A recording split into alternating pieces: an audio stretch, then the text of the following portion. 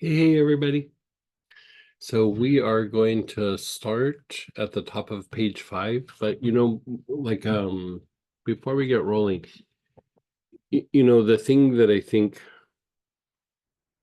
I don't know, we talk about abandonment and dealing with all the things that happened, and we were kind of sharing stories, or I was there at the end of the day, just so we have some variations of what we know abandonment to look like, or potentially. But I think one of the things, like after we were done and off, I started thinking about it, is this is like part of a tantric practice, a perspective. But a lot of times when we have something negative in our life, when we work it, it actually becomes a positive. It actually becomes like an asset, or um, it opens up to an ability. And the thing with abandonment, like the more that you work it, the more that I find personally, the more that my perceptions have a lot more depth. Like I can see things like almost how they would play out. Like so it affects almost like your perception of time. And you don't just see right here, right now, you kind of see a little bit further out, and you can see how things can unfold. But it makes it easier to like push the either your personal boundaries or boundaries in a situation, like in, say, in the workplace or in the family dynamic, is oh, this is what we always do, this is what we're always doing. And when abandonment's in place, you want to stick within those parameters, because uh, if you push the boundary a little bit, you stick out. And so a lot of times we keep doing the same thing over and over again in a group setting, right? When abandonment's been tempered, you don't quite have that issue anymore. Even though that's a potential that's there, it's still like, what, we keep doing this, everybody's miserable, I'm going to say something, or I'm going to do something, I'm going to push the boundary, we're going to break out of this cycle, right? So in the workplace, it allows you to be more of a pioneer or an innovator, rather than just doing the same old. In the family unit, you know I don't know. Like I think this is probably a lot of families, but we'd get together and everybody sits down and they just say the same old thing, and it was never interesting the first time around, but after 20 or 30 times, it's really not interesting. And to like start stimulating conversation, even sometimes out of like the normal parameters, um, you are sticking out a little bit, but at the same time, things are evolving. I don't know. I just wanted to say, working it is not just about cleaning up a crime scene or cleaning up a mess, or something like that. Uh, Sometimes it's about developing an ability. Not sometimes, actually, all the time. You take something that's negative and you keep working it, and it turns into this ability that you wouldn't have otherwise. So, anyway.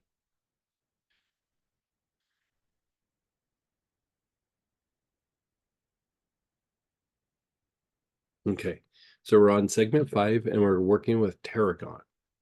If you don't have tarragon, I don't know if there's a lot of popular choices, but benzoin would work. Um, rose would work. Neroli would work. Marjoram would kind of work. And so, Okay, thank you. yeah, just in case you don't have the tarragon. Okay, so we're going to think of just active situations. And active situations are just the things that you do over and over again. They don't necessarily have to have an abandonment theme within them. But still, when we're in these situations, we're always unconsciously, abandonment is always kind of in the back of our head, whether we're aware of it or not. So, uh, active situations are things that you do daily, weekly, or you have like a cycle of doing something. Like I get together and play poker with my buddies. I go to the soccer game with my kids. I go on a girls' week, day, and we do, whatever we do. So some sort of active situation. So contemplate it and then keep focusing on it as you inhale the pterodon. Nice, long, slow, deep breaths.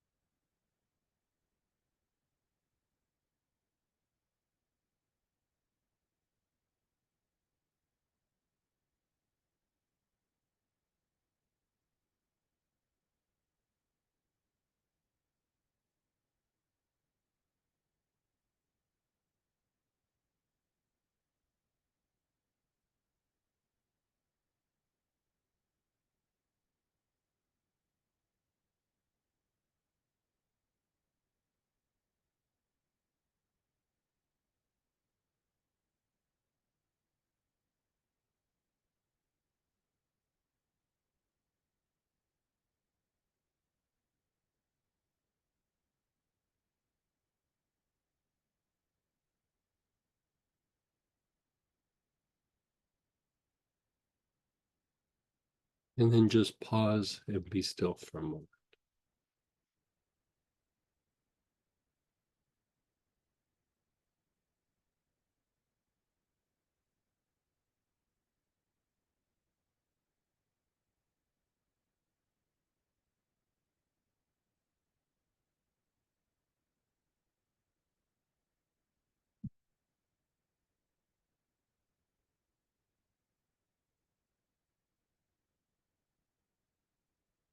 Again, active situation. Let's do that same one. You're taking nice, long, slow, deep breaths.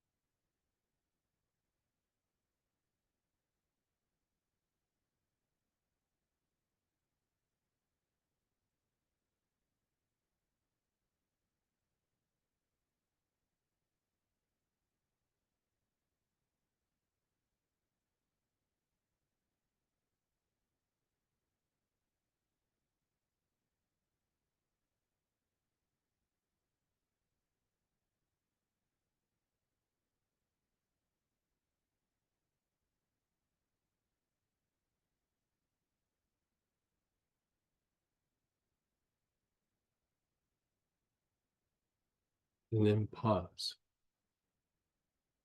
Just pause.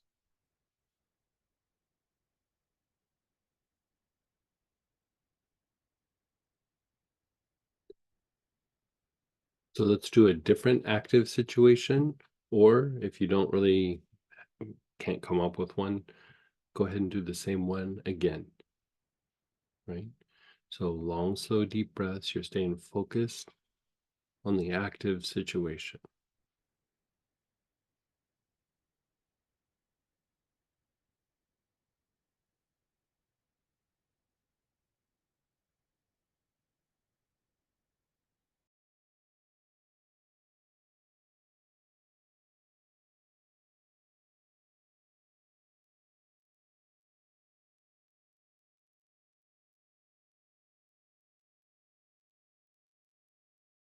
It's okay if I use that as an example. Yeah. So, like, just to give you an example, keep doing your inhalation. I'm gonna talk while we're doing it. Like, so Samantha was just asking about a situation. Could this be an active situation? So, I mean, this is how, like, it's not always like you get in the car and you do this and you do that and you go meet people. Like, so she has a little project where we're trying to figure out like ways of shipping into a particular country. And it's a place where it's really hard to get things in. And so, you know, she's having to spend a bunch of time on the computer trying to figure something out, and you know uh, talking with these different mail services about like ways of getting it in. That could be the project. you know Abandonment can even happen sometimes, even when you don't meet a goal, or when something doesn't work out. It's not always about a person, actually. It kind of blew my mind the first time I realized that.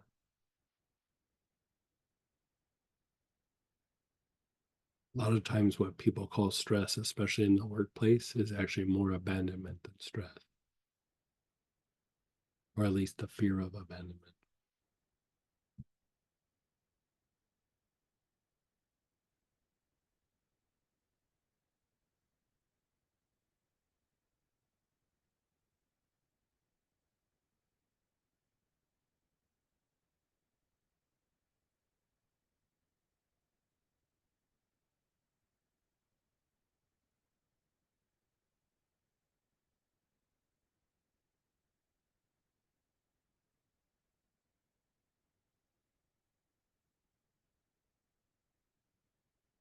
And then pause and be still.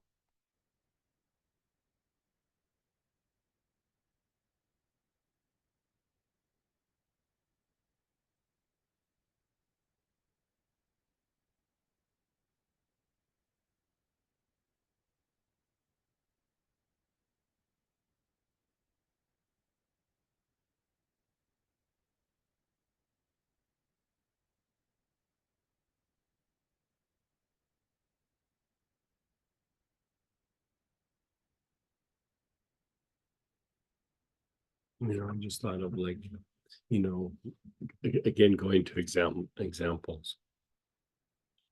Like, say you're having problems with your phone, you have your phone service and everything, and you call up and you say, hey, you know what, I'm having problems with my phone. This is going on, that's going on. Is there anything that can be done, or can you guys do this, or whatever it is? And you're subscribed to the service, you're paying your monthly fee and all that, and then they go, yeah, there's nothing we can do, and they kind of push back a little bit, right? Like, even that can feel like abandonment. You're part of this service, and then with the monthly fee, something's not getting taken care of. And so, as much as that's like, oh, that's a little upsetting, or that's a little triggering, or that's a little stressful, or that's a little disappointing, it's also a little bit of like you feel abandonment. You wouldn't necessarily do that math in your head, but that's, you're not fitting into, or you're being rejected by that group or collective. And there it's the phone company. So it's not always interpersonal things with family and friends. It can be all kinds of little weird things that are a trigger. So go ahead again, active situations one last time.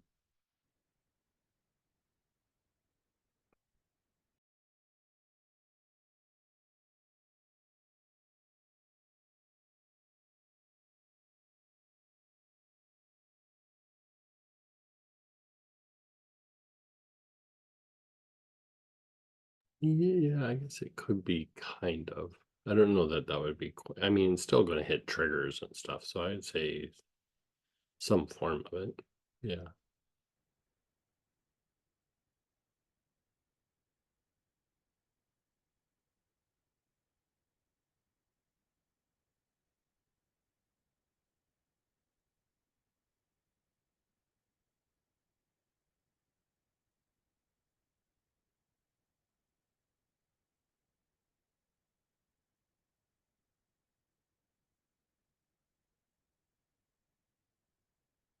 And then be still, be still. Now we're going to go to social interactions. So they don't necessarily have to be negative. Sometimes it's not about that something happened, it's the fear that something might happen or the threat that something might happen. Like a lot of times in the workplace, for example, and this can happen in family dynamics. It's like if you don't behave and do what we want, you're not gonna fit in. You don't get called to meetings. You don't get called to Thanksgiving dinner. You don't, you're not part of the group. You're not part of the crew. So there's a lot of management styles that they utilize the threat of abandonment to manage the workforce and to motivate the workforce. And sometimes that can even happen in a family. I don't think people do it. I mean, in the workplace, they probably do it consciously, but in the family, it's just usually like a learned behavior that has gone through some generations.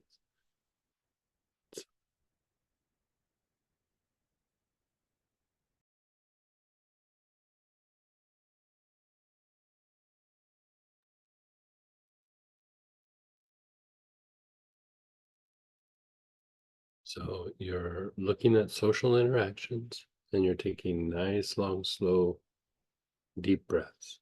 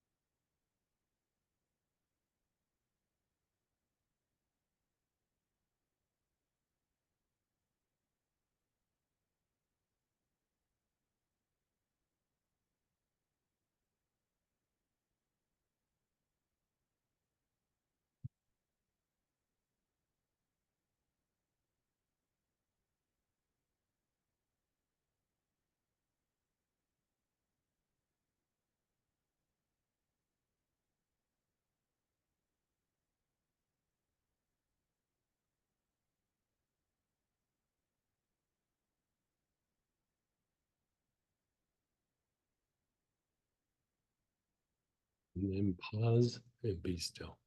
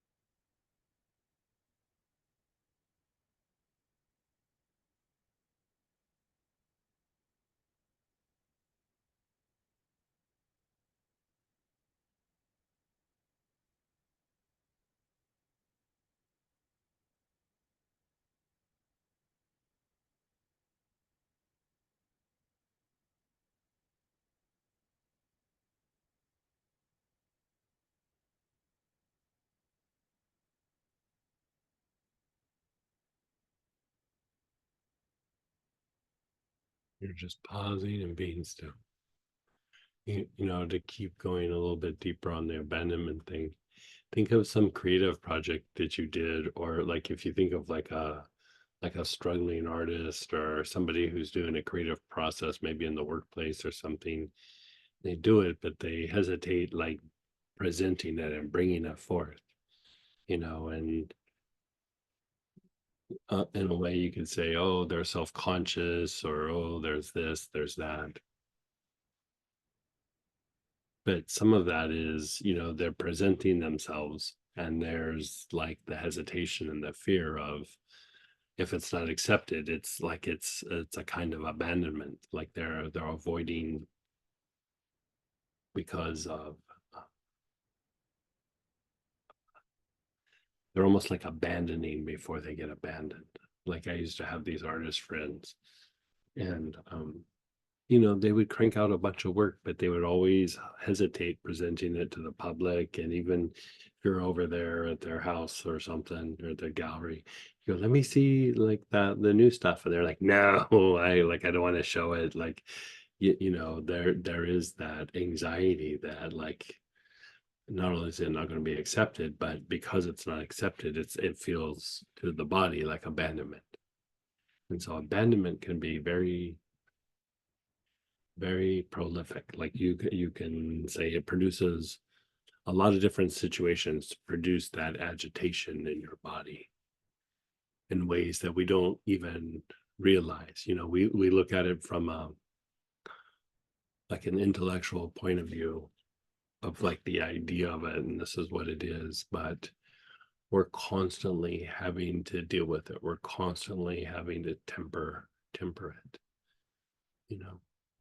And so the more you work it, the more, I don't want to say you become fearless, but like maybe courageous. Like you get more courage. Like when you work it, you put yourself out there a little bit more. And anyway, so social interactions, focus on the same or a different one. Nice, long, slow, deep breaths.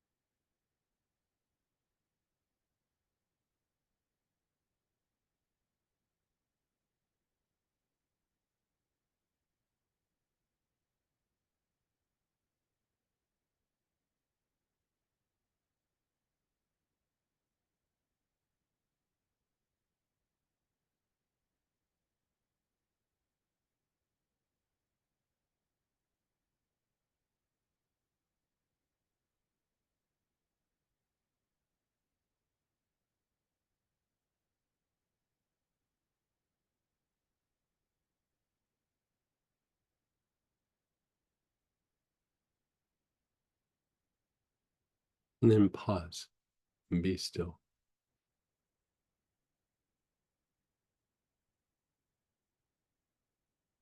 So in social interactions, think about meeting somebody new or being new to a group, or you're having to do a job interview, or you were making a joke yesterday, like first date, like, a first date with somebody, or, you're meeting, friends of your friends, or, whatever it is. Think of those situations that are new, and then take some nice, long, slow, deep breaths.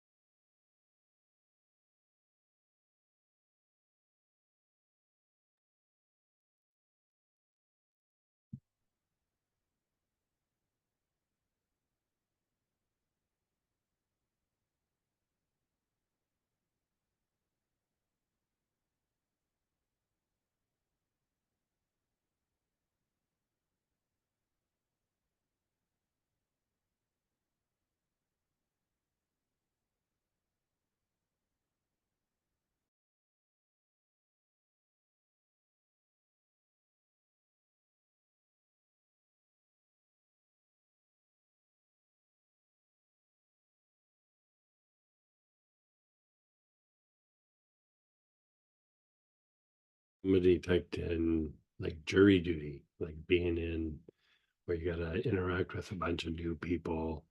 Everybody's putting their opinions forth. That's actually a really good one because everybody doesn't know everybody. You know what I mean? It's like everybody's new, and then you got to talk about your opinions. Ugh.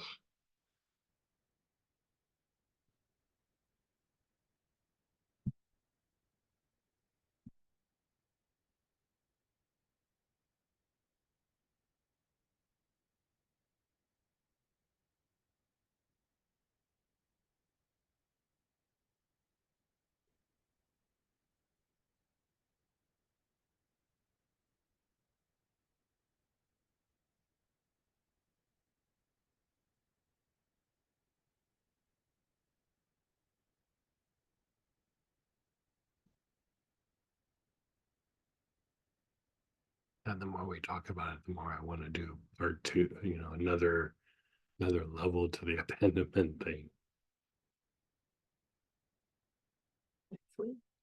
Yeah, true.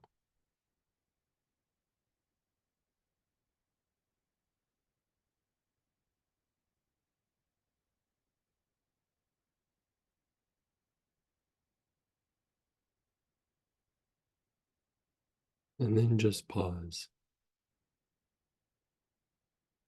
I mean, I kind of like that avenue of like, okay, you have to put your opinion out to a bunch of new people, or yeah, even if it's your family, you have to put your think about a time where you're having to put your opinion out. And it doesn't have to be that it necessarily went bad, but just the anxiety. Um, okay, I'll share another one for me. Um, you know, long time ago, like 30 years ago or so, I taught for a little bit, and then wasn't the stuff. It was therapy, but it wasn't. It was about more like about a particular technique and things like this. And then I ran a bunch of different research groups. And so when I was in the research group, I was the one in charge. Even if I wasn't in charge, I was. Um, I don't know. I always had influence in the different groups. So abandonment really wasn't a thing, or I really didn't care or something like that. But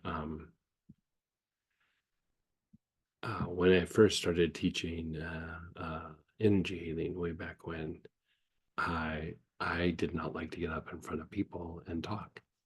Now you can't shut me up, but back then it was a little weird. And so, I thought, oh, it's a phobia. Like I have some sort of phobia about getting up and talking in front of people because, it's always people that you don't know. You're getting up in front of a group, sometimes, there were usually 10 or 15 people in the group, but there was times where, like when I would talk at a church or something, there'd be 200 people there. And I don't know anybody, and a lot of times it was in a city that I'd never been to before, and each area has its own little kind of culture, and so uh,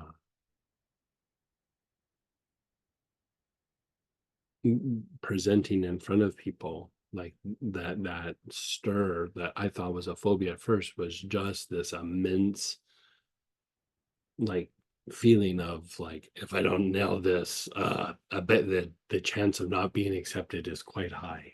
And so at first I treated it as a phobia and nothing changed. But I just started tempering things in my physiology to make it so that I could get up and talk. Because I mean, I was really having a hard time. This is how hard of a time I would do when I would first get up in front of a group of new people. The first thing I would say to them would go, "Okay, close your eyes." And then I would look down, I would look up. I wouldn't look at the group until things started going well. And then I'd start looking at them. And it was pretty overwhelming. And, at first we look at like, oh, is this a phobia? Is this like a fear of something? Yeah, yeah, and it is a fear, but if you keep boiling it down, the fear is about I'm not going to be accepted. I'm going to be abandoned. I'm going to be rejected. I'm not going to fit in. And emotionally, mentally, you just go, okay, well, if it doesn't go well, it just doesn't go well. And well, better luck next time. But your body feels like it's life and death. It really does. It feels like it's life and death. If you don't fit into the herd, we're going to get eaten by a Tyrannosaurus Rex or whatever it is. Like, your body has this really strong drive to fit in, because in nature, like if you didn't, it was a problem. But now it's maybe not nice, or it can be a little bit of an issue, and sometimes it might be very critical or life and death. But a lot of times it's just, you know it's survivable. It's just, it might be a little embarrassing, it might be a little bit frustrating, it might make you feel a little weird about yourself. But abandonment is a lot more dynamic than we realize, I guess is what I'm trying to say. So on that happy note, let's stay with social interactions and take some nice, long, slow, deep breaths. You'll find that the tarragon is very soothing to to this issue. Like if you had to really carry like one oil as your abandonment survival kit in your pocket or in your purse or something, tarragon could be like your first choice. Just for like that initial interaction, and it's like it doesn't go well. It's like, or the anxiety of what happens when I put myself out there. Tarragon could be the thing for you.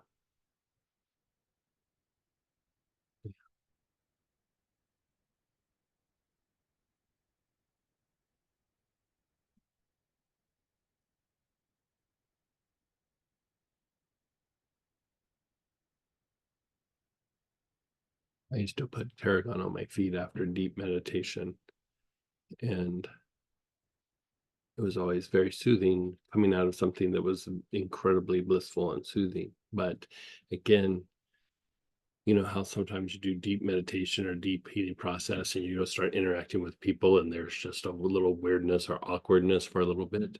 It helped me deal with that.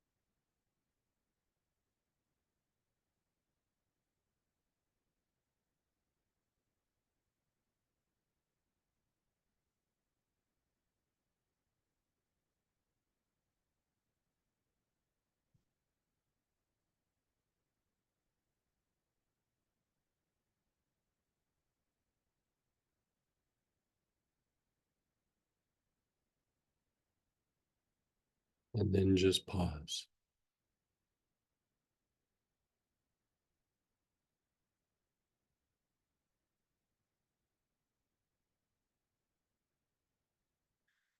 Now let's go to past events. Some past event where you didn't get accepted, didn't fit in, you felt a little triggered.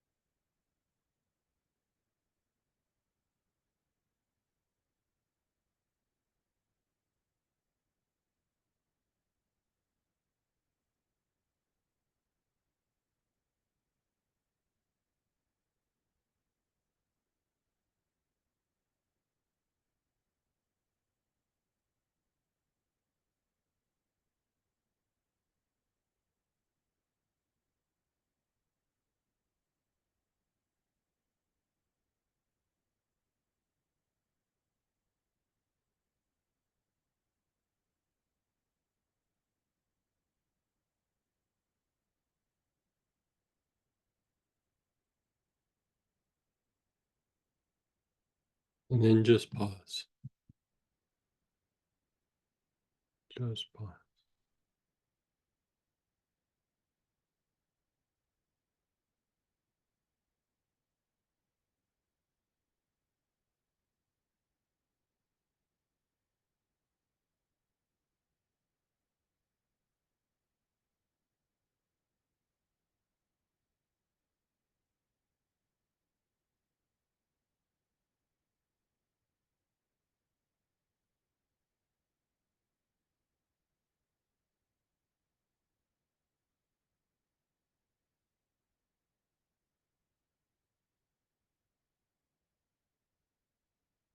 And then past event again, either the same one or a different one.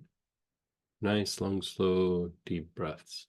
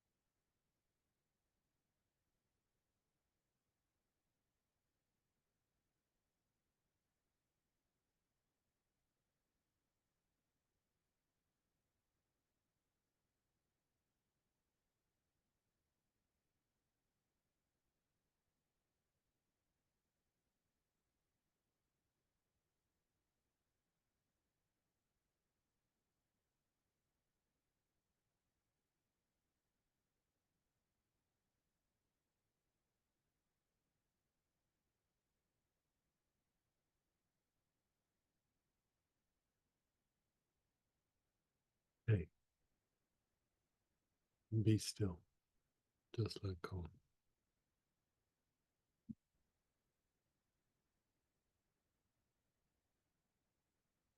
Now, this next one is expectations. And if you think about, regardless if they're good ones or bad ones, realistic, unrealistic, when a lot of times if we have an expectation and that expectation doesn't get met, part of the dynamic that happens in our physiology is if it does kind of hit those chords of abandonment somewhat.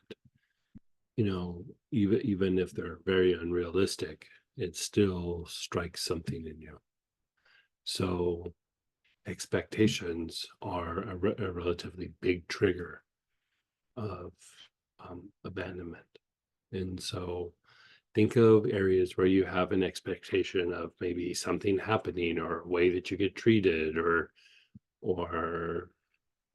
you know if you put in this effort you're going to get a position or you know gain tenure in a situation, or you have expectations that your family is going to be very supportive of all of the things you do, and they're supportive of none of it, or, I laugh because that's probably a little projection on my part. Yeah. So just think of areas where you have some expectations.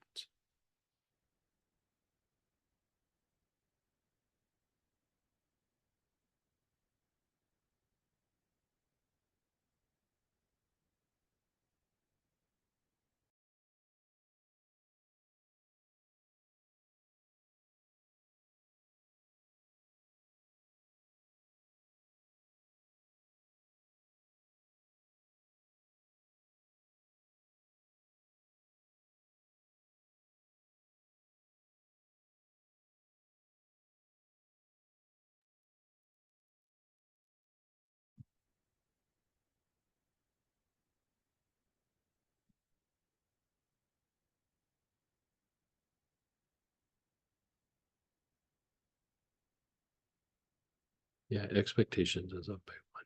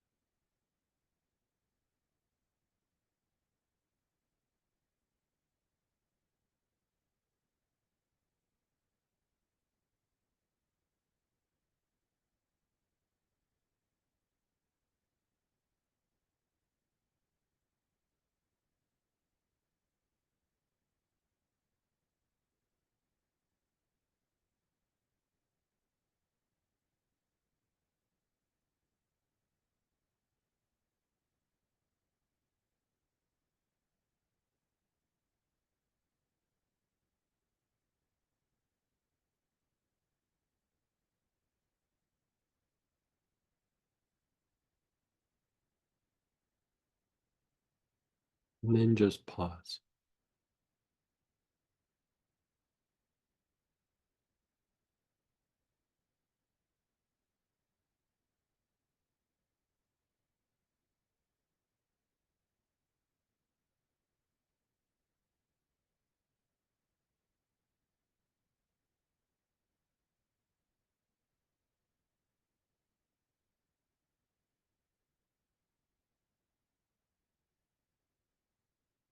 And then again,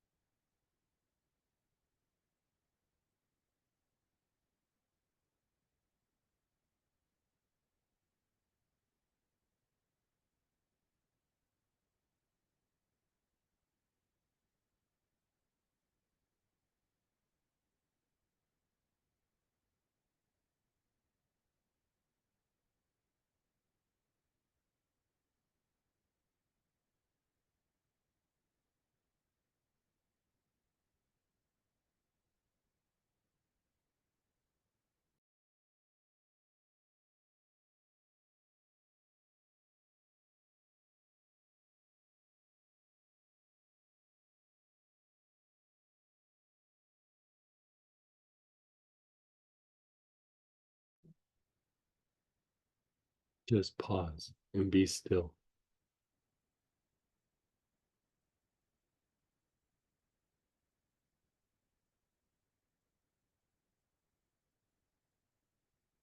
Like if we keep refining what expectation is, like even I really need this to happen. I really need, uh, whatever that could be. Like I was sitting there reflecting, what does expectation look like in my head?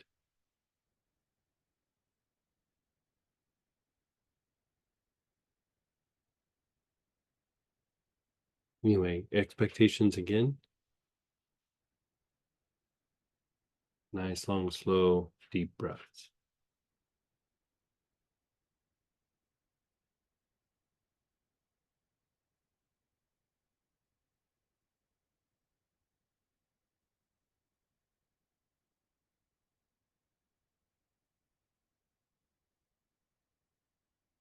How's that feeling too? Is it really? Yeah, just this one.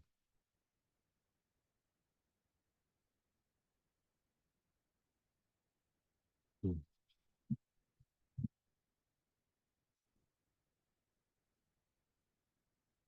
Nice, long, slow, deep breath.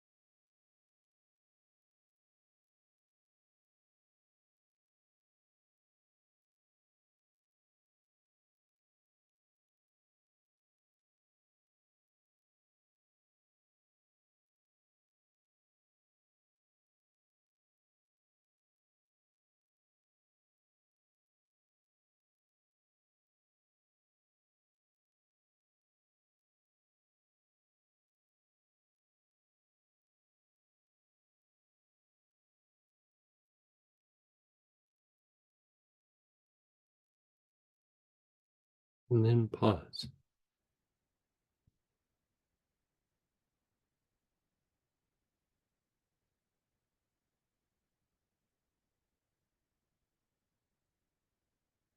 Now, this next piece, I know you'll have to use your imagination a little bit, but I thought let's explore the idea of the ideal you. It's almost like your expectation of yourself or your perception of yourself. And then reality or group of people don't really meet or match that perception. It's kind of that balance between the inner world and the outer world, you know. And so I'd say contemplate like what you perceive as the ideal you. And then, you know, the world might pull us in different directions, but just focus on the ideal you. And then take some nice, long, slow, deep breaths.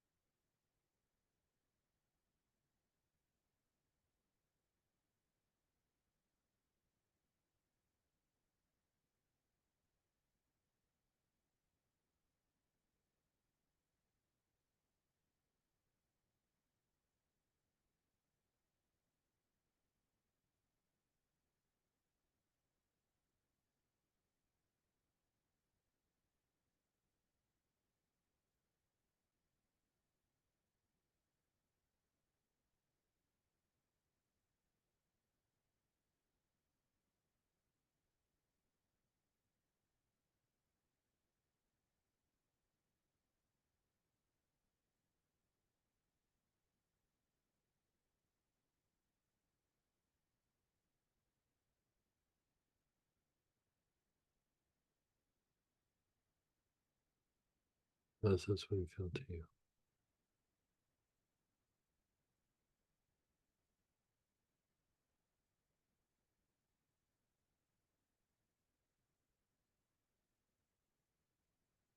Yeah, that's fine.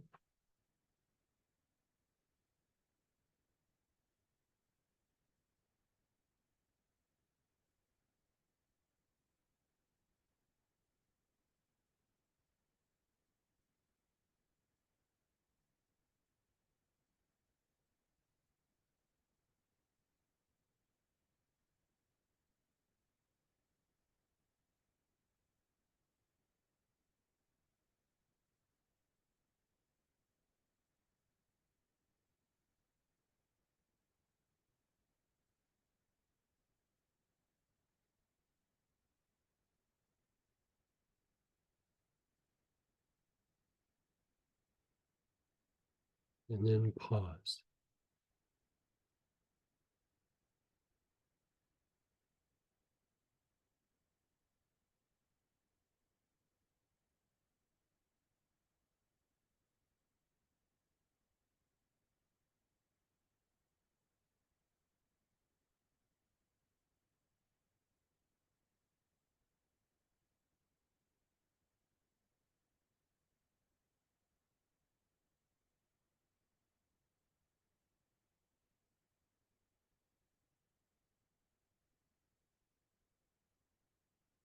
And again, the ideal you, what you see as your ideal self.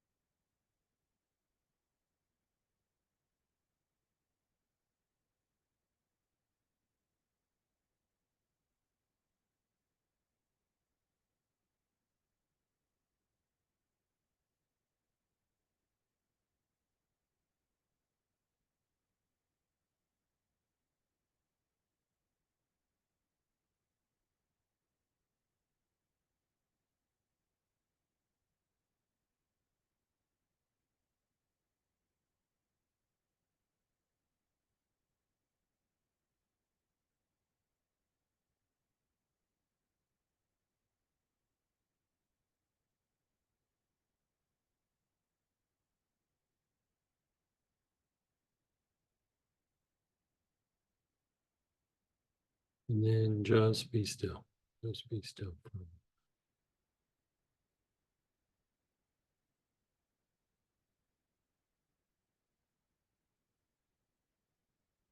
At this point, notice how you feel, your body, your emotions, your mind.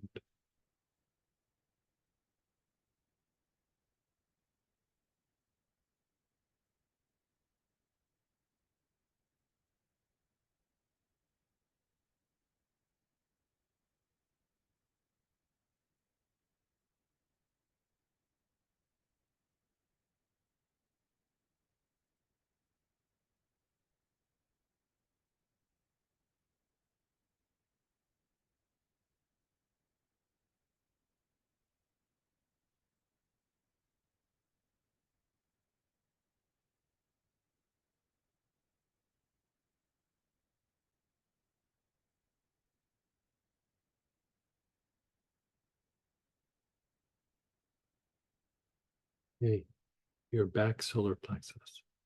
Your awareness is on your back solar plexus, which is below your ribs, or excuse me, below your shoulder blades in that mid back area. Take nice, long, slow, deep breaths.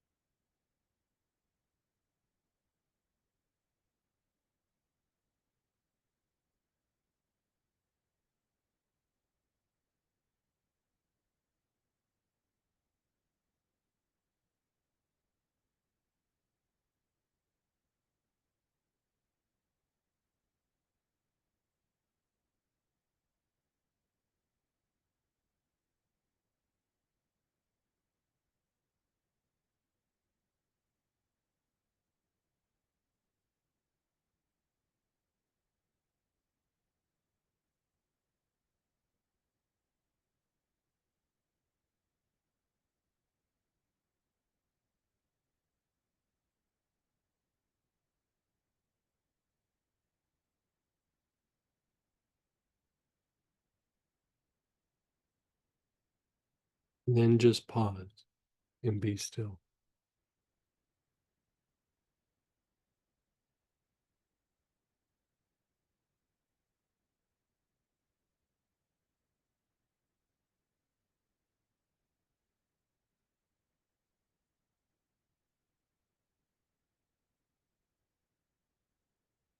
And then again, your back solar plexus, that mid back area, take some nice, long, slow, deep breaths.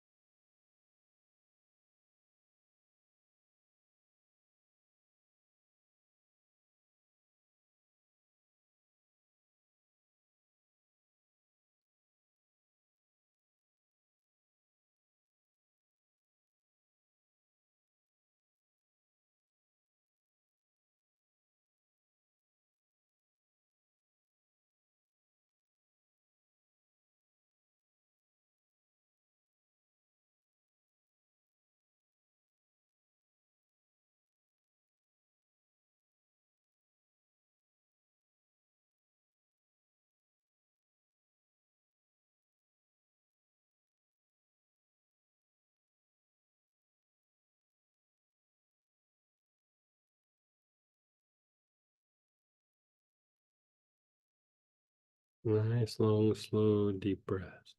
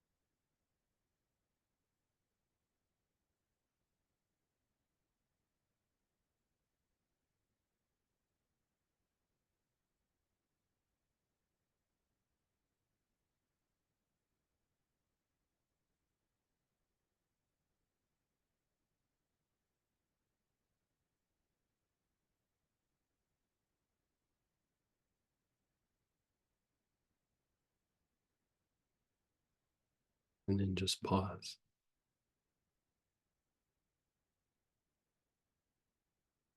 Now we're going to do the diaphragm, which is at the bottom of the rib cage. So you're just up a little bit higher than where you're at. Just kind of fill into that area at the bottom of your rib cage. Like you're kind of going front to back, side to side in that area. If you're not sure, just go to the area in the front. Just go a little bit above the bottom of the ribs. Put your awareness there.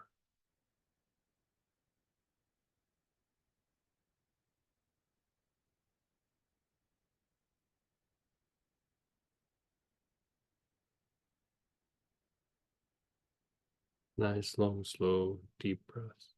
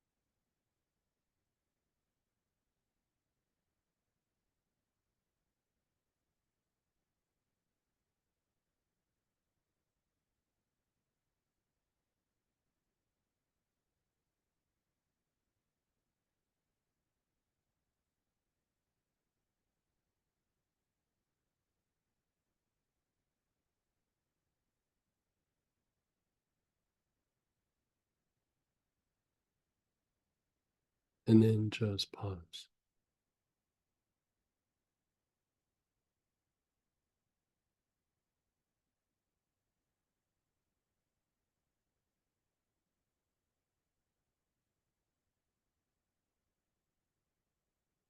Notice your body, your emotions, your mind, your thoughts.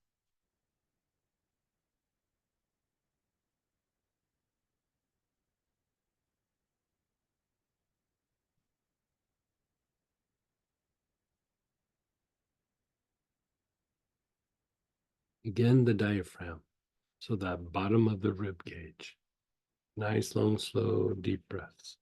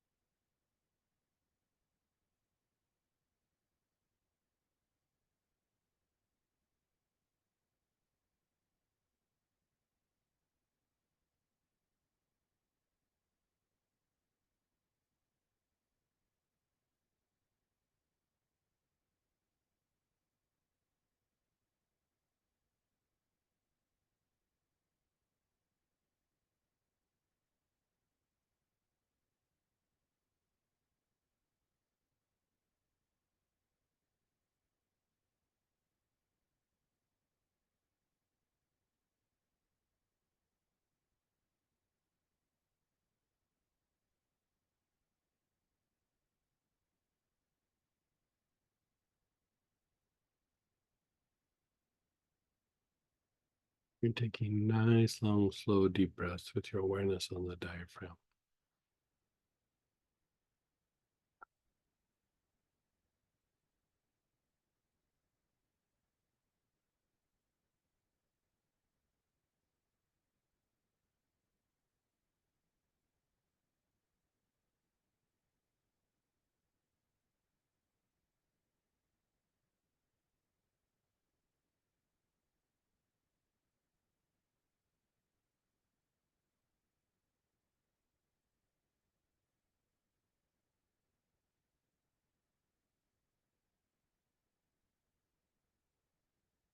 And then pause and be still.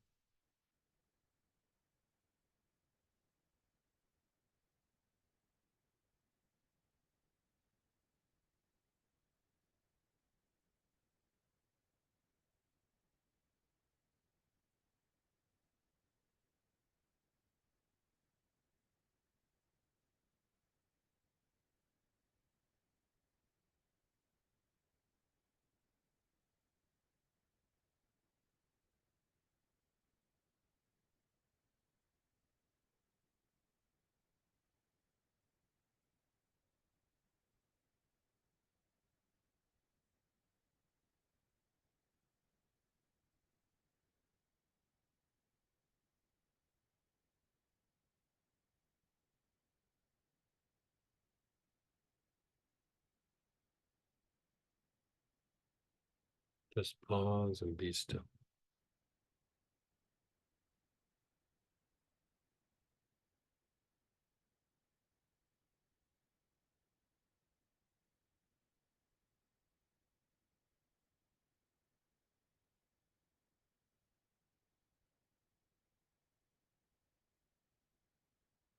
Your awareness is on the sex chakra, where the sex organs are.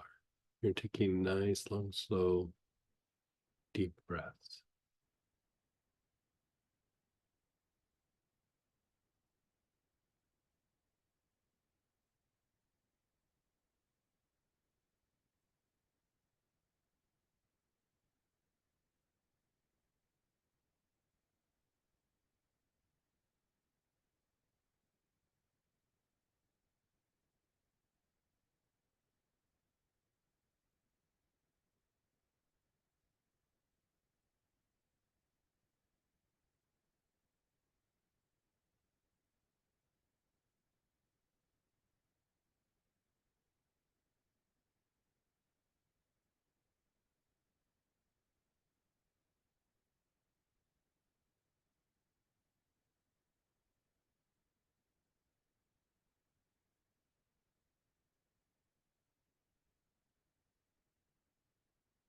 Nice, long, slow, deep breaths with your awareness on the sex chakra.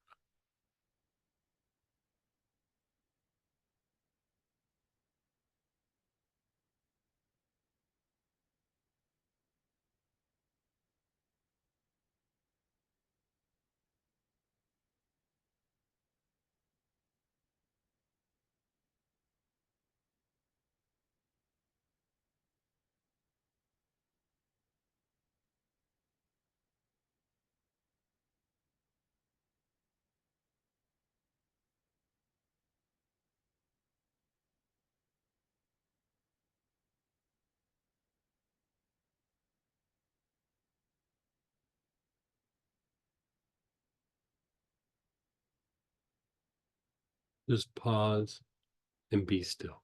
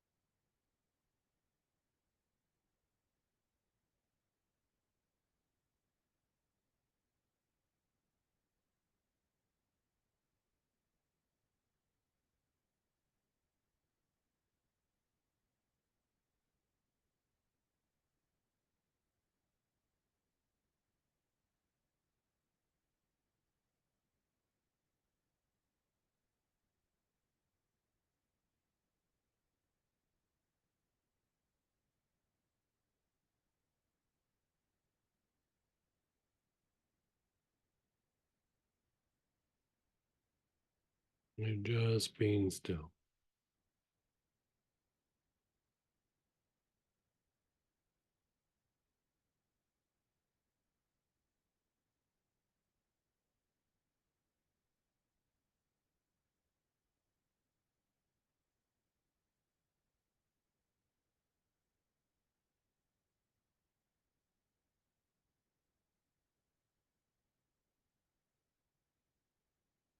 Now your awareness is on your low back, the backside of your navel.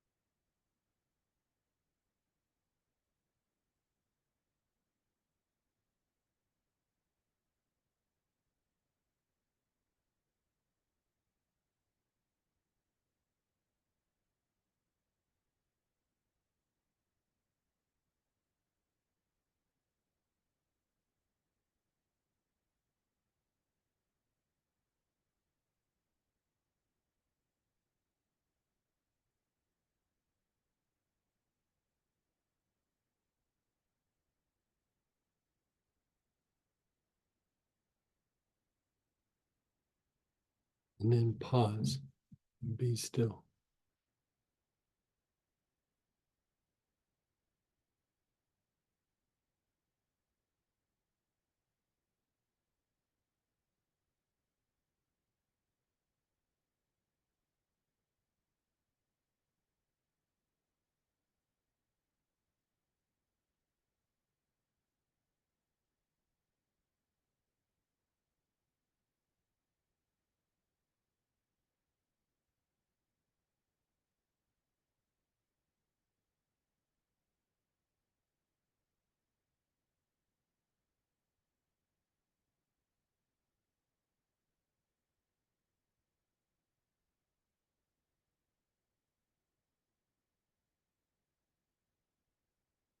And then again, that backside of your navel, the low back.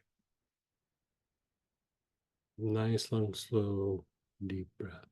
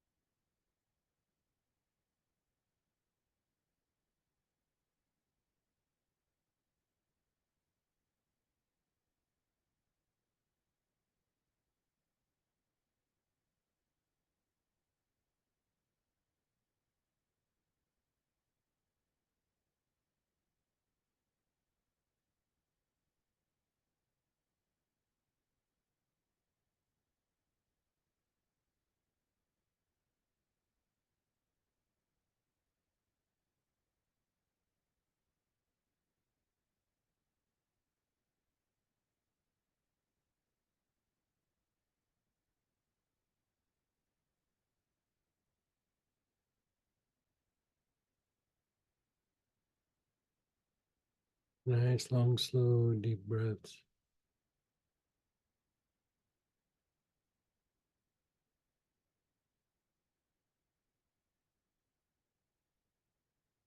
Just pause and let go.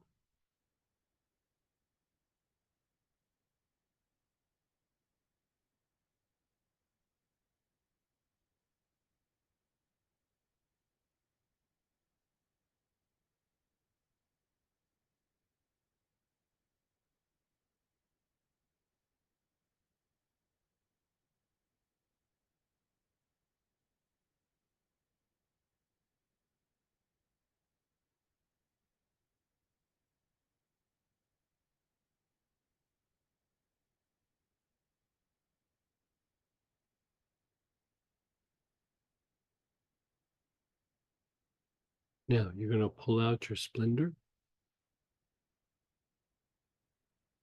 and we're going to work the 4 quadrants of the aura. Again, this addresses limbic function.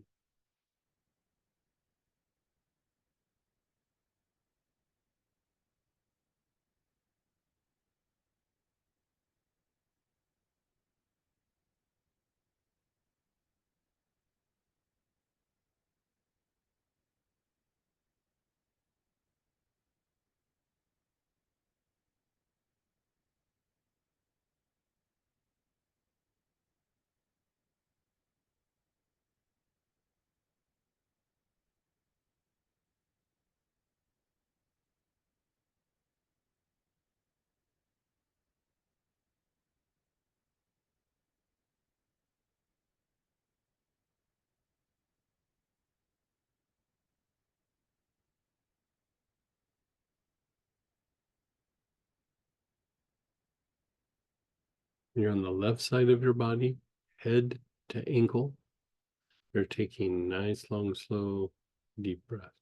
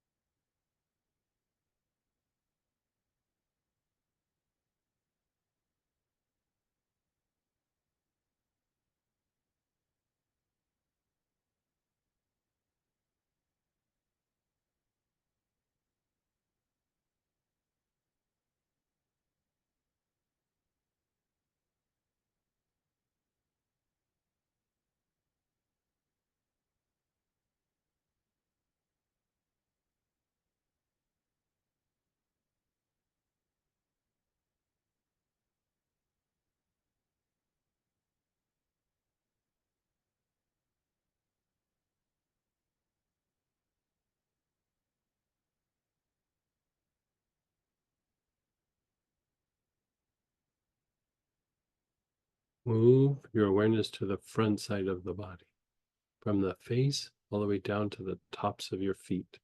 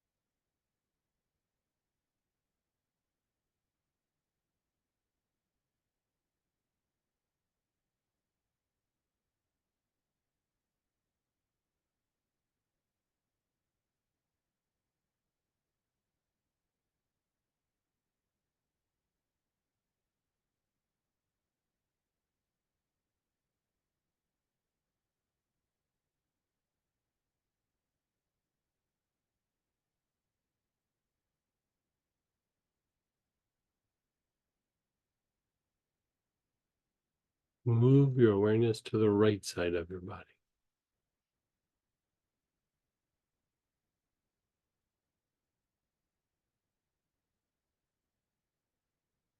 From your head down to the outer ankle, all along the right side of your body.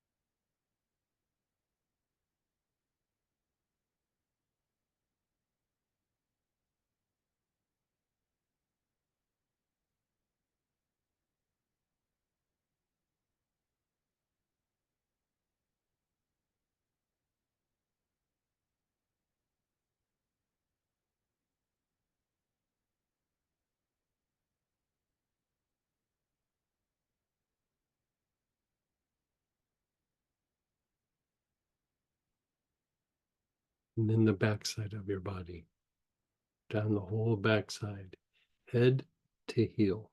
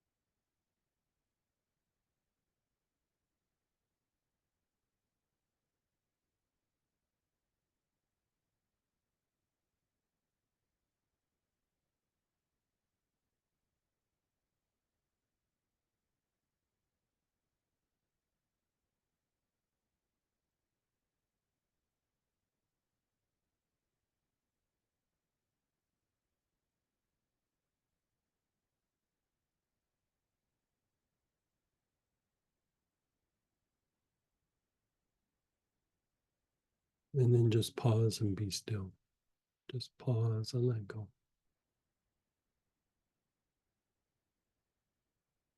That pinned.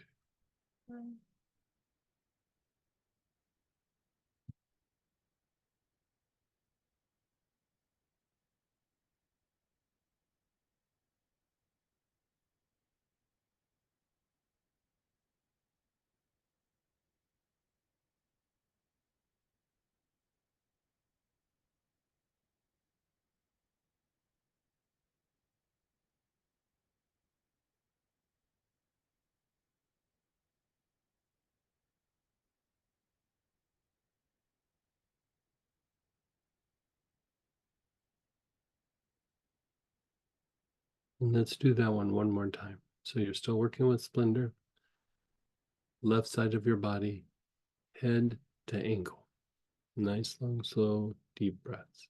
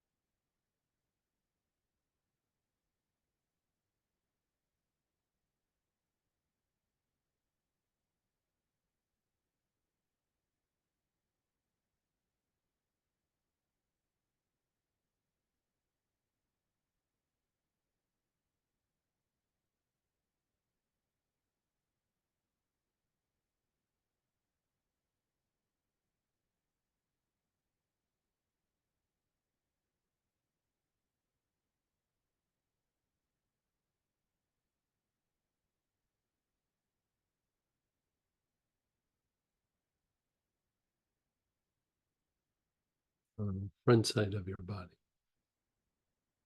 Nice, long, slow, deep breaths on the front side of your body, from your face down to the tops of your feet.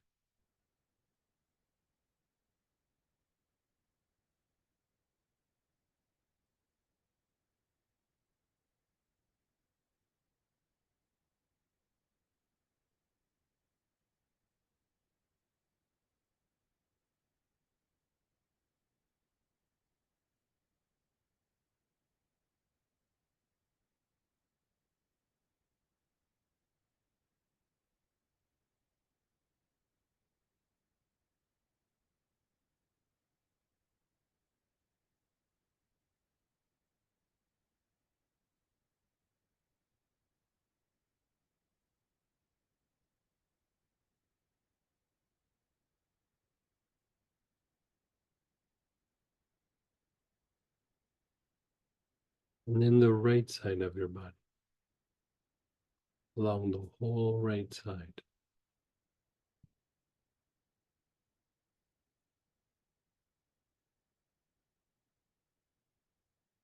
From the head down to the outer ankle.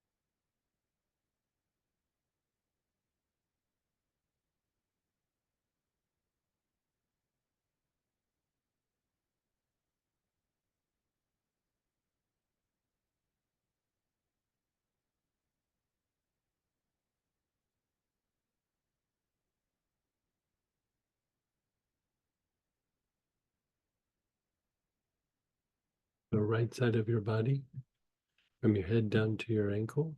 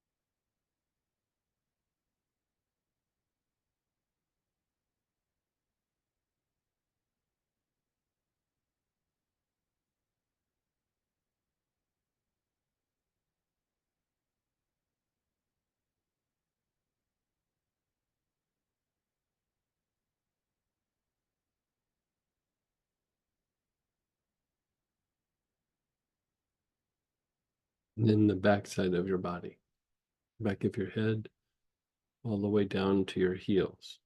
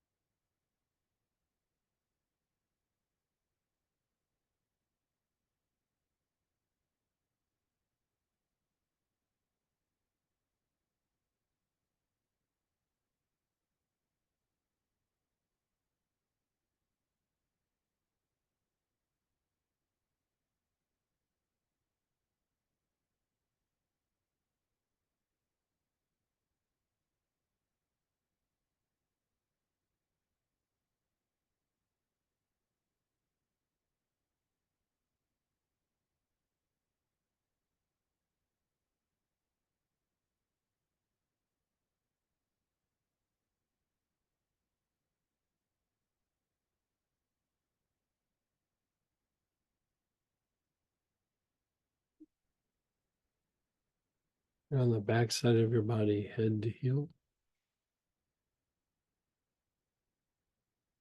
Just let go. Let go of everything, just let go.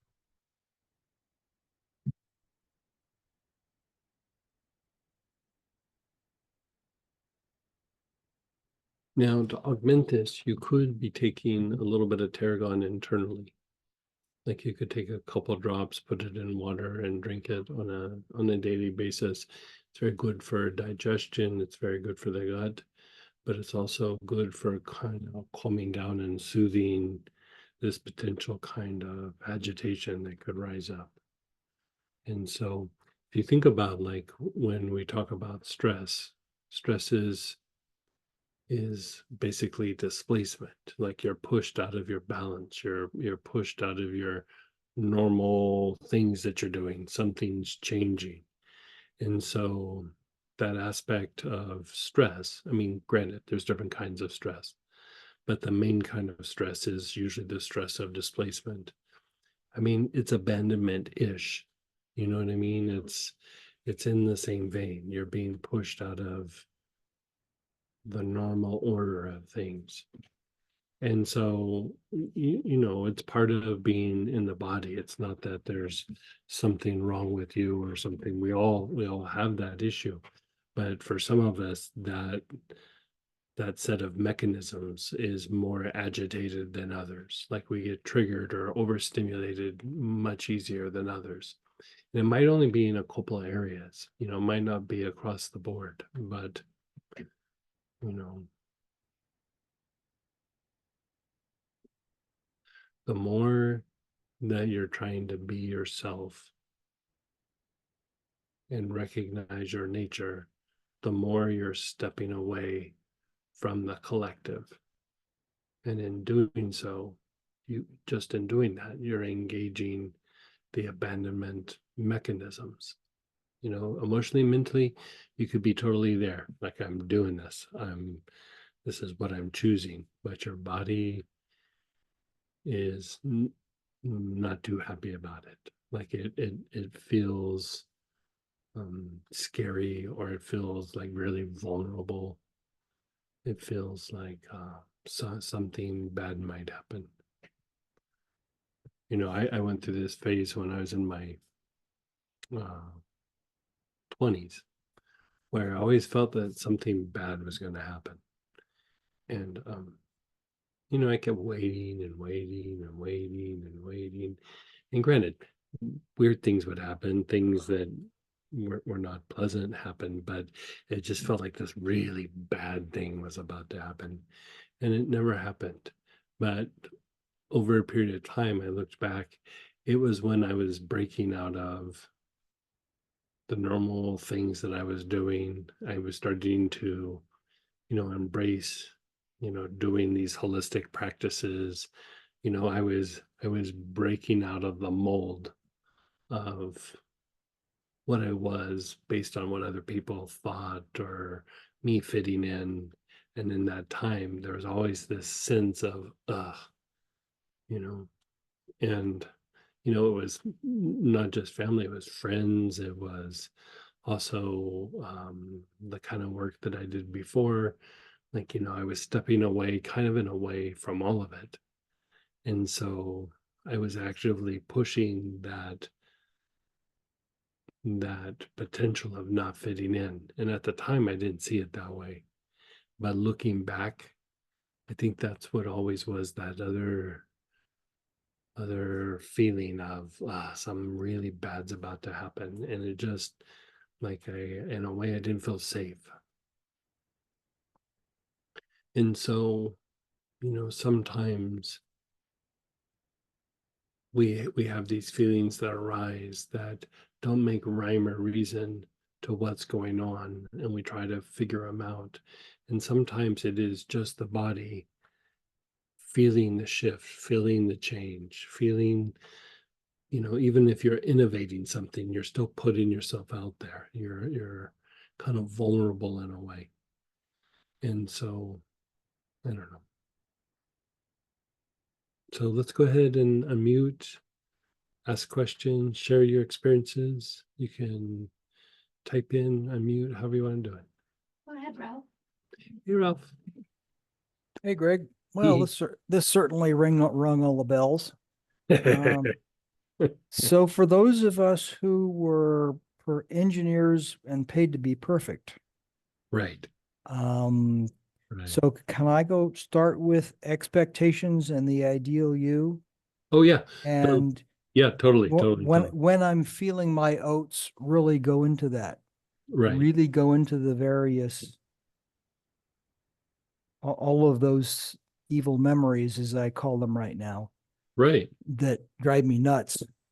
But go Right. in, like I said, when I'm feeling my oats, really go into those with the tarragon. Yeah. I mean,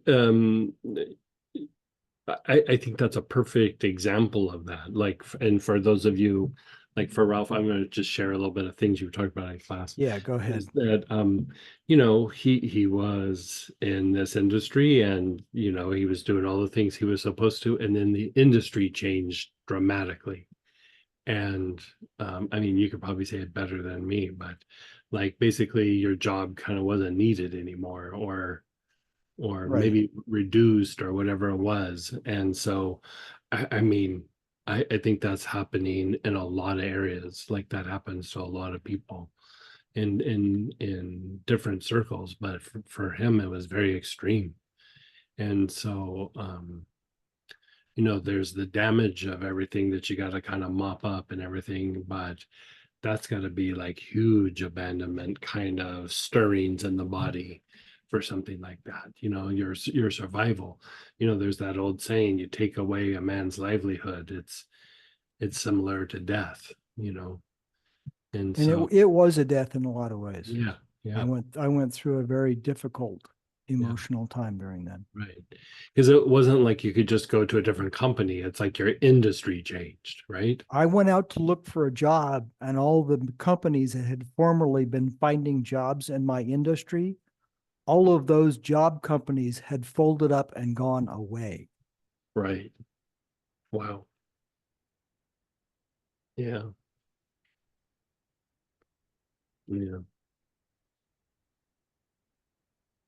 Yeah. I mean, that's different than just like, oh, I'm leaving my job, I'm quitting my job, they're handing me my hat, whatever it is.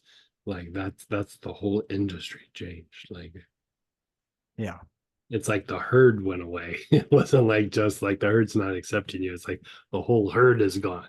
Like there's nowhere for me to fit in right now. Yeah. Yeah. That's a whole nother level. Yeah. Yeah. Okay. You can jump to, they're not necessarily built on each other. Like I kind of like the idea, um when I was sitting here writing it, expectations kept jumping into my mind, and I was like, man, that's one we haven't really explored very much anymore. So that whole idea of expectation and ideal you, especially in that situation, I think that's a really good one to do. Okay. Good. Yeah. One that you might want to even augment that with is I'd still do the tarragon, but maybe like aloes or something. Like I'd do that too. Oh, okay. Yeah, it would just because for your situation is much more than I just didn't get to fit in. Like it Yeah. was just the whole and Yeah. so we might need to even step it up a little bit for that. Okay. Well, let me run that for a little bit, and I'll Okay. let you know how it's going. Yeah, keep me posted. Yeah, I will. Yeah, thanks. And go ahead, Tracy. Hey, Miss Tracy. Hello. Hey. So, I was thinking about abandonment, and what I realized was that a lot of what I'm feeling, I don't think it's coming from me.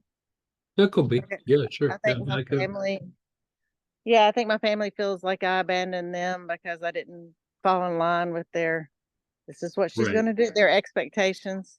Right. That Um, brings up a very good point. Is not only do you, like, as you step away, do you might feel abandoned, they might actually feel you're not behaving like all of us. You're not part of our club. You're leaving our group. You know. Yeah, that's a yeah, very good point. it was kind of heavy. Yeah, I bet. So when you went through and did the process, how did you feel with that? I felt okay. I felt fine. I wasn't, I thought of all the things. It didn't have an emotional, like, impact or anything. It was only when I started thinking about the other people that Hmm. I started getting kind of verklempt. That's a very Oh, good point. That's a very good point. so does this process clear out that too, the energy from others as well as Yeah, I mean you're really like calming down like with this particular thing, but a lot of it is the agitation. You're trying to soothe. Like I said, the thing we're doing next weekend is kind of like a stronger version of it, and a lot of those alchemical directions that we'll be working next weekend, there it's not about like clearing things, it's about soothing and fortifying things. Like you go through, it's one of the more soothing classes, I think, out of all the things we've done. The one next weekend, it's probably one of the more soothing ones, because you're just constantly trying to soothe agitation and fortify the areas, because like sometimes that agitation's been there for so long, it's like it depletes an area, or uh diminishes tone in like certain parts of the nervous system. For a while I was actually even thinking, and I haven't let go of this, but I stopped processing it for a little bit, but like looking at things like chronic fatigue syndrome and fibromyalgia, in the old days we used to call that neurasthenia, and neurasthenia just means like depleted nerves.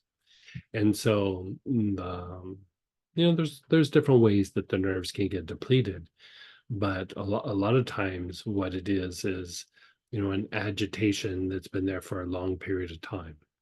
And then that agitation eventually, it's like that area is running a marathon, and then it just never gets to rest. And so after a while, that area, that agitation is causes like a depletion.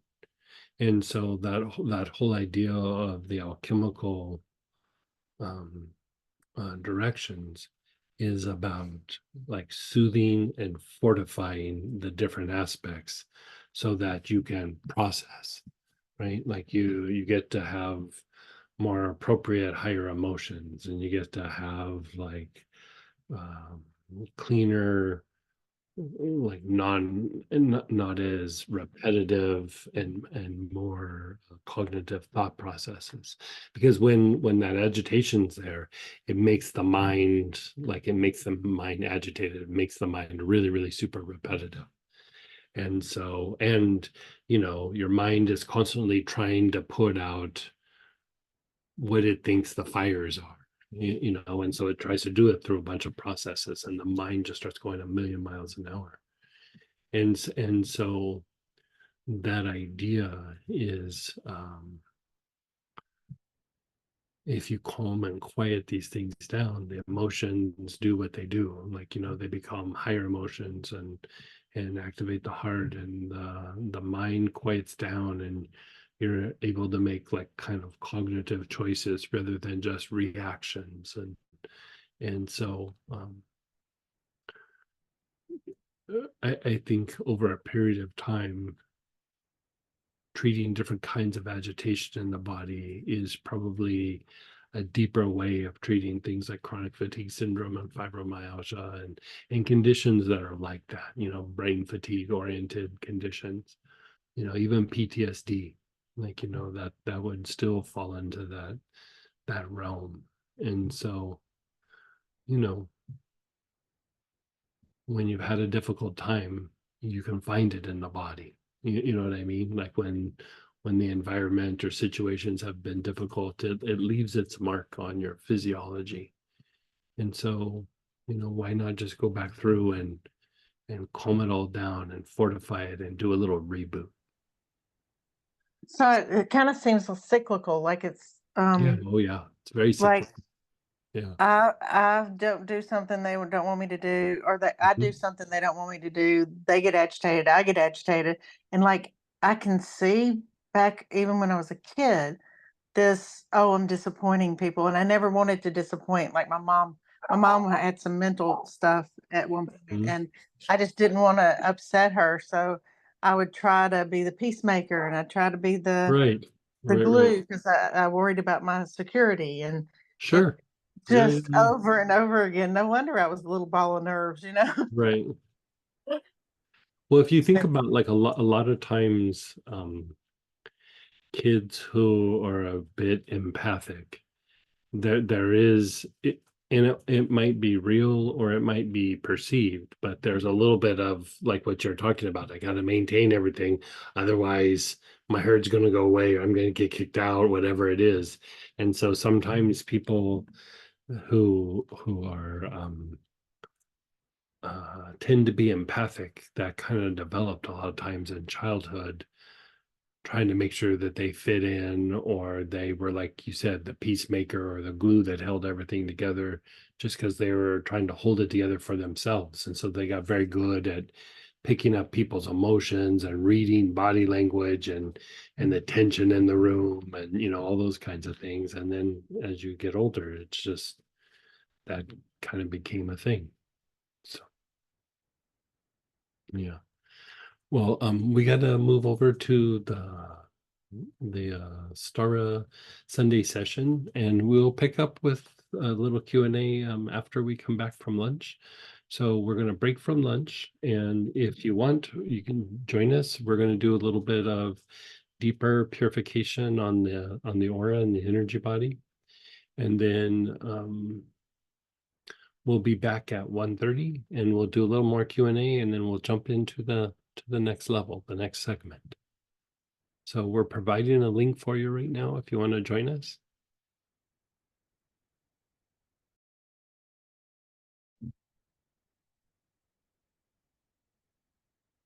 Hey, everybody, let's come on back.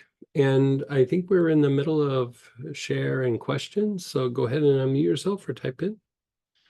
Go ahead and fire away. Give me just a second. Go ahead, Lolly. Hey, Miss Lolly.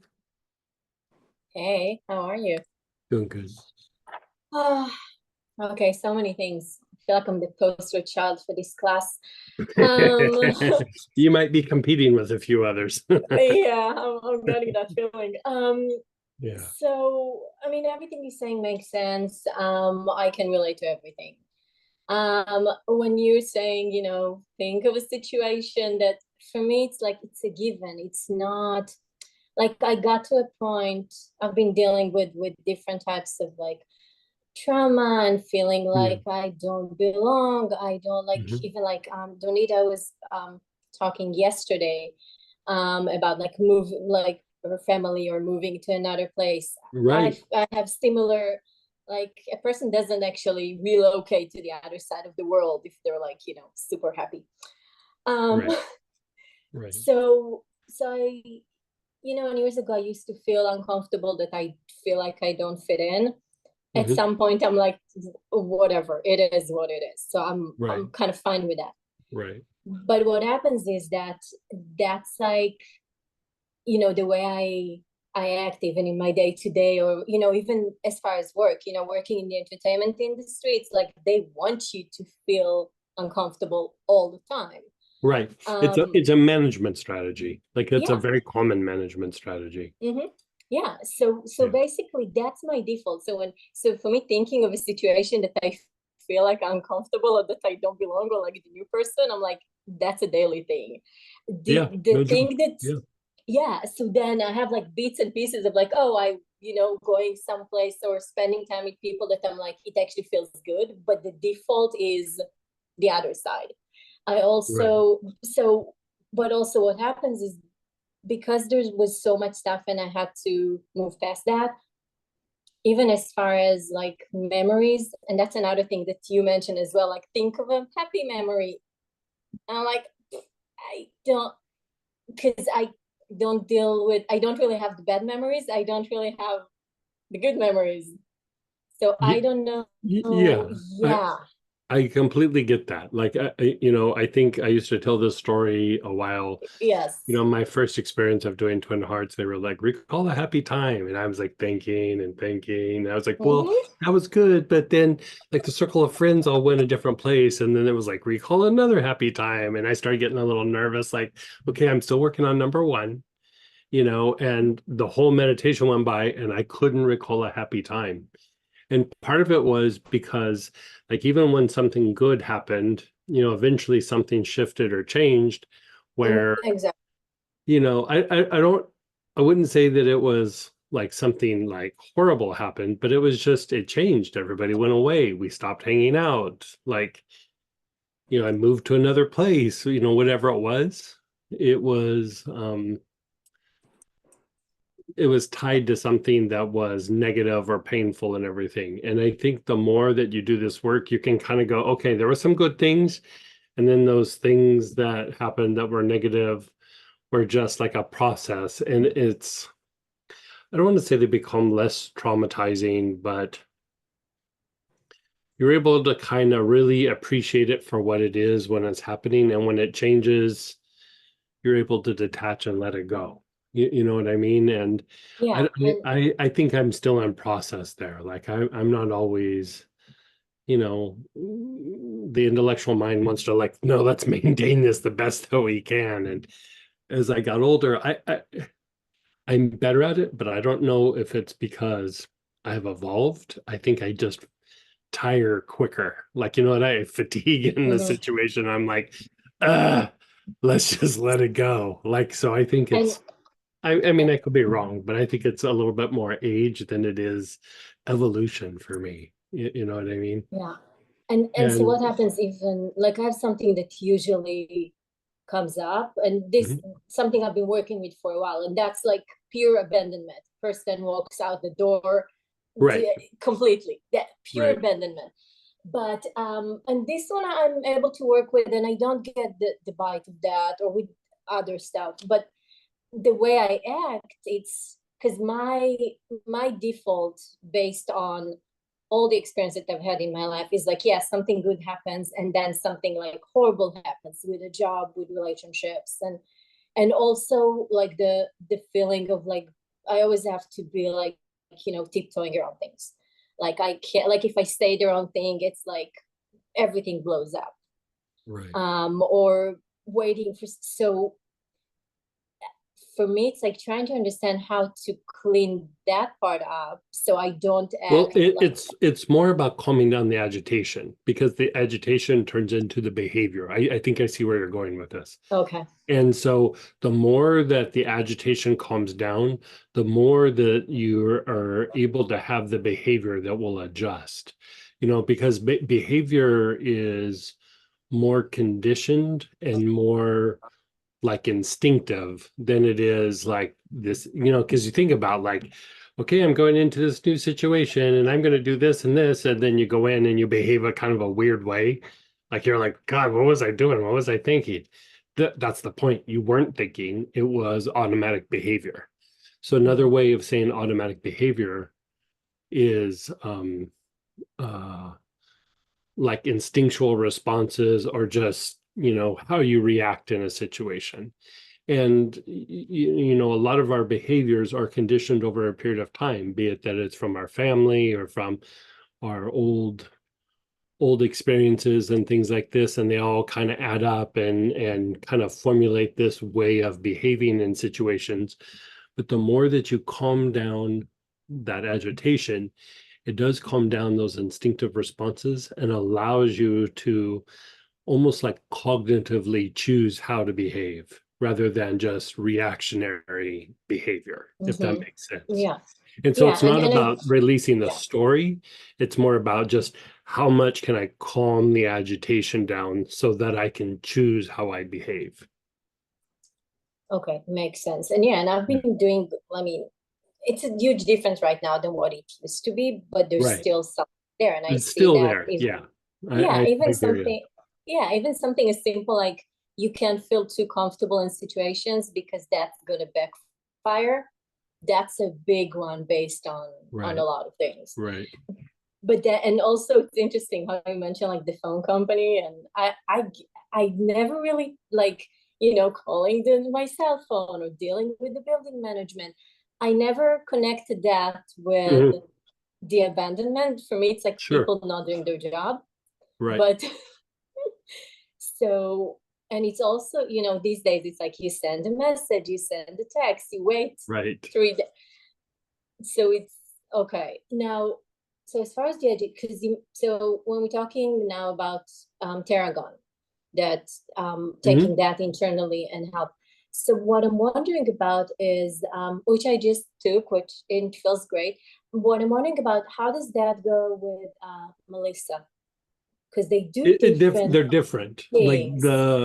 you could use them in conjunction with each other, but that's a good question. They are different.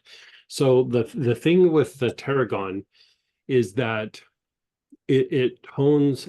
Tarragon's very interesting. It tones the vagus nerve, and so it tones parasympathetic activity. But also, what it does is it tones the sympathetic activity. And when the sympathetic activity is when it loses tone, it causes a whole series of responses as well that can keep us like in an agitated state.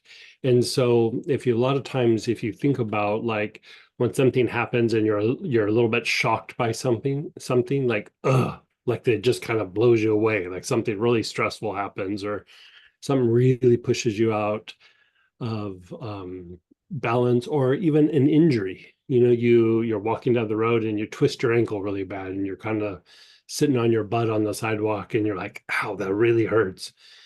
Part of it is your body needs to go into rest and repair, but a little bit of tone in the sympathetic nervous system, like it lost a little tone because of that.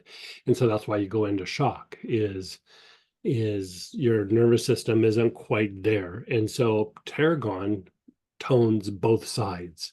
It tones rest and repair, and it tones the sympathetic component, which is, activity and action. And so it's very good for, toning and balancing out both sides of the nervous system.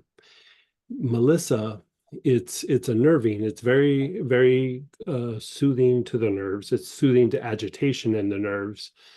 But what it also does is it calms down the agitation. That is what we're calling the behavior, right?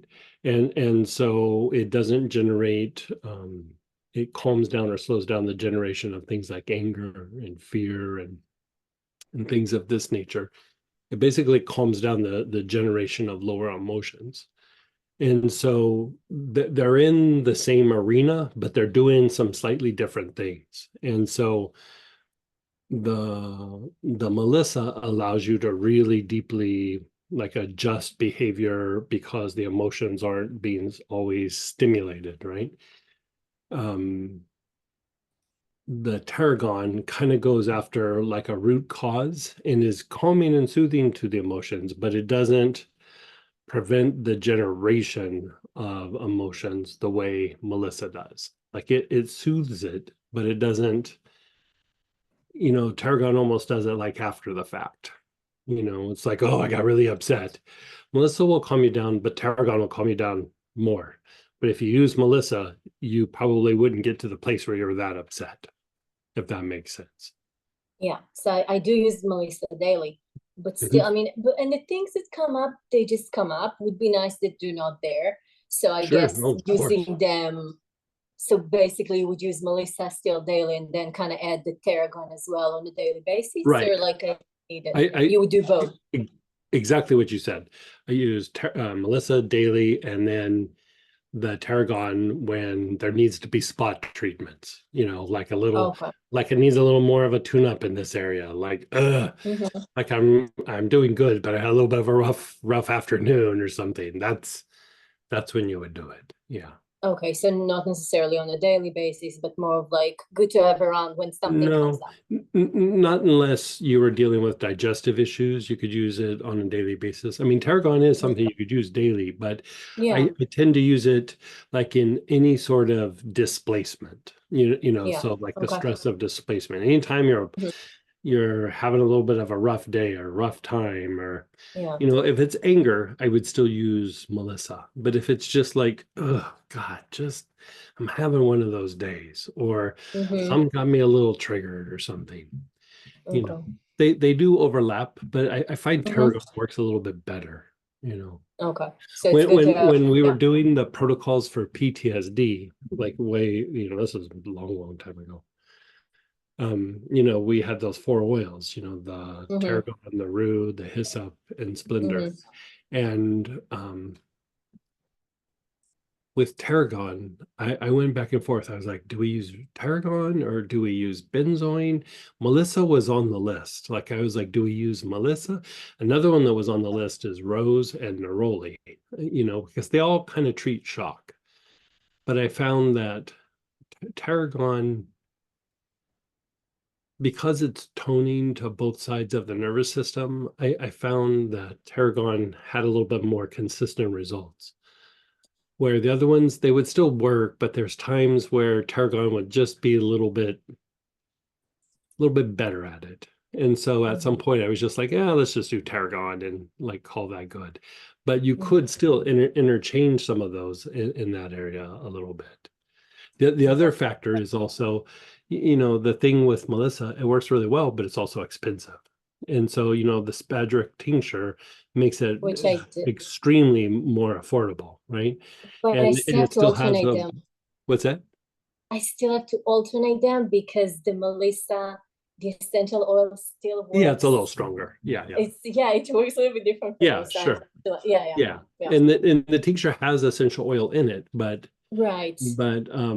when you look at tarragon, it's also not very expensive, and so you're more likely to use it a lot and more often. Where uh, Melissa, I use it daily, but I also use it kind of, I don't want to say sparingly, but I don't go crazy with it. You know what I mean? Mm-hmm. Yeah. Unless I'm having a really bad day, then I go Mm-hmm. crazy with it. But like Yeah. tarragon, you could go crazy with it daily, and it would be, no big deal. Yeah. Good point. And then as far as Splendor that we've been working with a lot, Mhm.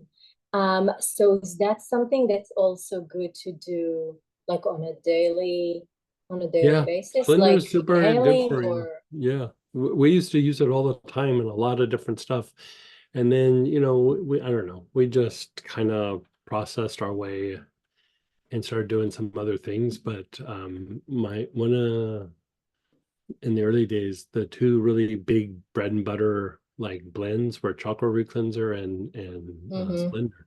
Yeah. And with the Splendor you would do what, like on the wrists a little bit or I do it on inhaling? the wrist, I inhale it. Sometimes I put it on my chest, I rub it on my feet, I take a salt Mm-hmm. bath. I even went Okay. through a little phase where I was doing it in a spray and I was like spraying down all the time. You can do any version And of that. and with this specific one, really, let's say you have somebody who's dealing with anger, with grief, with a bunch of things that they're not really ADHD. They're dealing with that, but they're not really admitting that they're dealing with that.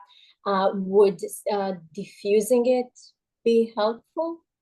It would be helpful. I mean, it's better if No, they that's sit and good. inhale it like this, but in the air, it's still okay. It's still good. Okay. And is it okay to do around kids? Is it what? Is it okay to diffuse that Yeah. around Oh yeah. kids? Yeah, yeah. Okay. Okay. And Yeah. then another blend I was working with a little bit from the intuition class was the shadow self, Mhm. because I've been kind of working with that on and off. So I don't know if that's still a good, Yeah, because that's that's kind of helping to develop a part of your intuition. So yeah. okay. Yeah. So kind of do that. Okay. And then yeah, so I think that was pretty much okay. Oh, and the last question actually. So doing all the processes like once a week or so, and then do like what's the best way to really work that? all the segments. You could take just and do a piece at a time.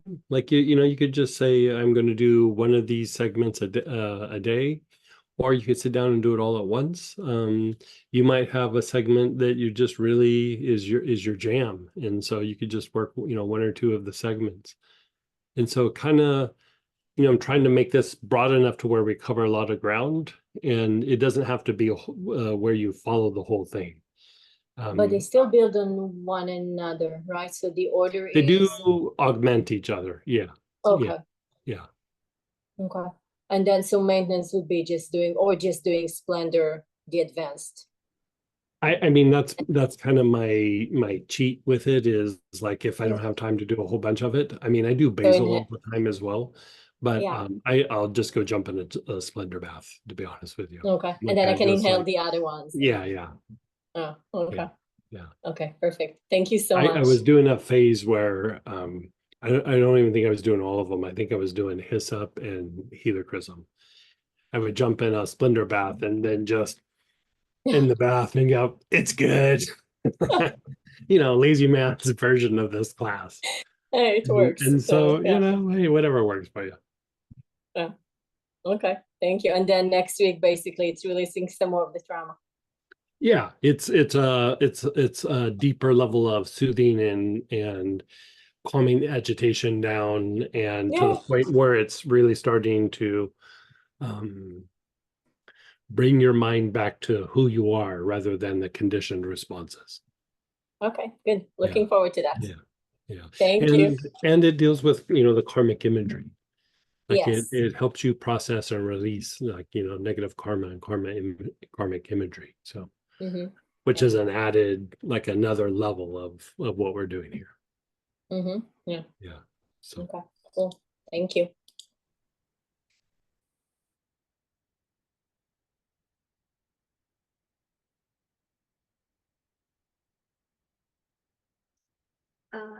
You know, we disappeared. So if you, I forgot, if you had typed in earlier, into the plant prana oils, question, go ahead and re-type it in. They all disappeared. I forgot whenever we left, so. Oh, when we went to a star. Yeah. So on the plant prana side, let me look on the other side. So someone's saying in the tarragon oil description, it says cleans etheric webs. So what is the difference between chakra web and etheric web? It's the same thing. It's just, I don't know, my brain processes different words sometimes for that. Yeah, same thing. God, I don't remember writing an etheric web.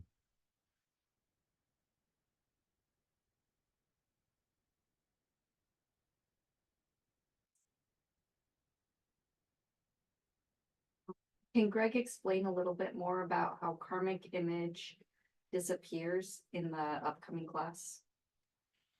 Yeah, so part of how karmic imagery is released is you're able to kind of process it and work through it and not be reactive to it. And so if you look at being agitated, you get agitated by external stimuli, but the karmic imagery is floating around in your blood. It's like pieces of energetic information that's in your blood, and it will affect your physiology. It circulates and then affects the emotions, and also will affect thought processes. And the more agitated your body is, the more that you just react to the imagery. But when that imagery is there and the body is substantially calmed down, even though that thought might come up or that emotion might arise, or there's some issue with the physiology, you're able to use your intuitional processes, and you kind of evolve out of it in a physical, you know, you address the issue in your body by generating a kind of movement, or the body adapts. And the emotions and mind, it's usually a little bit more about you're able to kind of process the information and learn something from it. And so basically it is like a lesson learned, and then it releases out through the top of your head, goes up to the point 12 inches above your head as lesson learned. When that doesn't happen, it stays in your energy body, and it stays in your, your physical body, your emotions and mind, and it kind of generates a kind of chaos.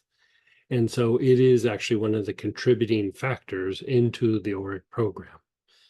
And so the more that you calm things down, you're really wired just to have that processed and leave. But conditioning and agitation, lack of perspective sometimes in the emotions and the mind, um, causes us to actually respond to something, which usually amplifies it or makes it worse. And so, for one, you're calming down the agitation, and two, you're stimulating the processes so that you can just go lesson learned and release it. And it's not an intellectual process. It's not like you have to sit and go, what's my lesson here? You just get it on an intuitive level and it releases. So part of intuition and the processes of intuition is there's this kind of movement, and you are actively learning. And so it might be on a very subconscious, unconscious level, but you're processing it and then it releases as lesson learned.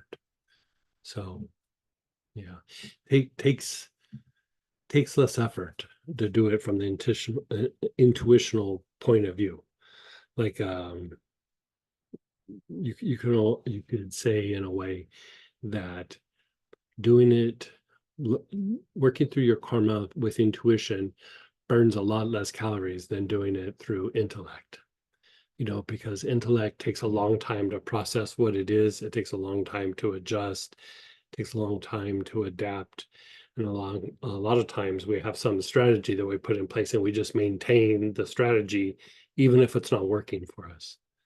And so we end up burning a lot of calories for something that could have just taken us a little short amount of time. But with intellect, we do it like this, which I used to be king of. I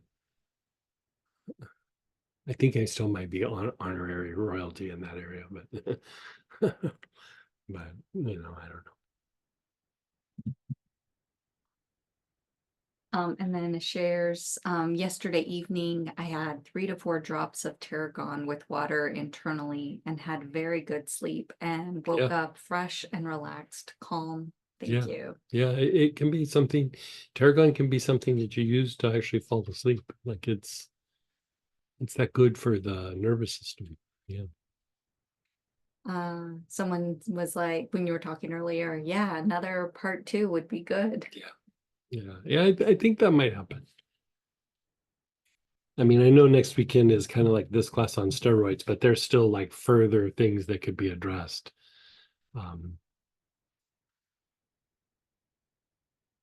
That there's that I've already kind of written out that class for September. I could maybe even fold some of it into that September class.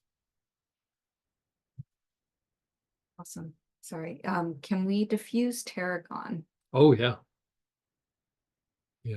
It's a great one for a diffuser. I'm sorry, I didn't mean to, you guys can't see what I do to Greg.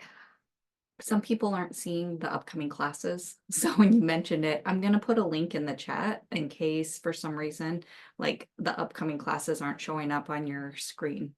So just to give you guys a heads up.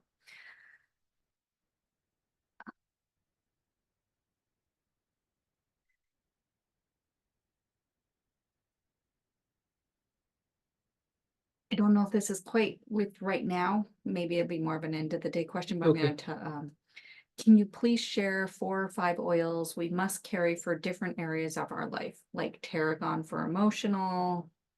Is there something like for physical, spiritual, Yeah. financial? I mean, yeah, let me think about that. We'll talk about it at the end of the day. How's that? Might get a little too confusing right now for some.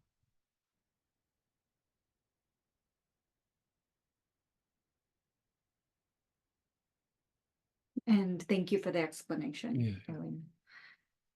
Can tarragon be effective as food for calming, like making tarragon bread? It tastes nice, and I don't know that it would be strong enough to have an effect. I mean, it might be a little bit. It would definitely aid in digestion a little bit, but the oil is so much stronger than the herb. So you would have to make tarragon with a little bit of bread sprinkled in for it to be, super, super effective. So not like a pot brownie. Yeah. Sorry, that's my joke. If you're going to meet new people, would Mhm. it calm anxiety to take tarragon before? Yeah, you could use tarragon or you could use Melissa for that. Either one. Yeah.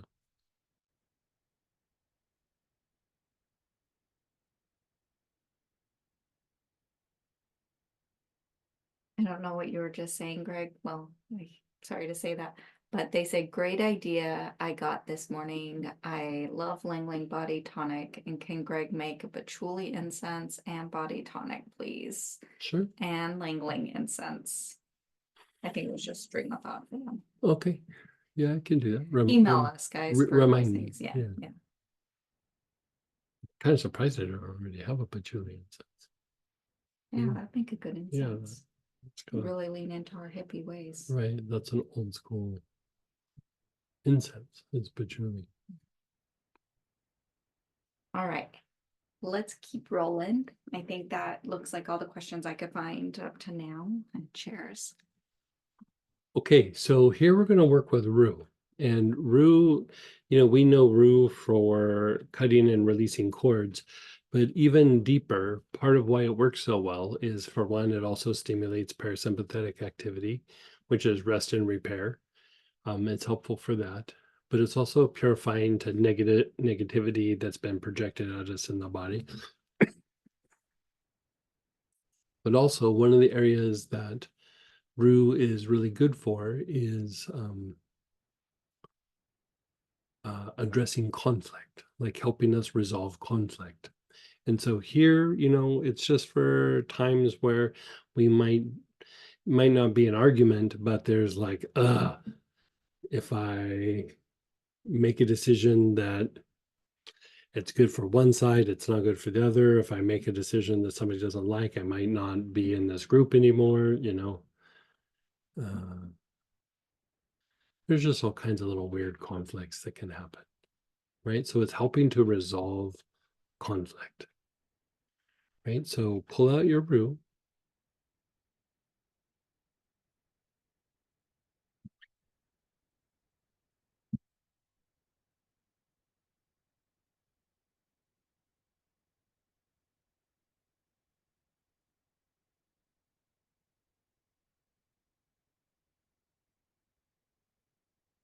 And you're thinking of an active situation and you're inhaling.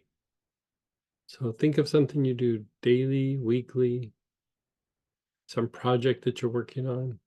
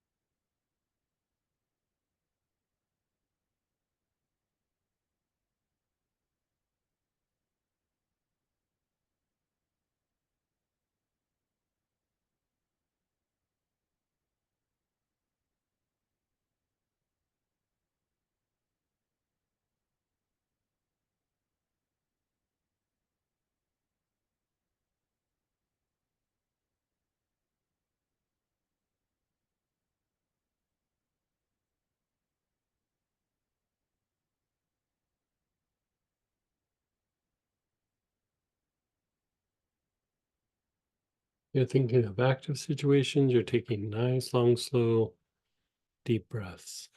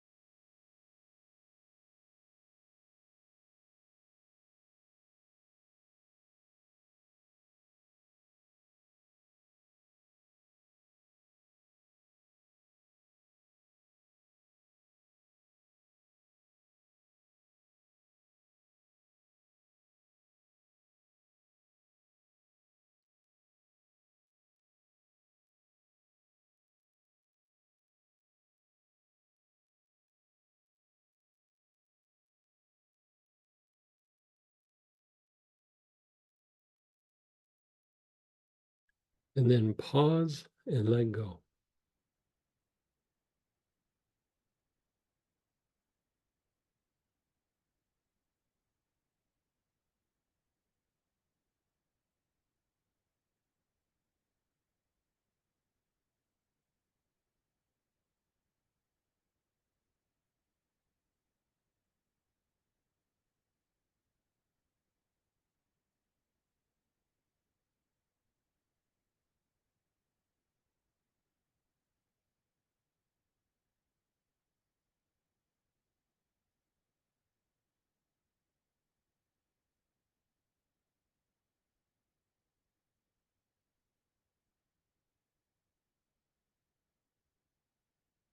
And then again, active situations, you're taking nice, long, slow, deep breaths.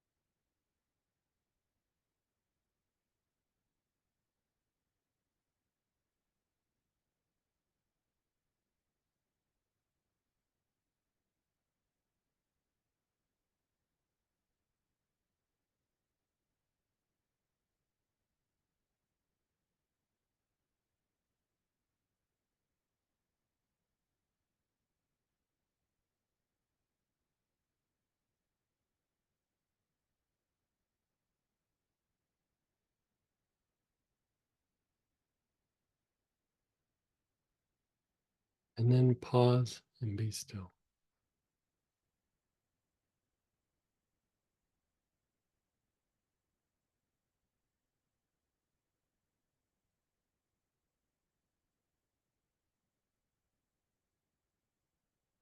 Now let's go to social interactions, like how you interact with a group, with your family, with your circle of friends, whatever that might be.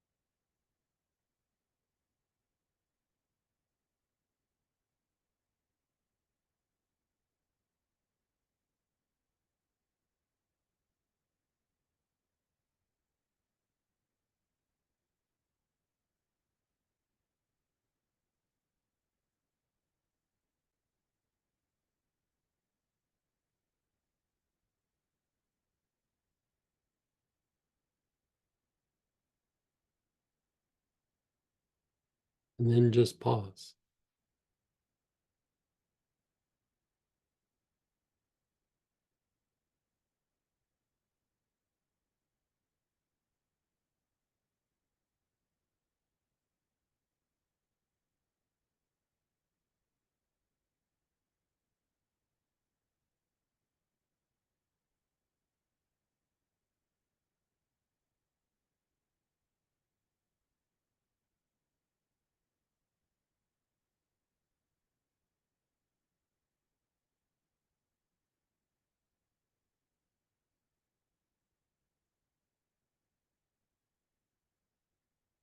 Again, social interactions.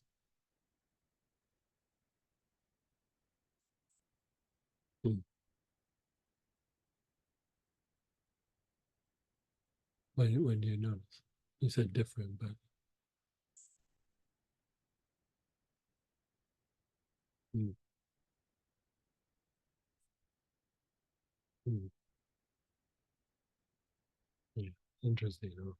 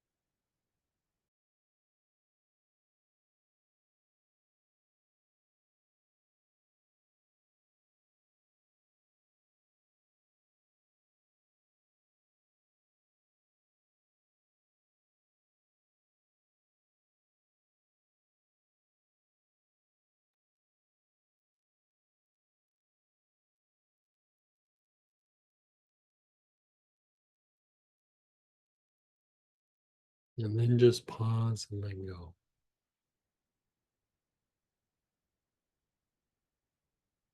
And again, think of being new in a situation or meeting somebody new.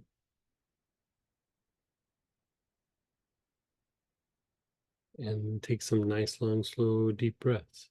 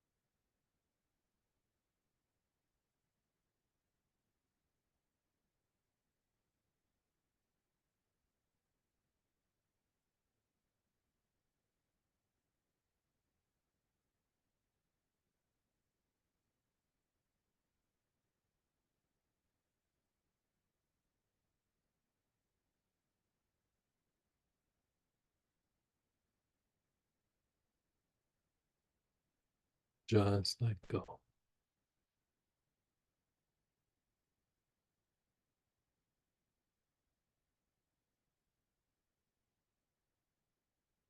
And again, new situations or a new person.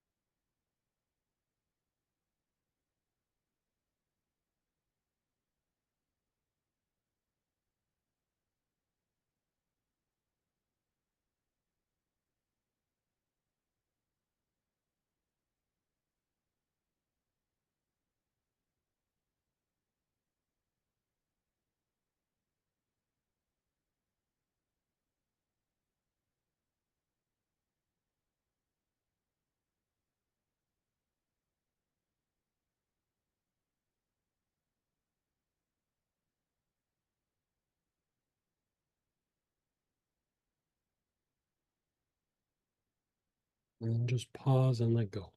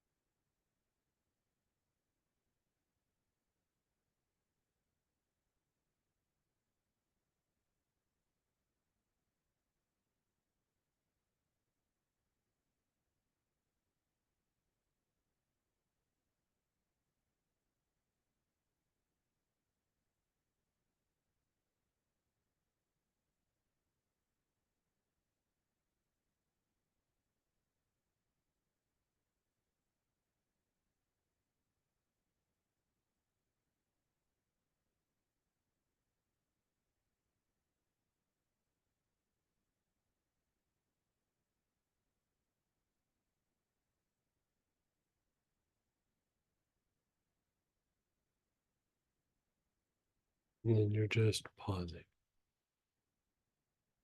Just be still.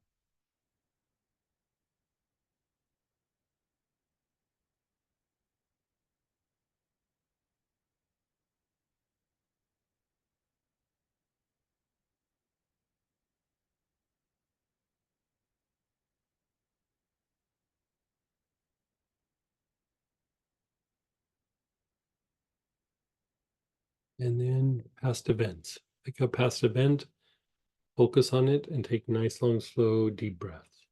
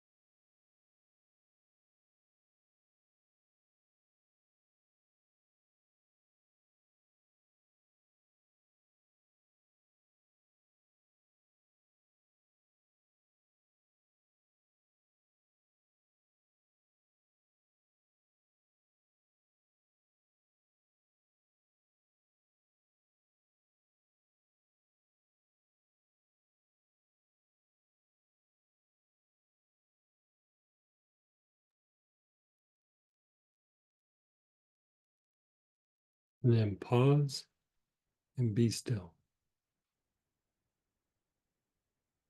Just pause and be still.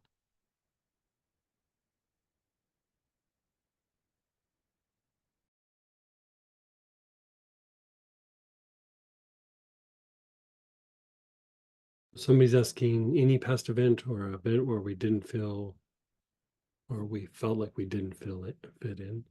That would be better, but you could do anything, but definitely the ones where, you know, there was rejection or you didn't feel like you fit in or fill in the blank.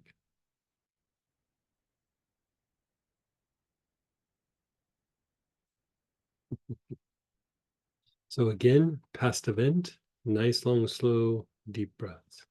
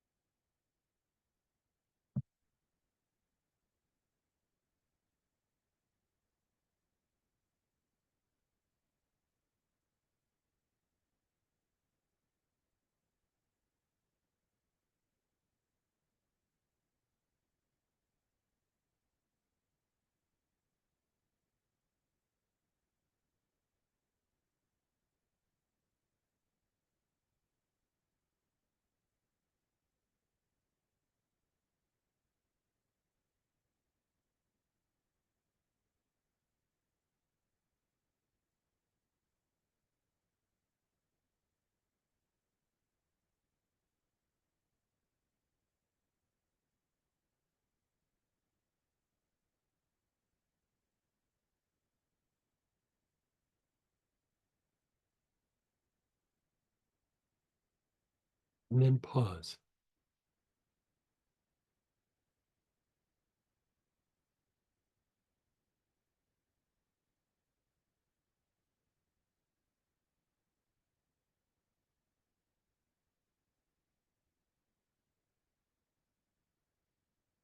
Now let's do the expectations.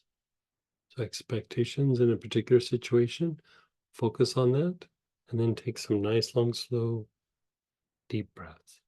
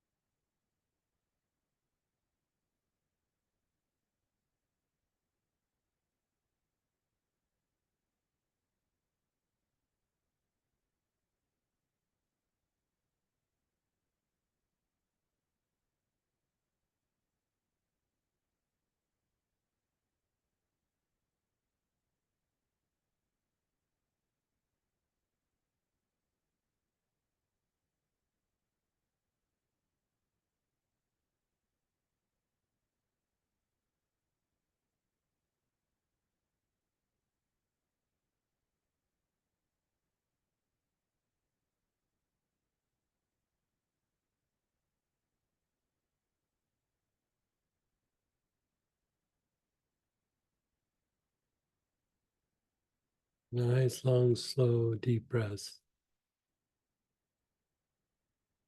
Awareness on expectation.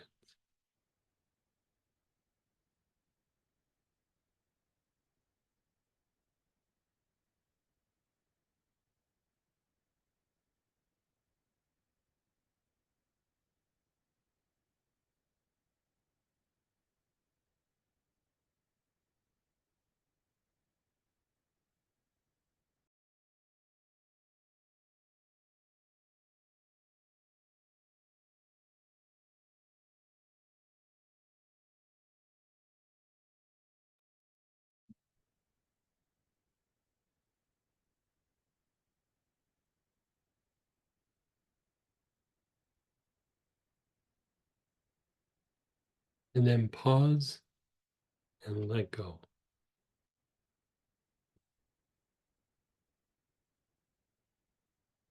So this next piece, like last time, is the ideal you, right? And so this could be, you could think of your potential or things that you try to be, but maybe life has smacked you down a little bit, or people might not see certain aspects of yourself. Someone was asking, building up like the self-image to something more ideal, and like this would be that phase is where you really look at your potential and who you are and putting it forth into the world. So think of the ideal you and then begin inhaling.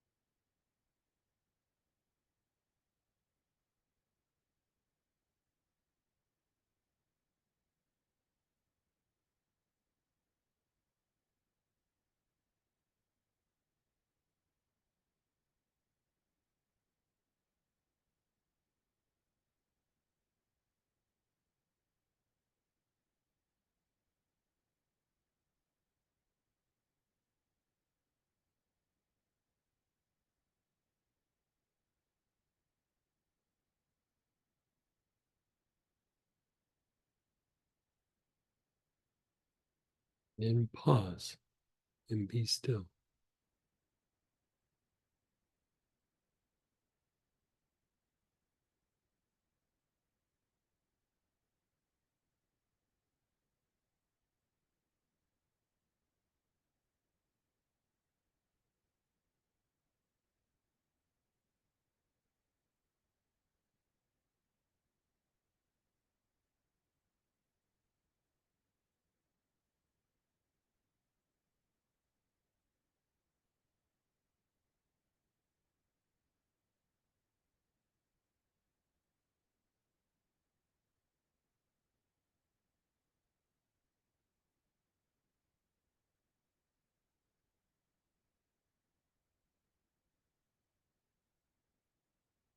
The ideal you again.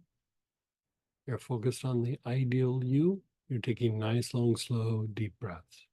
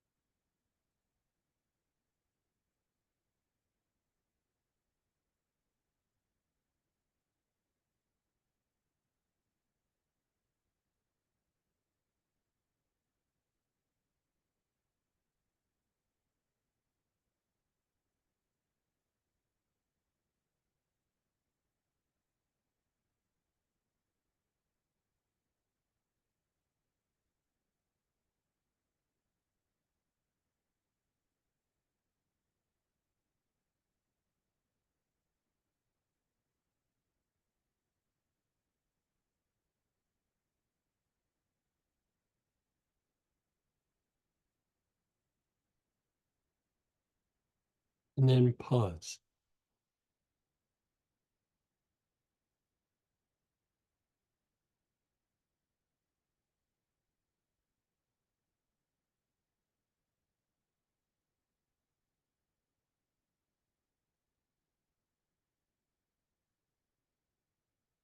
Your back solar plexus. Your awareness is on the back solar.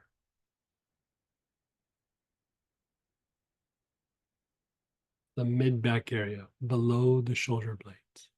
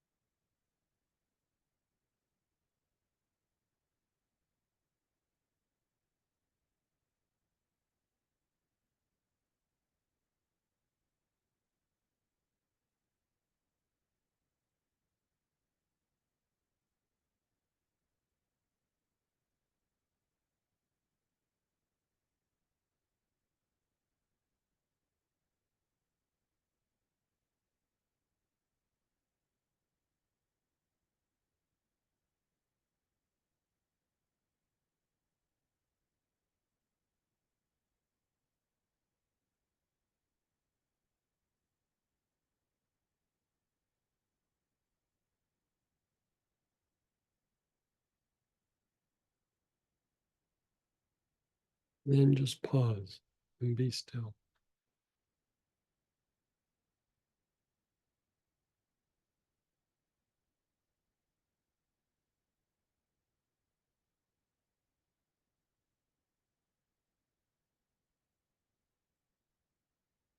And then again, back solar plexus, nice, long, slow, deep breaths.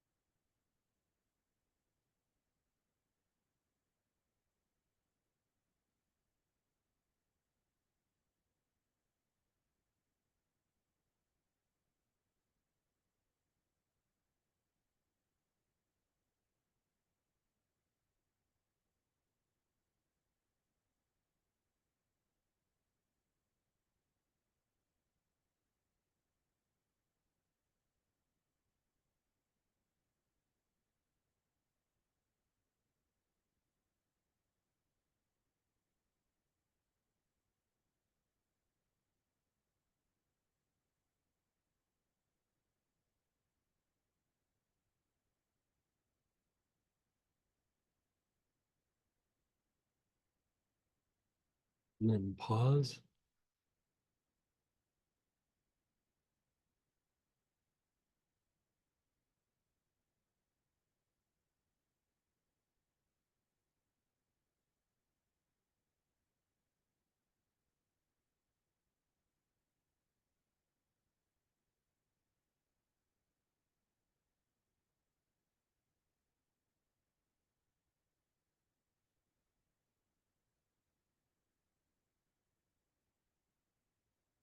Your awareness is on the diaphragm. So that bottom of your rib cage, side to side, front to back.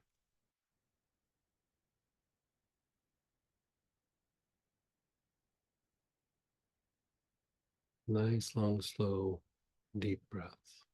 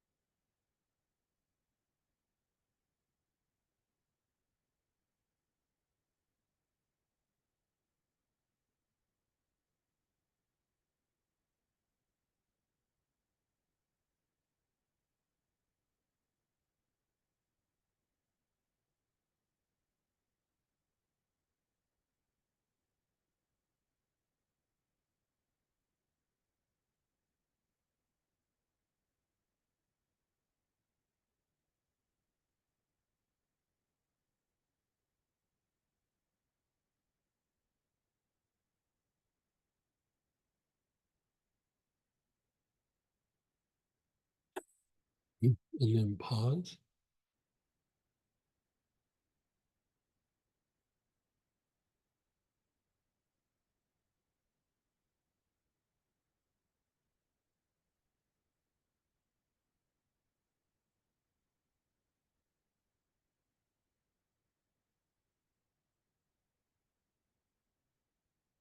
And then again, the diaphragm, that bottom area of your rib cage, side to side, front and back. Nice, long, slow, deep breaths.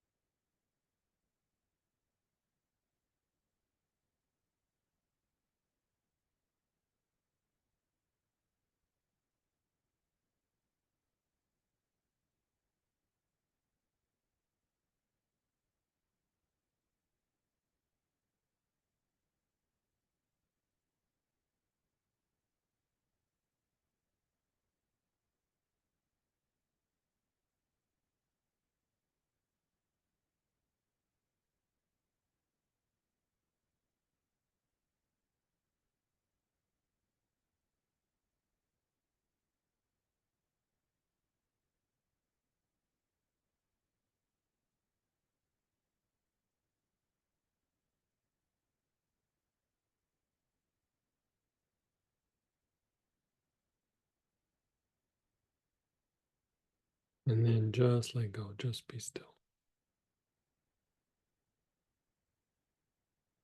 Mhm.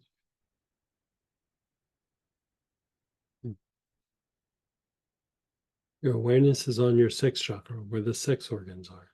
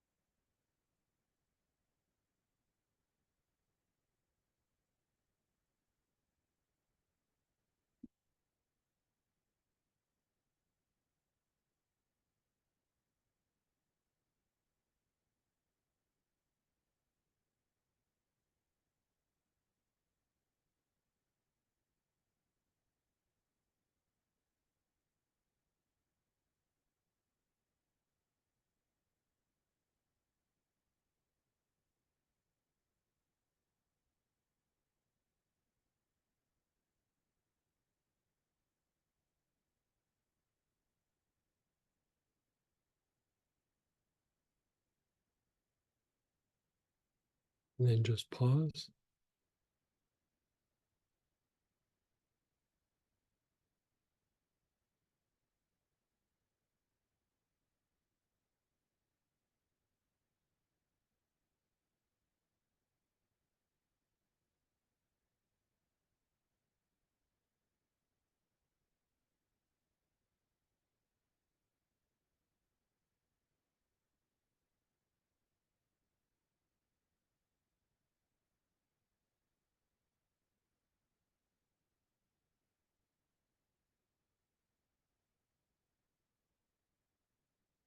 Let's do the sixth chakra again.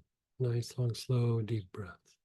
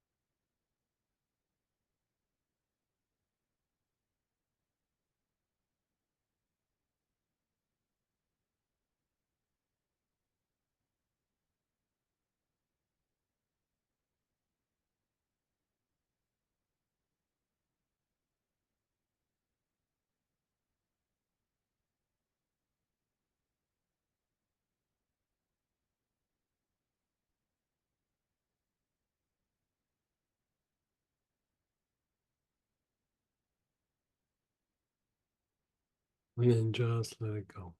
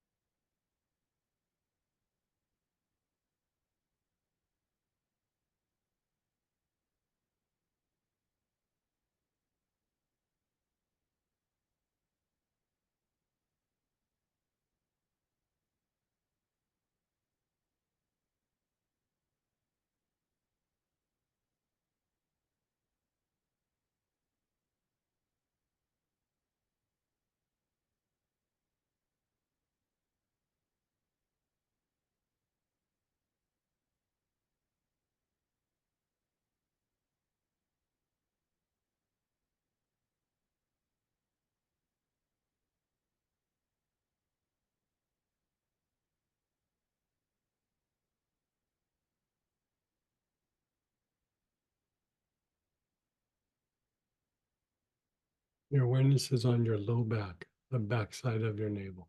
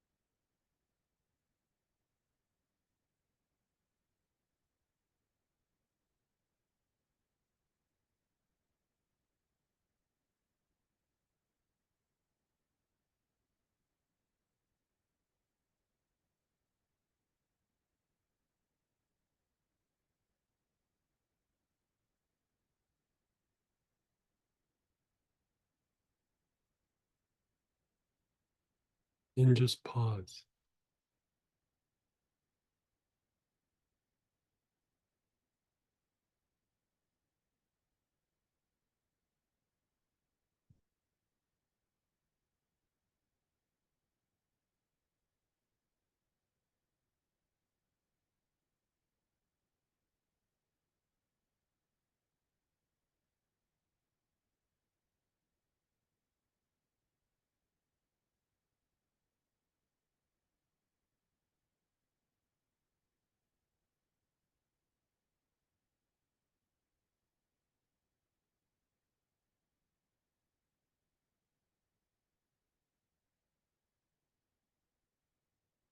The low back area, backside of the navel.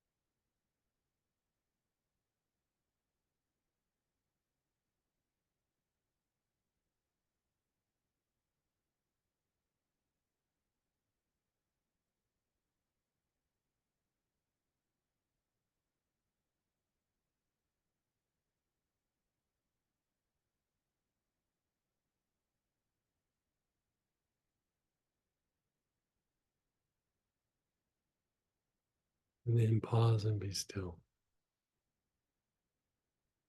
Legs up. So we're going to pull out the splendor.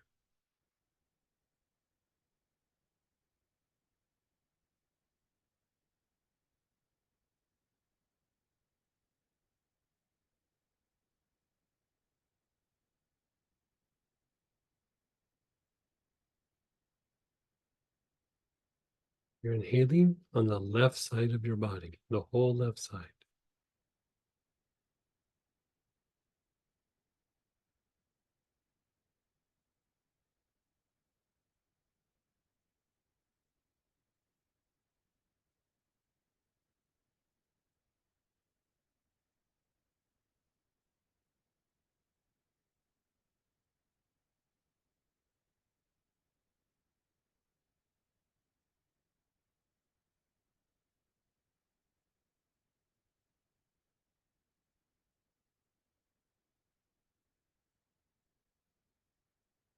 Your awareness is on the front side of your body, from your face down to the tops of your feet.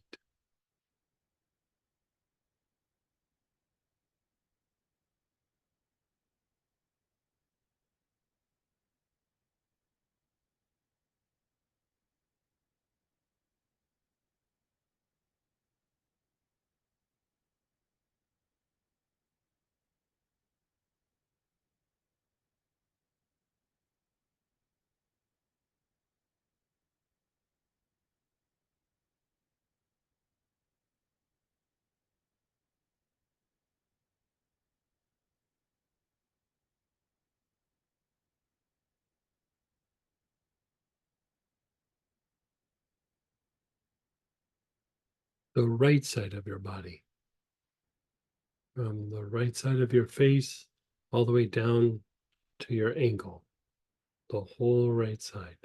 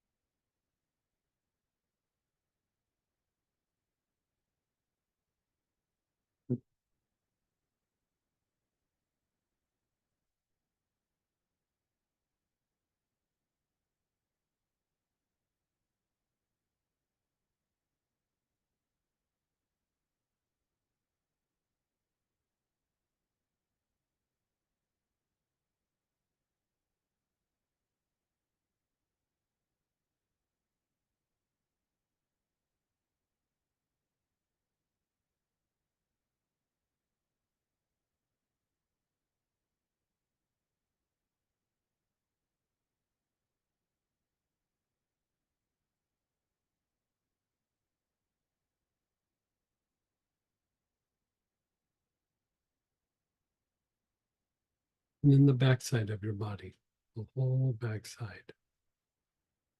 From the back of your head down to your heels.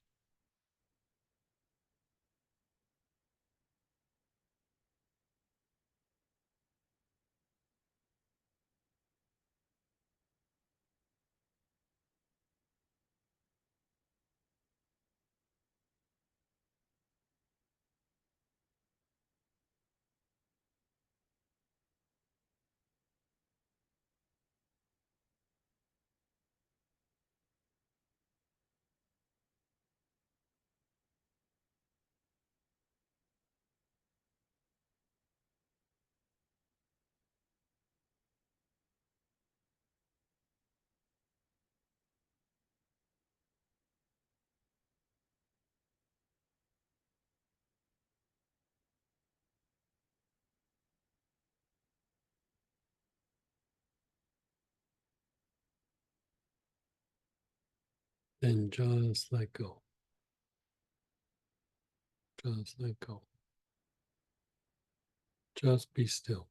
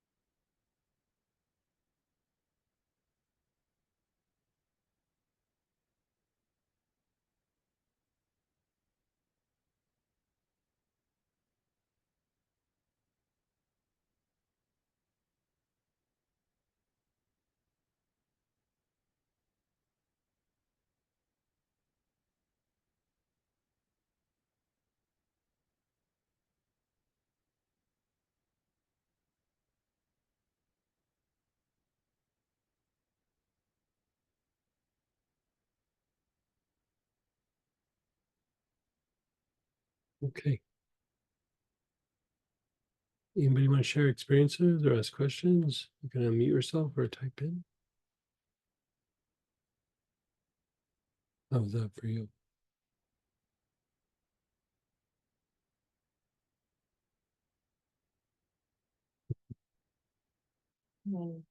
Grew that intense often.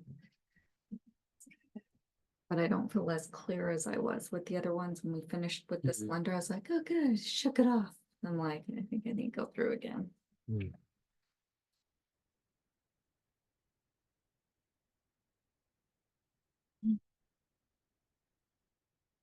Yeah, go ahead, Robert. Hey, Robert. Hey, Greg. Hey. So, sort of comparing and contrasting Rue and Tarragon. Mhm. They were the same protocol, same chakra, just a different oil. Correct. Completely different. Yeah. Oh, yeah. Tarragon hit me like a ton of bricks. Mhm. Rue, as I was smelling it, it was almost like it was agitating me. And then when be still, my body just calmed. Right. Yeah. There's obviously some difference. What is it? Right. The rue is much more specific to conflict. Like, so you're kind of calming the things down that have to do with conflict. Conflict isn't always like an argument or something. Conflict can just be like a problem or something where there's like chaos or there's some sort of opposition to something. It's usually a stepping stone to like further growth or something. But when we really engage in the conflict or resist the conflict, then we end up like having it um like uh like de-evolve, like it spins us down in a place that's not very good for us. And so in a way, with using Rue, you're kind of embracing conflict as a part of the creative process, because being creative is actually the ability to resolve conflict. And so the Rue is helping with that. So there's part of us that are like, well, I don't want to do that. Like it kind of makes you like engage things where you'd go, I don't want to do that. Like it makes you a little bit more engaging. And so, you know, the idea like in PTSD or stress stuff is, you know, why it's part of that is it's, yes, it cuts whatever cords are there, but you got displaced. That's why the stress response generated. And so a lot of times we are trying to establish what kind of like value, like what does this mean for me? Like what is the value of this? Is this going to cause me harm? Is this going to, you know, be good? Is this going to be disruptive? Is this going to mean that I have to change? You know, so in that phase where you're trying to evaluate the value of what's happening, it's like it helps you to engage it as a process rather than just going, it's bad and I need to just go back to the way it was before. Like it helps you to engage the creative process. So you go, okay, maybe it is time to change. Maybe I do need to adjust and adapt. Maybe I do need to dig a little deeper and do something a little bit more. And so that's probably why it feels a little agitating is you're allowing something to kind of come in that's not necessarily bad, but our mind deems it as bad because it is making the mind have to adjust or shift, you know, adapt to whatever it might be. And so Tarragon just soothes everything. You know, Tarragon's like, it's all good, you know, it's like very chill. Where Rue is like, okay, what are we going to do to resolve this? Are we going to grow? Are we going to do this? We're going to cut the cord. We're going to walk away. What are we going to do? You know, so it's even though it hits some of the same areas of the nervous system, they have a very different effect on the nervous system. So for someone who's conflict avoidant, Rue would Yeah. probably be a Rue would be better, super helpful. it would Yeah. help them not see it as conflict necessarily, but embrace Right. conflict and work Right. through some of it without Yep. having to be feel like they have to avoid it at all costs.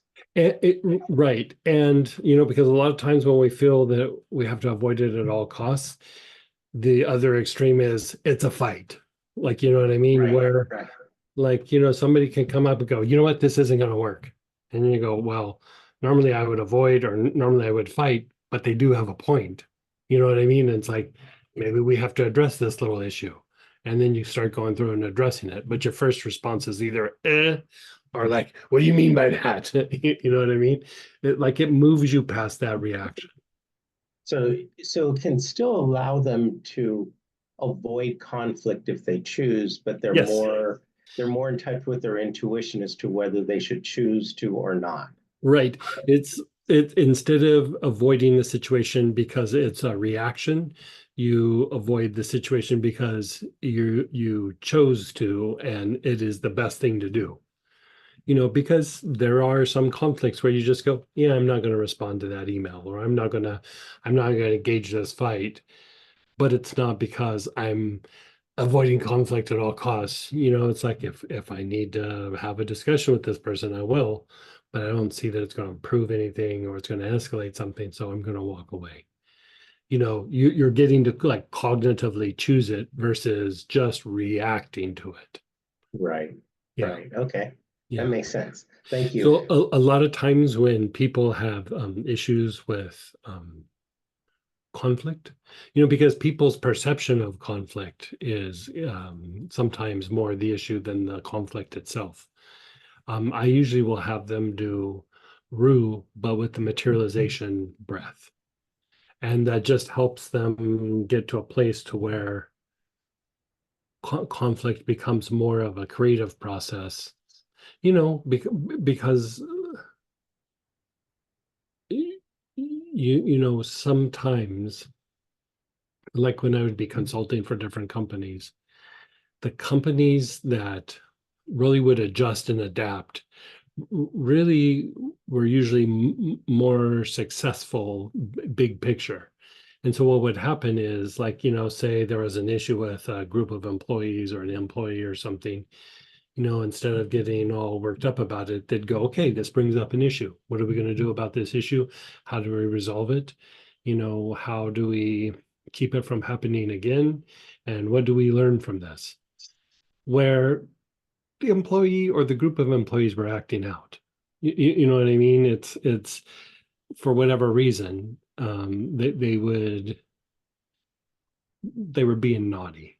But instead of just making it all about, oh, we have to punish these people or whatever, we'd go through and I'd point out like maybe these things, and we'd even ask the employees a series of questions, or another group of employees a series of questions. It's like, okay, this happened for a reason.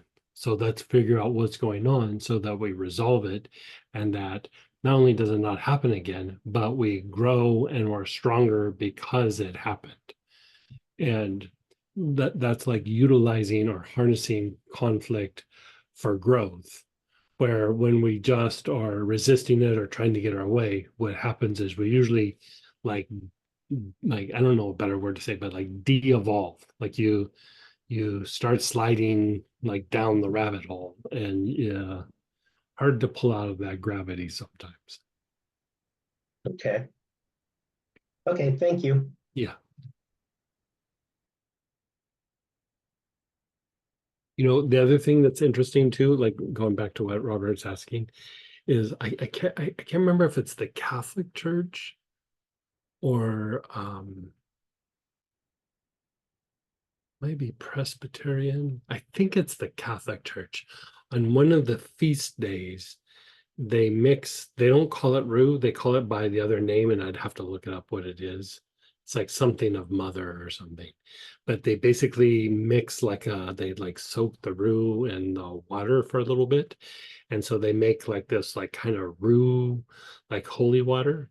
And on that feast day, they walk and they sprinkle it on the congregation.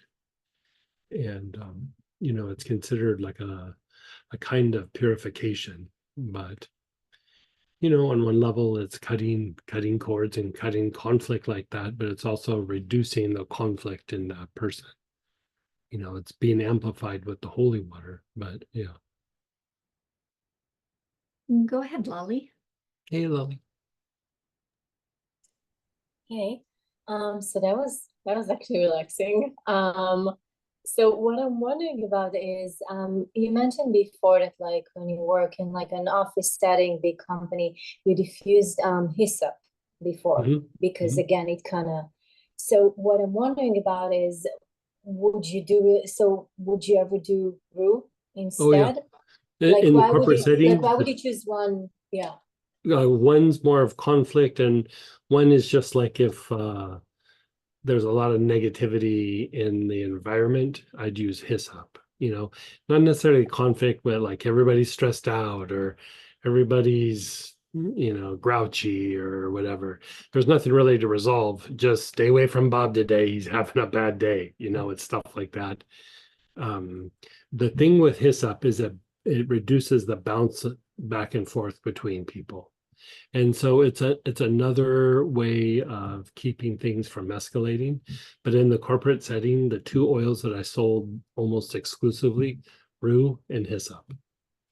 I used to have CEOs, they'd buy kind of like a big bottle from me, but they'd get those little 2 ml bottles and they'd keep them both in their pocket.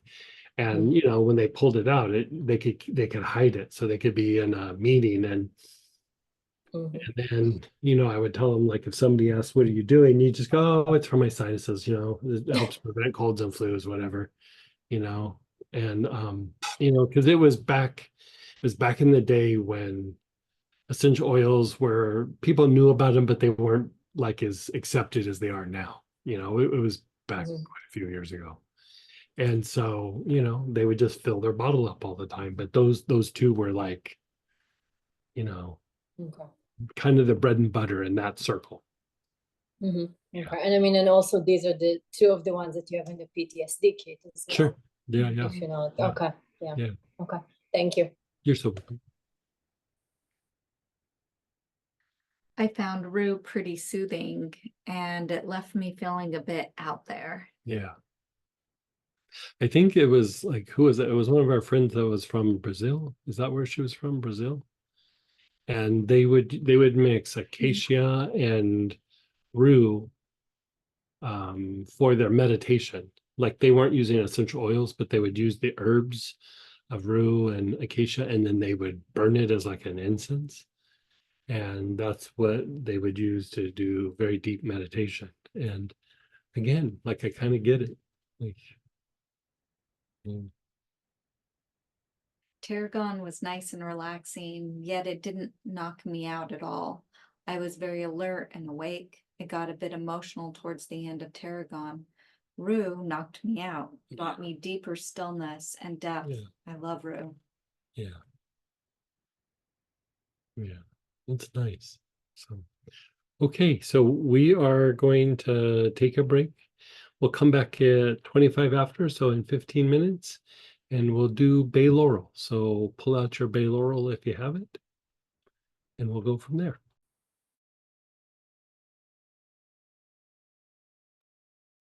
Hey, everybody. So we are at the top of page 7, and we're going to do bay laurel here. Bay laurel is a kind of another bread and butter oil that we use on a lot of different things. Yeah, it's very antiviral. It's a lymphatic decongestant, very good for the lymph nodes, very good for sore throat. And it's a very broad spectrum antibacterial. Things like staph and strep, all are things that bay laurel can target. But here we're using it to raise the vibration of the organs of blood purification and the blood itself. We're increasing the potential for purification. So with that, let's have you pull out bay laurel. And anybody need sounds or? I'll keep you posted. Okay. So you're gonna begin with your awareness on your feet, not just the soles, but your feet, like the whole foot, the top, the sides, the bottom. So you're inhaling the bay laurel. Your awareness is on your feet.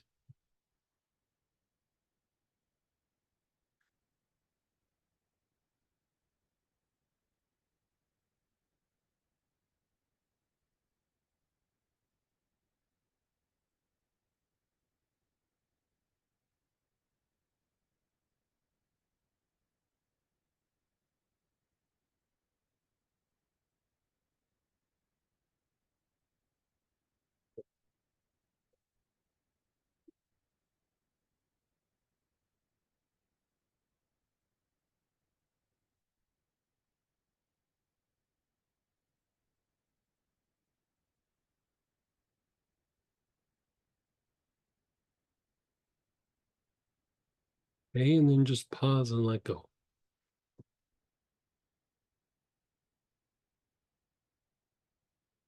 Let's do your feet again. So you're taking nice, long, slow, deep breaths. Your awareness is on your feet. You're inhaling the bay laurel.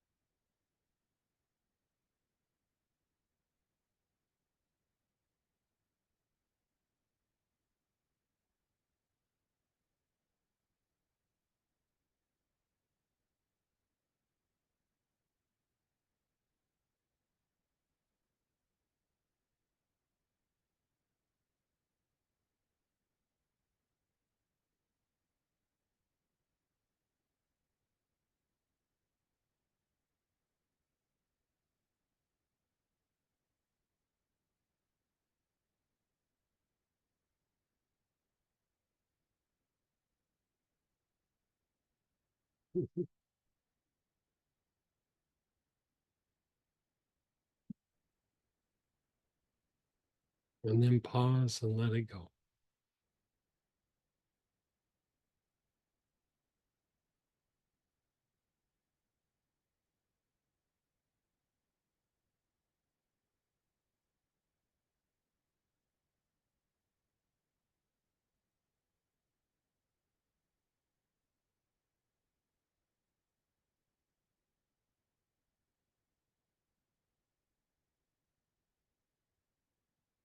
Now, here you're going to do your feet.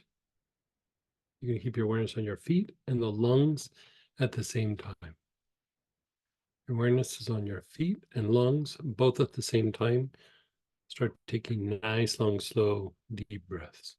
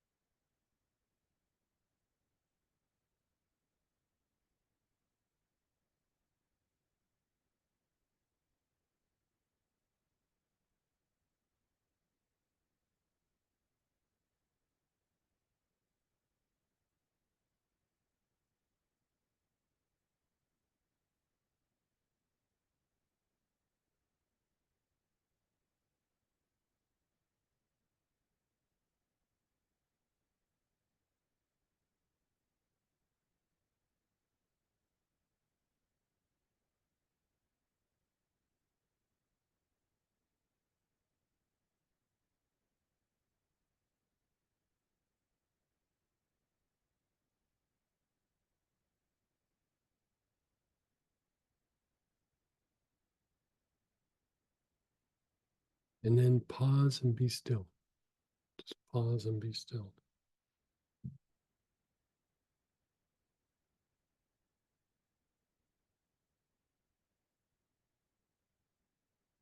Now you're going to do your feet and your liver. So your awareness is on both. Your awareness is on your feet and your liver, which is on the right-hand side below your ribs. Nice, long, slow, deep breaths.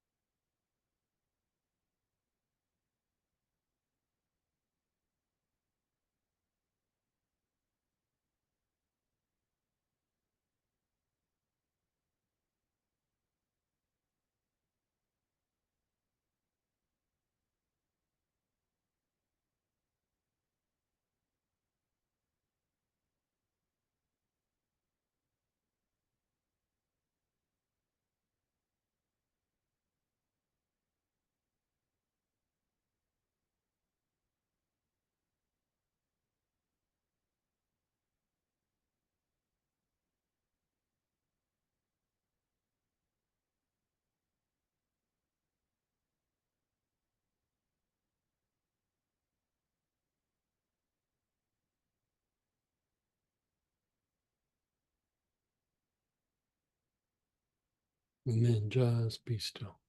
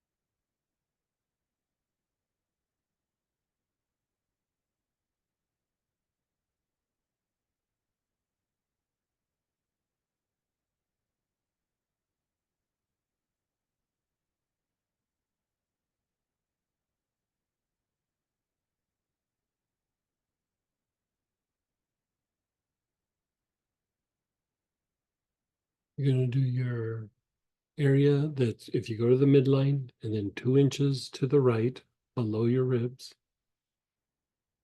you're gonna do that area and your feet at the same time.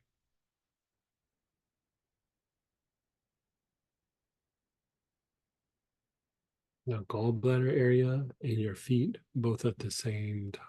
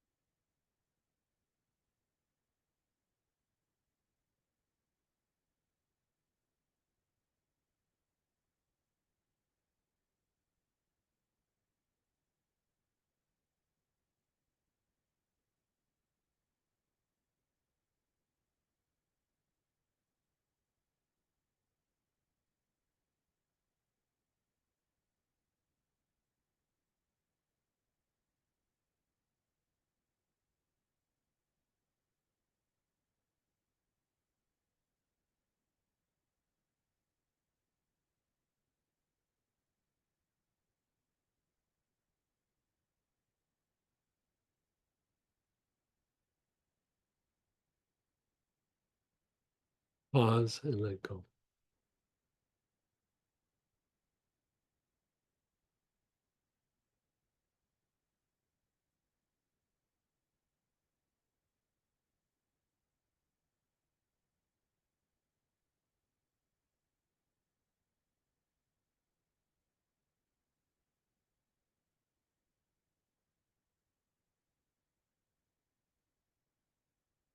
Your kidneys. Your awareness is on your feet and your kidneys, both at the same time.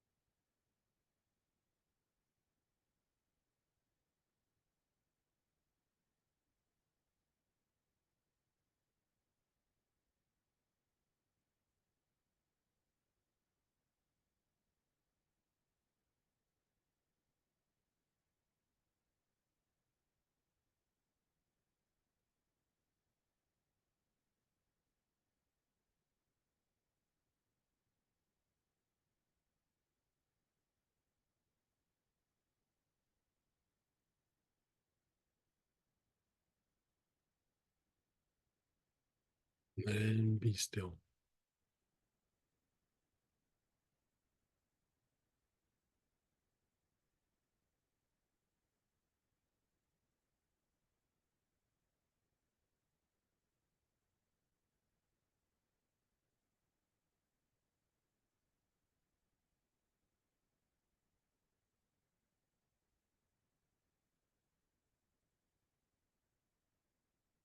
Your spleen, which is on the left-hand side below your ribs. So your spleen area and your feet, both at the same time.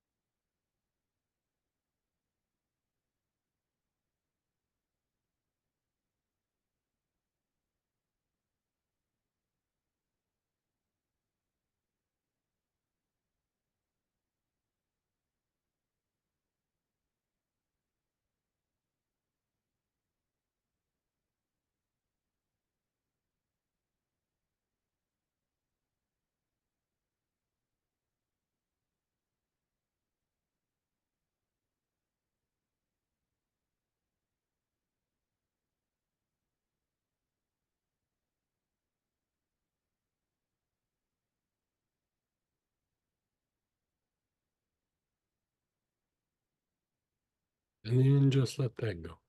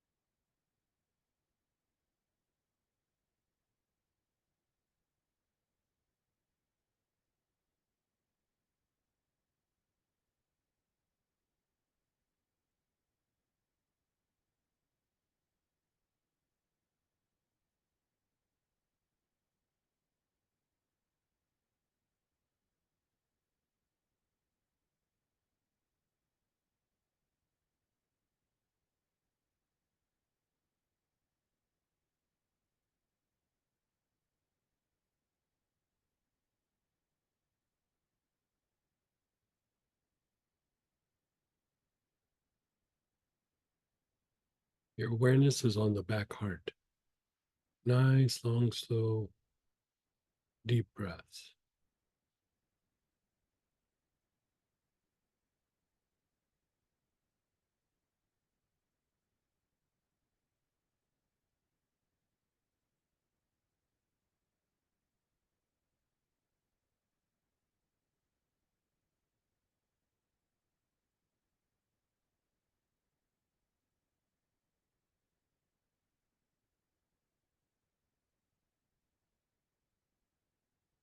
Your awareness is on the back heart. Nice, long, slow, deep breaths.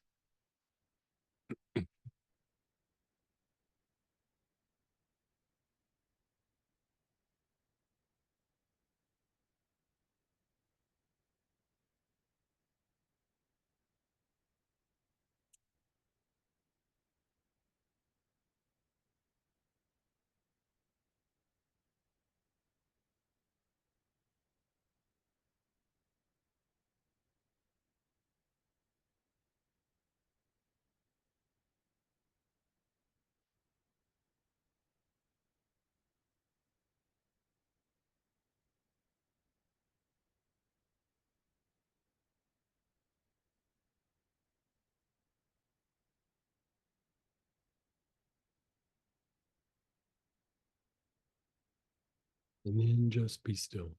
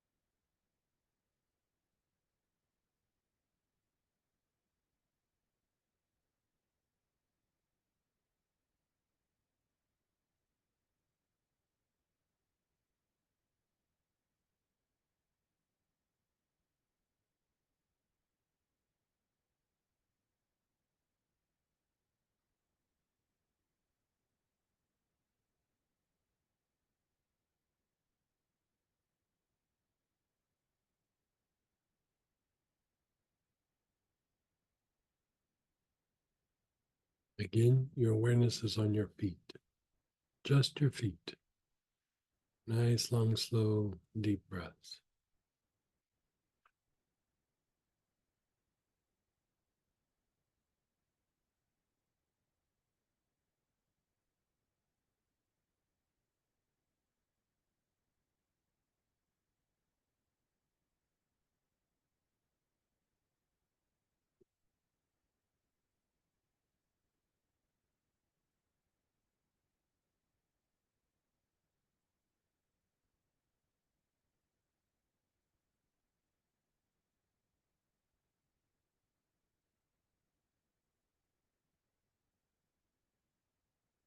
Your awareness is on your feet and lungs at the same time.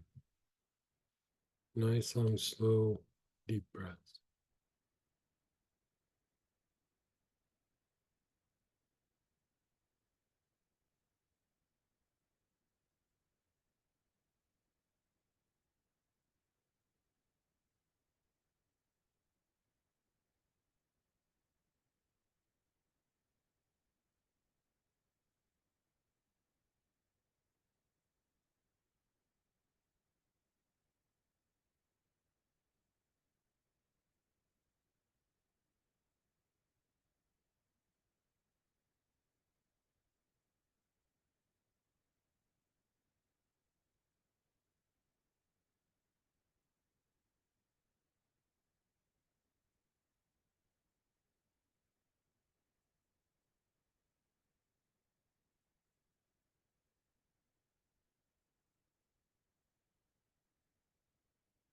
Your awareness is on your feet and liver, which is the right hand side below your ribs.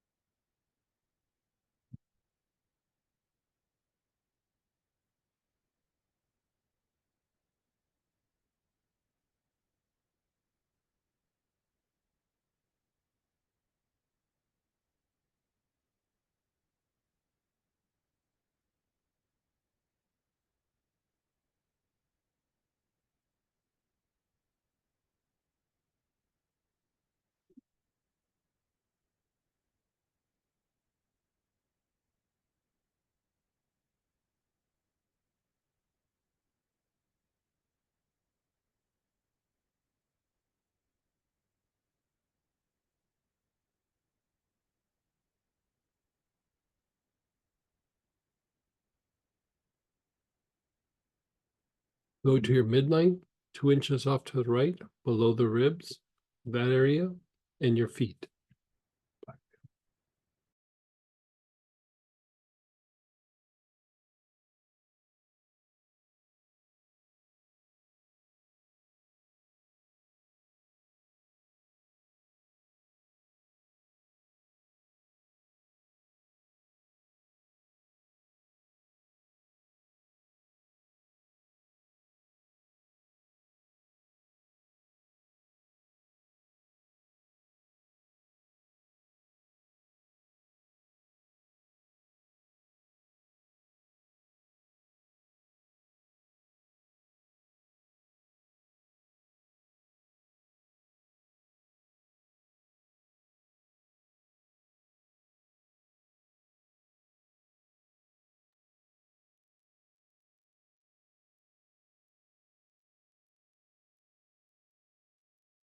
Your awareness is on your kidneys in your feet.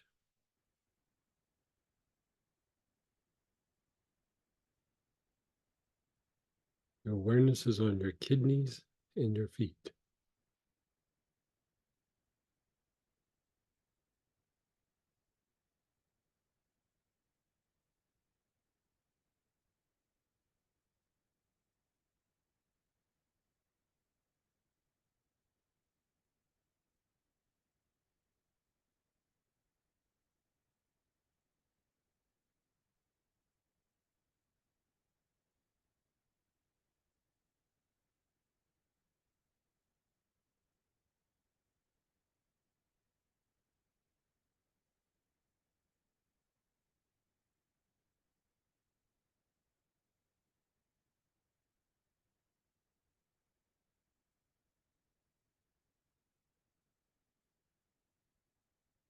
Your awareness is on your spleen, which is the left-hand side below the ribs, and your feet.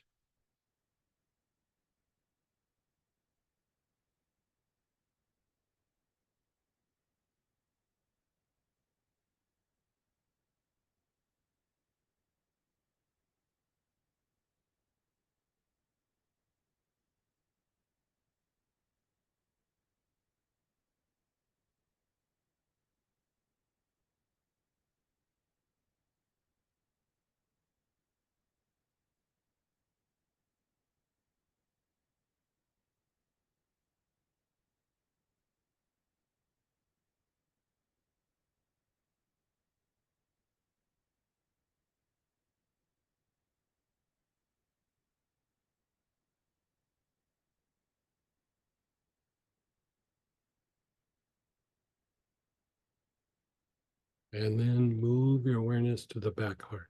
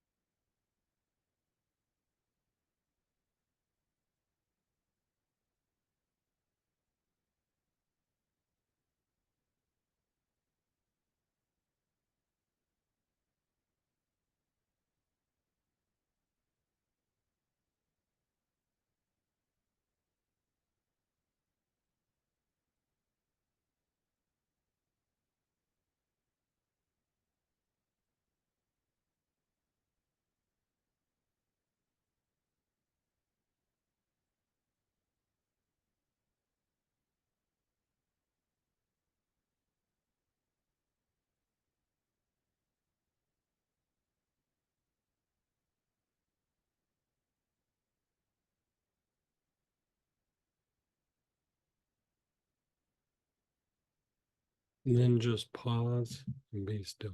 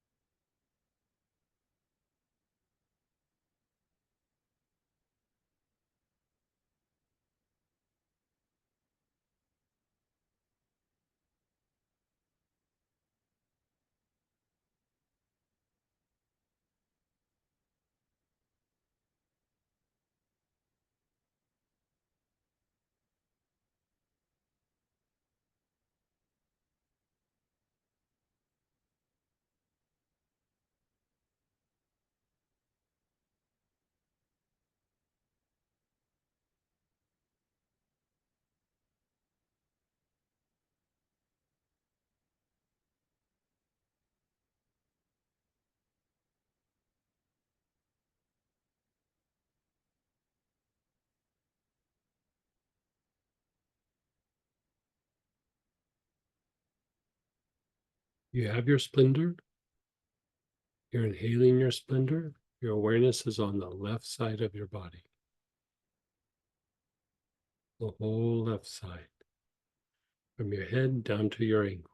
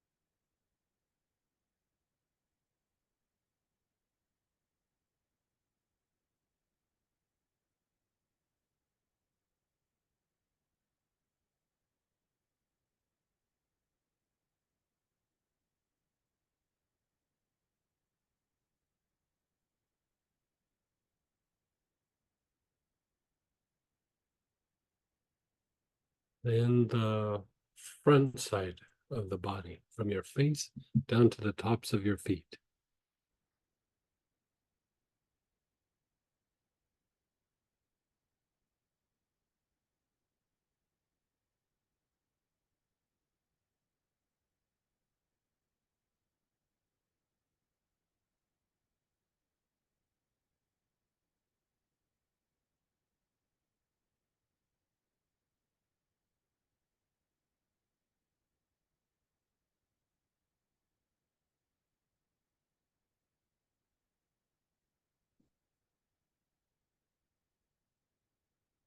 The right side of your body.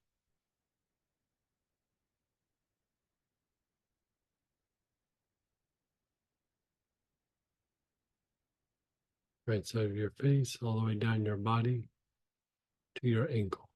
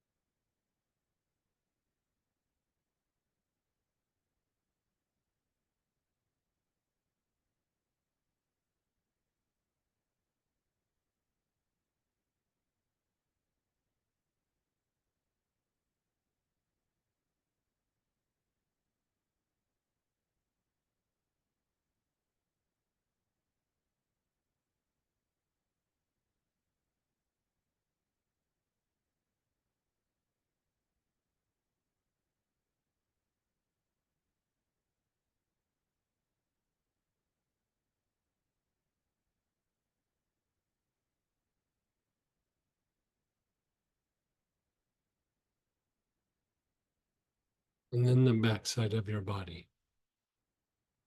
The whole back side.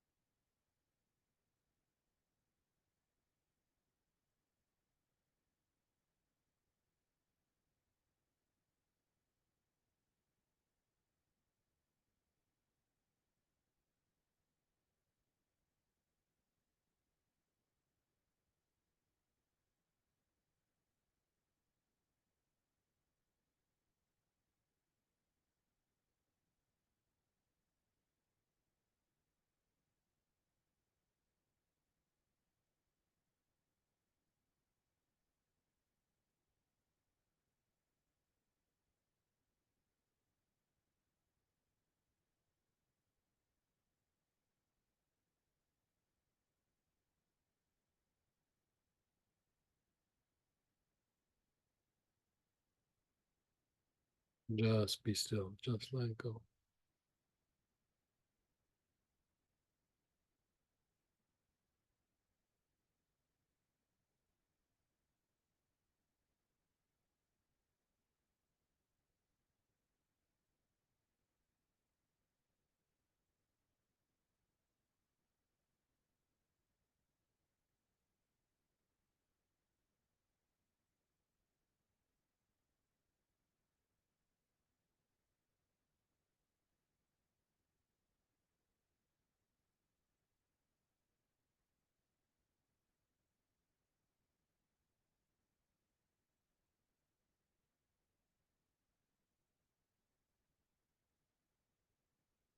Okay.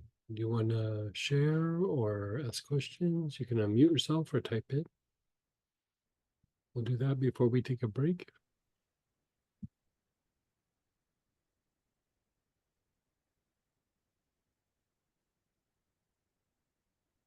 Christina, you're unmuted. Did you mean to be? Did you want to share? Hey, hey.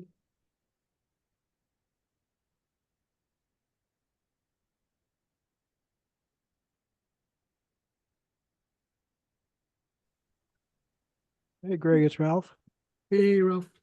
Okay, so that was quite relaxing. I managed to sleep through part of it. So, That's quite the compliment. no, okay, good, good.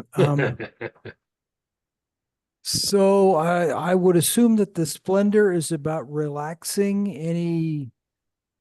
the effects of the whatever it was, the abandonment. Well, abandonment is a kind of agitation. And so what you're doing is you're calming the limbic responses. And so, it's part of the ORIC program where you're also working the aura, the ORIC program specifically for the ORIC responses. And so just inhaling it will start to calm it down, but we also work the aura for it. Mhm. And so the part with the bay laurel was about raising the vibration of the body, but very specifically those areas of the kidneys, the liver, the gallbladder, the lungs. And part of that is when we generate a lot of homeostatic emotions, which we would call lower emotions, or our instinctual responses, which you could also call automatic behavior, part of where that energy manifests is in these organs of blood purification. And so by going through and treating these aspects, you're potentially reducing the potential for the lower emotion and those automatic behavior or instinctual responses to get so agitated so quick. And so you are raising the vibration of the body so that the body is able to stay in a resting state when that stimuli that triggers the body to go into those responses. It's like you're calming the body down, so you're reducing the potential. It's not making it go away, but it's like there has to be more stimuli to get you there sometimes. And so, done over a period of time, you know, I would say that it kind of slows down the degeneration that can happen when we get really emotional or we get really triggered or something. There's a degeneration that happens physically, emotionally, and mentally, and it slows that down. Yeah. And so it's kind of like how we talked about that blend. I think you and I were talking about it on a Q&A one time, the mental steel. Yeah. It's kind of that in the same vein of that. Mental steel would actually be a stronger version of it. Mhm. But when you have like a lot of inflammation or the body gets triggered, it just starts to degenerate. Even if there's like a lot of fatigue, the body will start degenerating through the overstimulation or the agitation. And it just minimizes that. It doesn't make it completely go away, but it makes it harder to go there. Okay.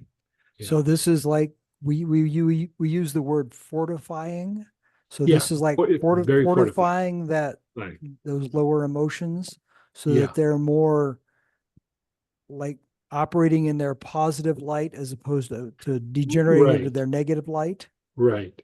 Yeah. I would say it's not so much targeting the emotions themselves, but it's like the body being the vessel for those. It makes the body like less reactive. Like even if there's that stimuli, it allows you to like disentangle from it like quicker or not.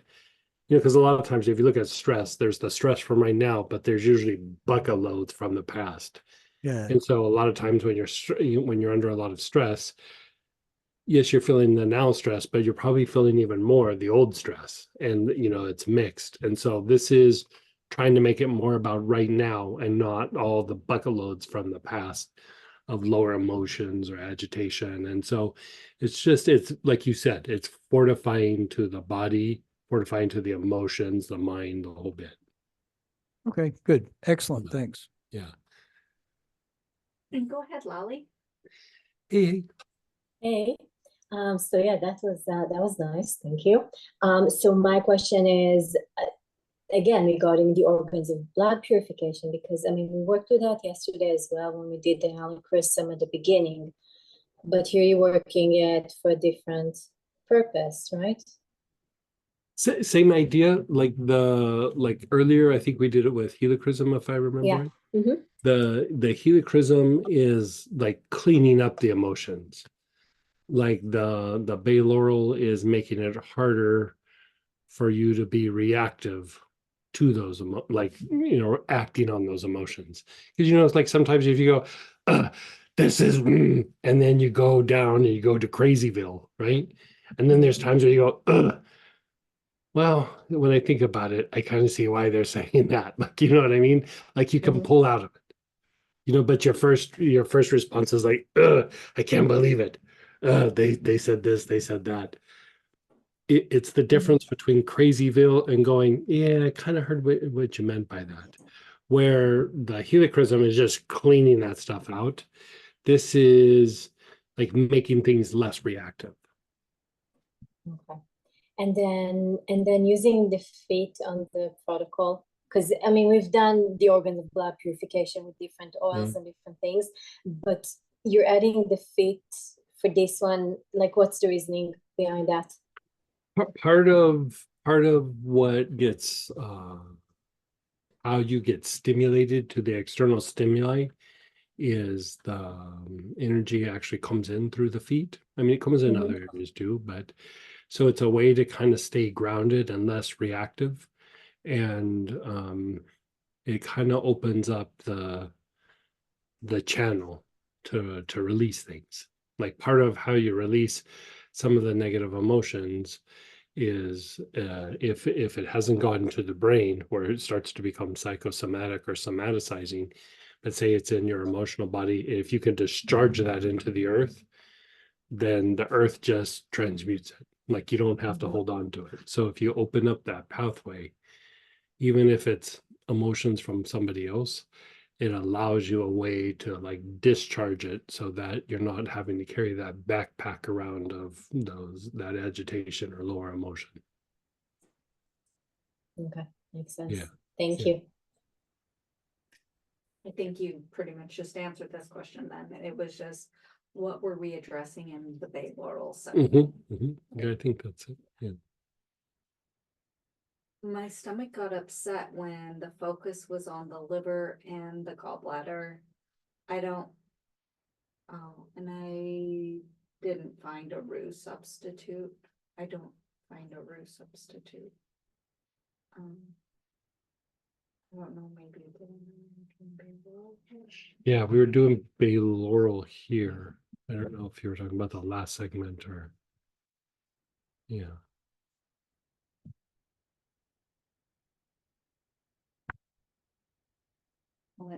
We'll see if they.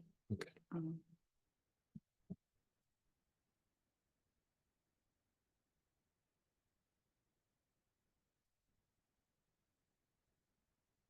That was it for the shares for this one. Okay. Oh, the last segment. The last segment. I mean, Rue, St. John's wort could be another one. You're probably less likely to have St. John's wort though.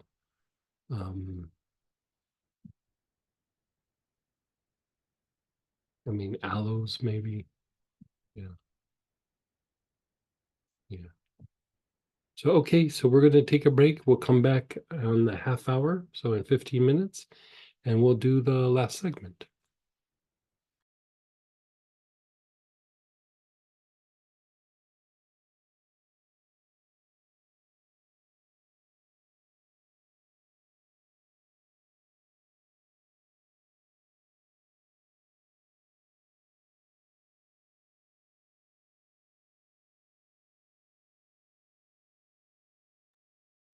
Okay, everybody, we are at the top of page 8.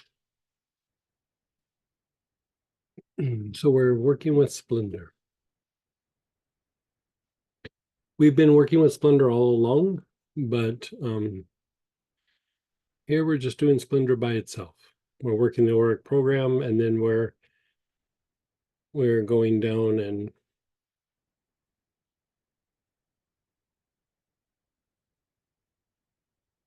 cleaning some things up a little bit more. Okay. So this is tied to the ORIC program. Oh, on the in the vein of the ORIC program. So we're going to be sending out an email tonight. So, you know, the next weekend is the last in the Master Aura series. And so there'll be a booklet for those who have been doing all that, where it's all of it combined. Instead of just blasting it out to everybody, because not everybody did it all. We're going to send out an email and you'll register for it's a free booklet, but just register for the free booklet. And the booklet will come out after next weekend, you know, with the class. And then for those that have done all 6, you'll be getting a certificate, Master Aura Technique certificate. And so it'll all be in the email, but just pay attention to that. Otherwise, you know, we won't know to send you the booklet.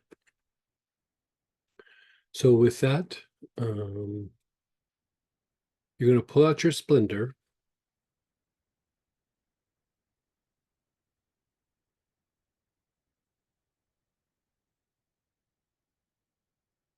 Yeah, we'll do it, and then we'll maybe do the advanced thing. I guess we could.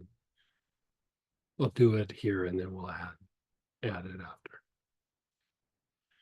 So we've been doing this over and over again, but you're gonna put your awareness on the left side of the body. The left side of the body.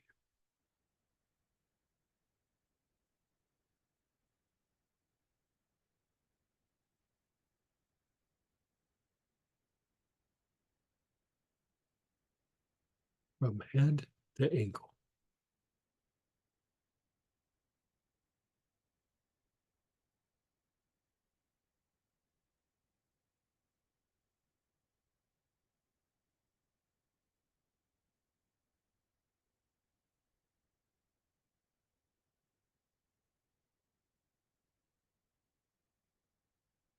Nice, long, slow, deep breaths.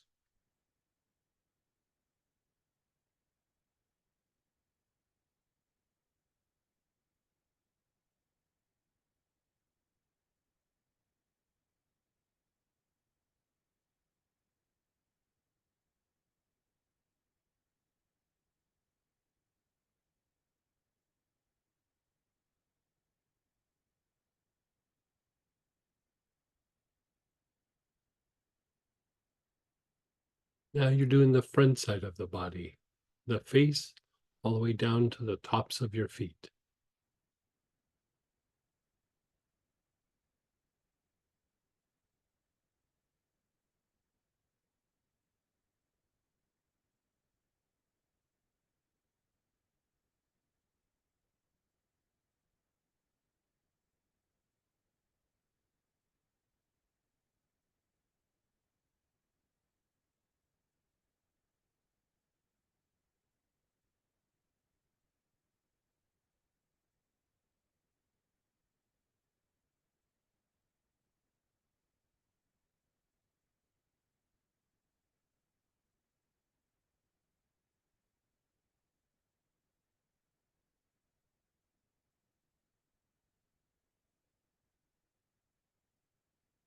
And then the right side of the body, the whole right side, from the side of your head all the way down to your ankle.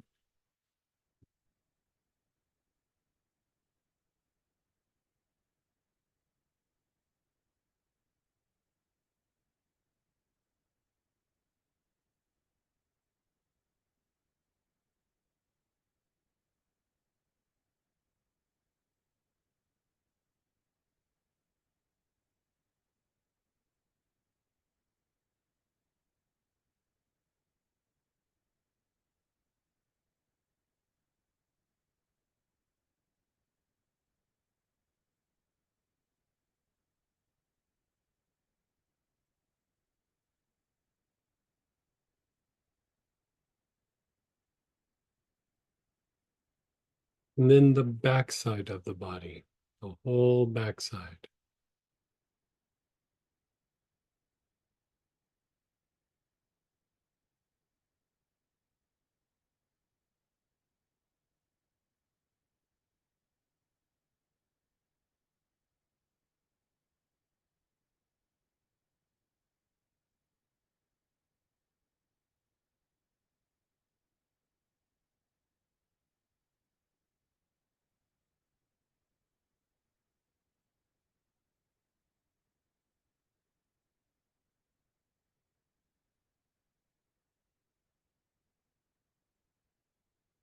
And then pause and be still.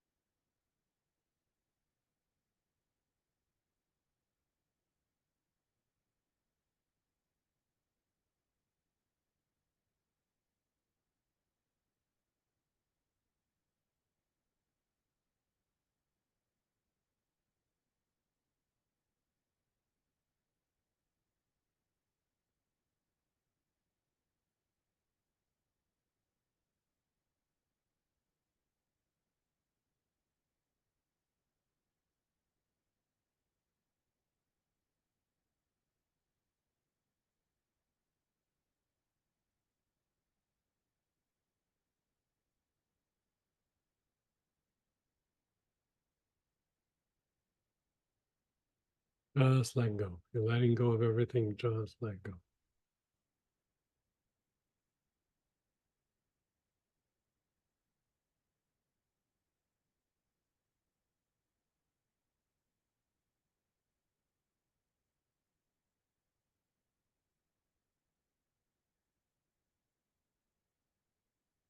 Just be still.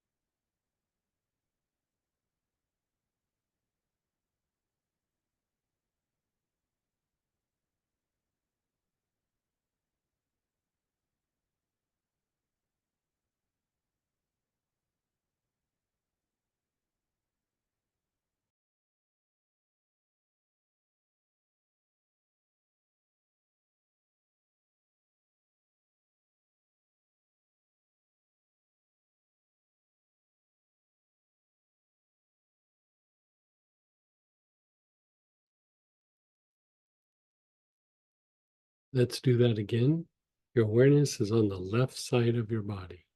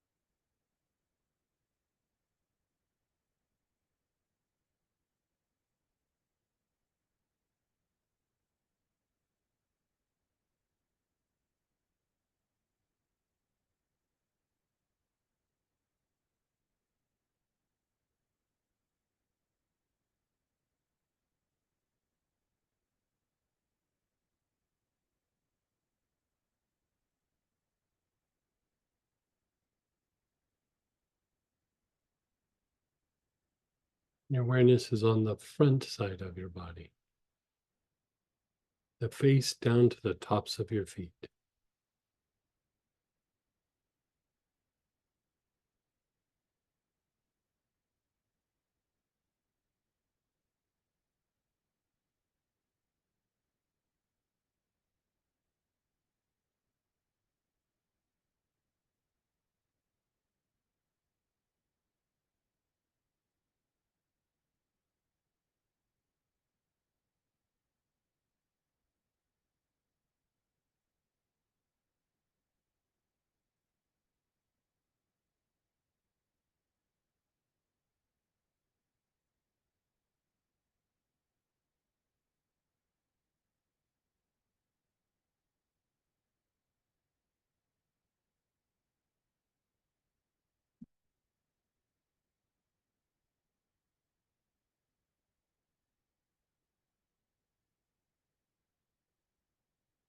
Awareness is on the front side of the body. You're taking nice, long, slow, deep breaths.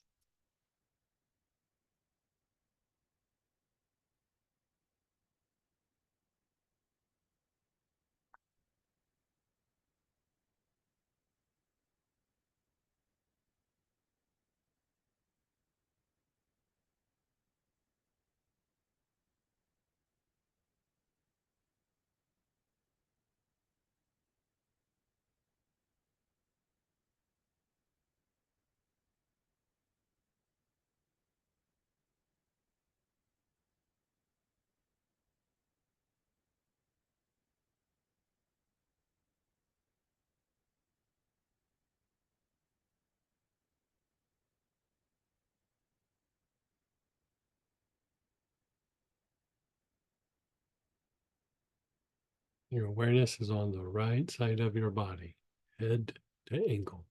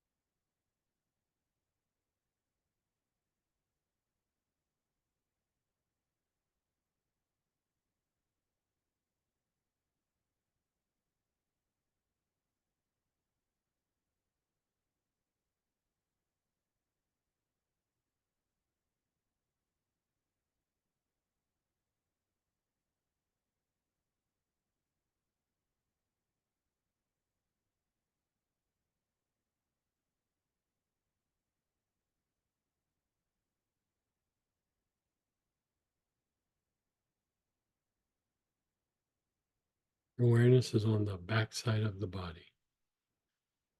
Nice, long, slow, deep breaths. Head to heel.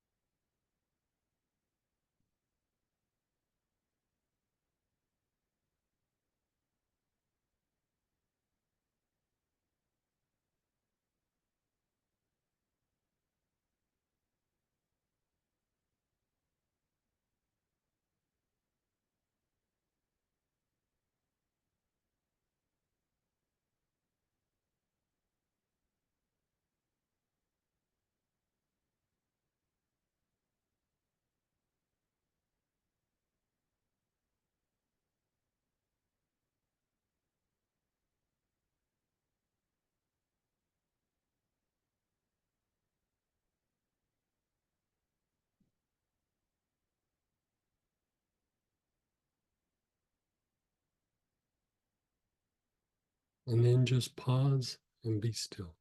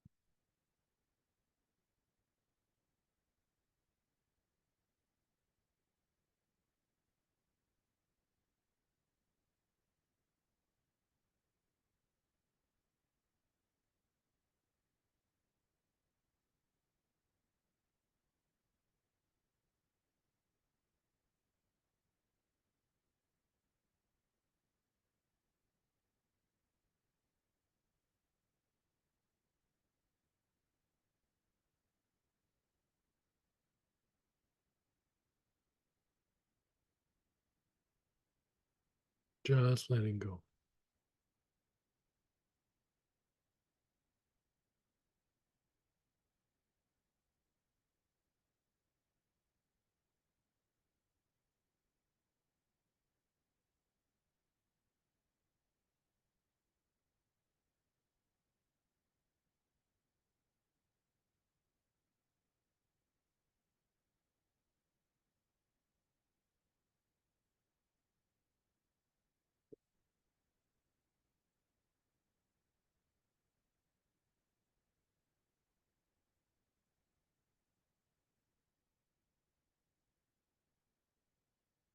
Okay, so your awareness is on your navel and your back heart, both at the same time. Navel and back heart, both at the same time.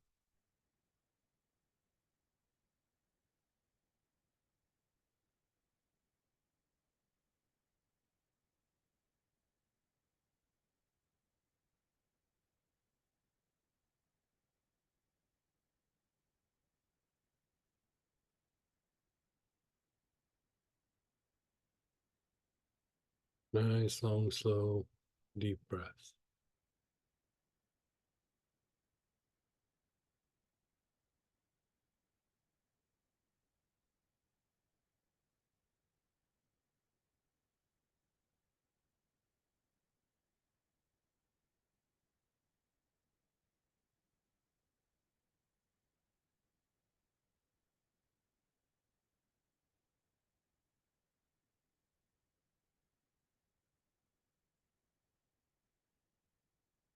Your awareness is 1.5 inches below your navel and the back heart at the same time.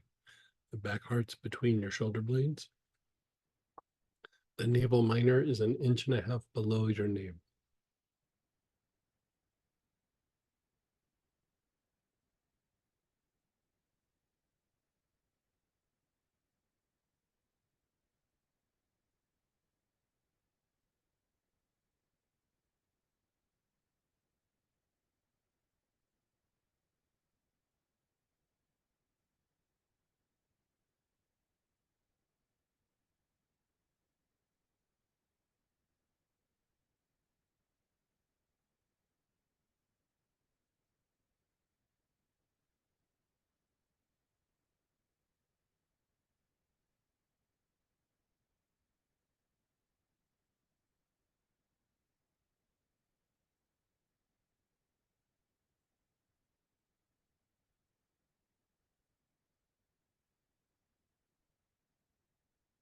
And then your awareness is just on the spleen, left-hand side below your ribs. Your awareness is simply on the spleen.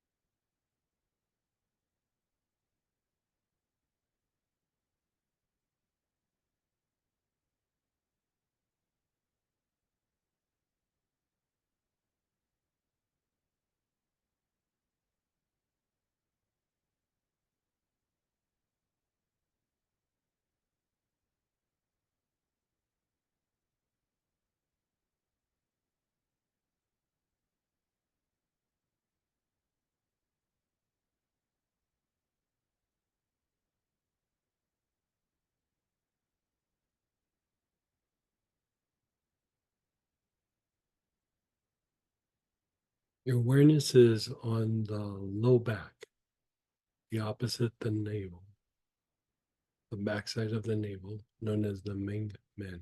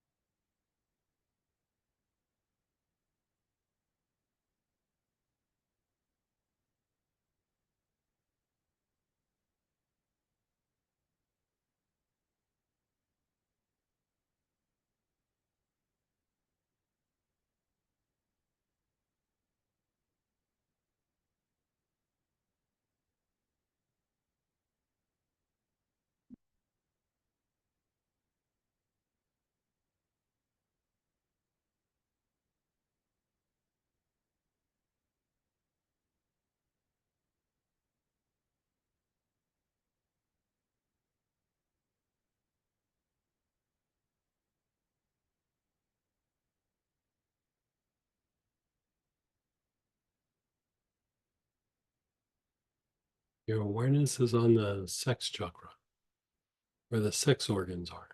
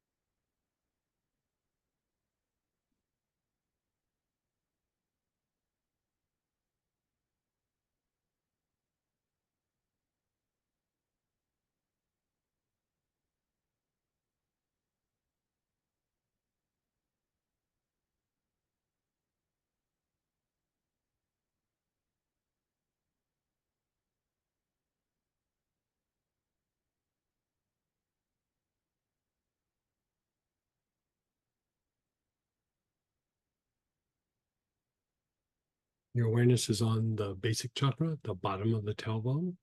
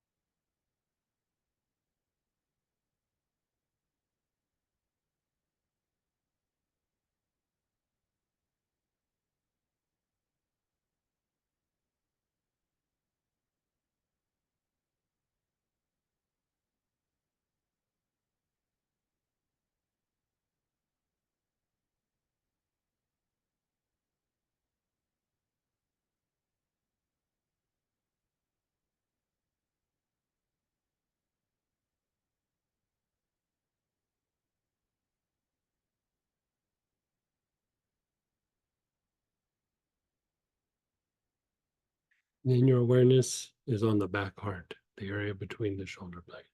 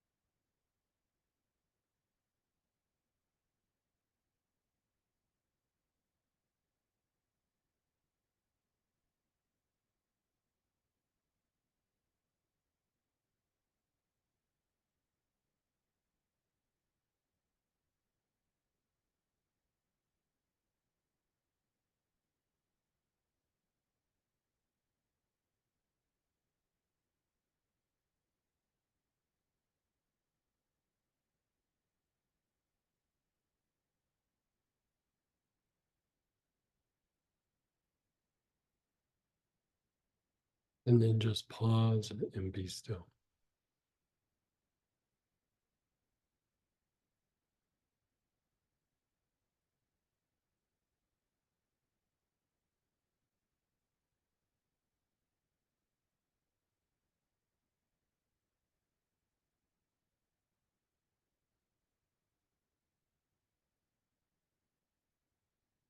Mhm.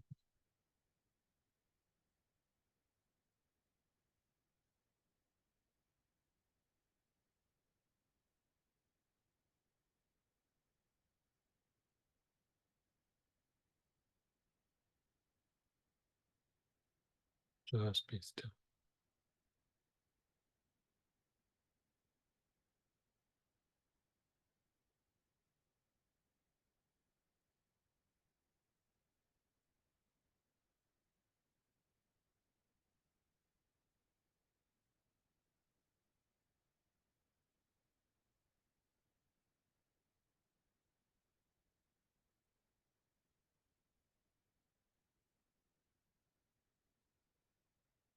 What was that? Oh, I'm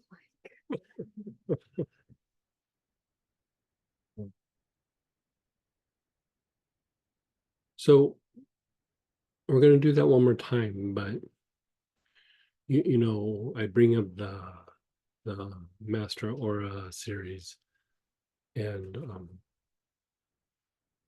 one of the things with the master booklet that's coming out is that within each of the segments, you know, the Sandalphon technique, the auric waves, the dynamics of the aura, which is next week, the auric program, the intuition and healing the past, and then the soul rays. Each one of those has a mudra, it has a mantra, and it has a tantric tool that you could utilize with it. And so part of what we're going to be doing next week as we go through and we work the processes is we're going to make it a little bit deeper, a little bit stronger by utilizing mudra, and then even a little bit of a mantra, right? And so what I thought we would do is let's play with the mudra a little bit here. And, you know, there'll be more in the class next weekend, but this at least gives you a little bit wet your whistle with, right? So this is like a way to treat the abandonment or lower emotions, basically agitation in the body. You know, the whole dynamics of the of the aura is about reducing the agitation in the body that then agitates the emotion that agitates the mind. So what we're going to do is we're going to do the mudra, right? And then we'll go back and we'll smell the oil. And then we'll go back and we'll do the mudra. We'll go back and forth a little bit. Okay. So the mudra, first, you're going to make your hand like so. Right hand. Sorry, right hand. Right? And you're going to place it on your chest. And you're going to do the same thing here, but you're going to interlock these two. So it looks like, like this. So you're basically something like this. So this one's like this, that one's like this, but it's like this, right? And then you place it on your front heart.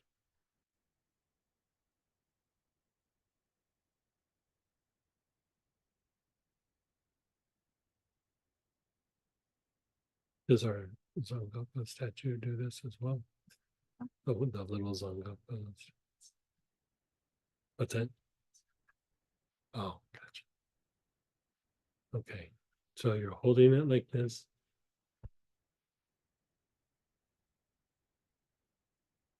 You're holding like this. Your eyes are closed. You're just being still.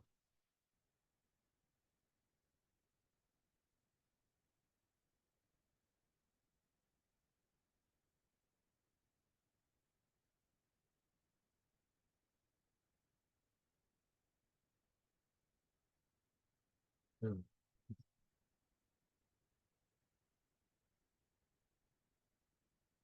Hmm.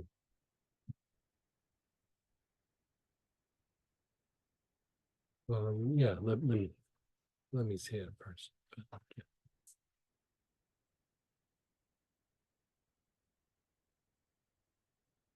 So you're holding the mudra on your heart and you're just being still.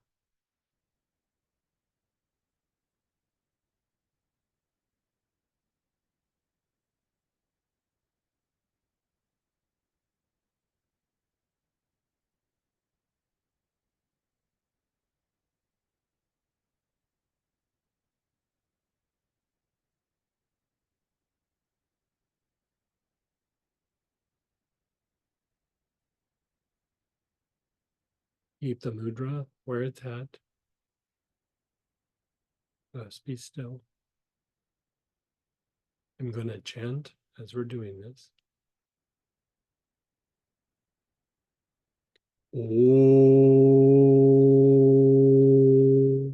Om Rama.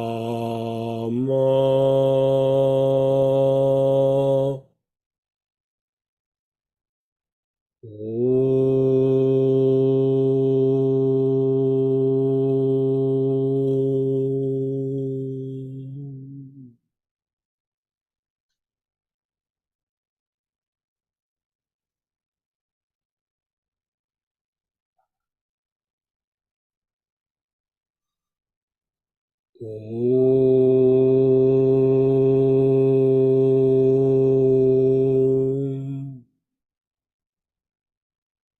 Om Rama.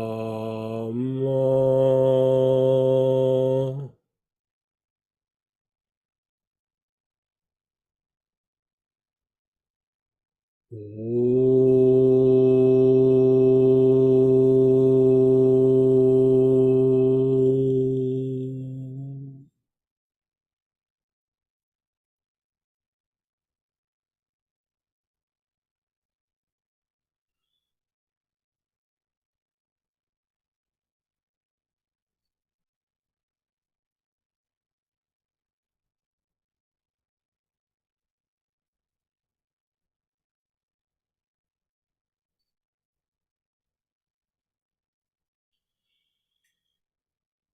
Om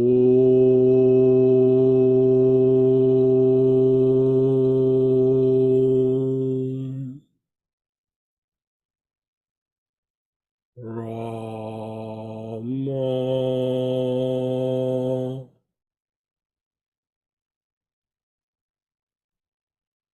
Om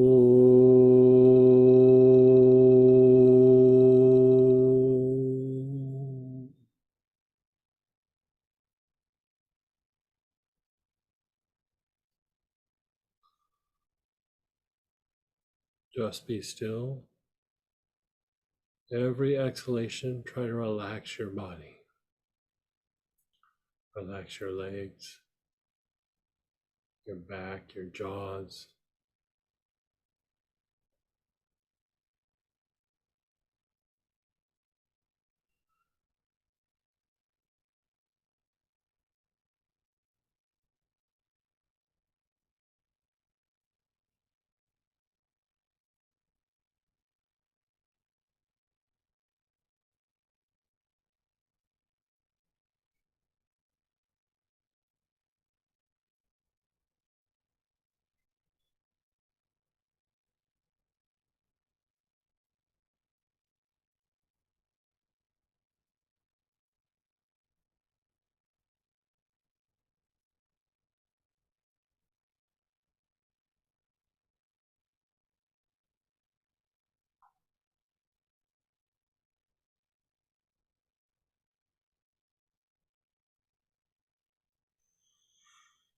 Om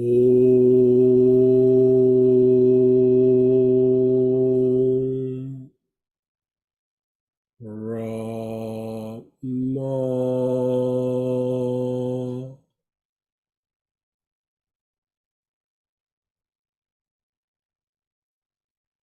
Om.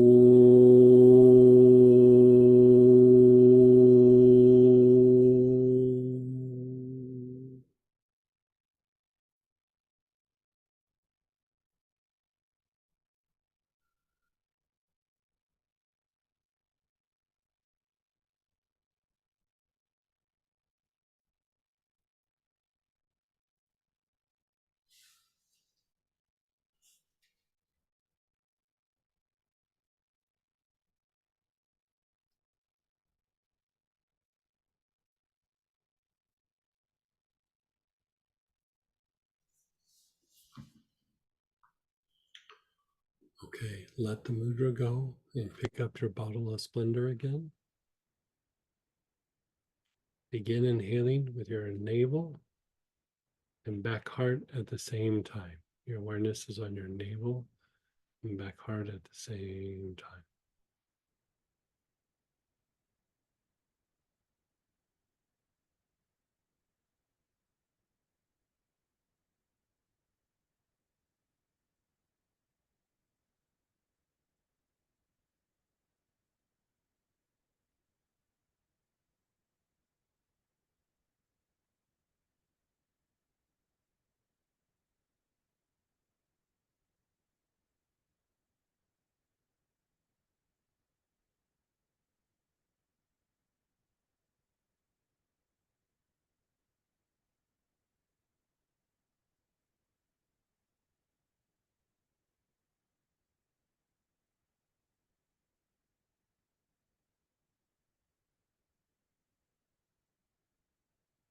Move your awareness to the navel minor, which is 1.5 inches below your navel, and the back heart, which is between the shoulder blades, both at the same time.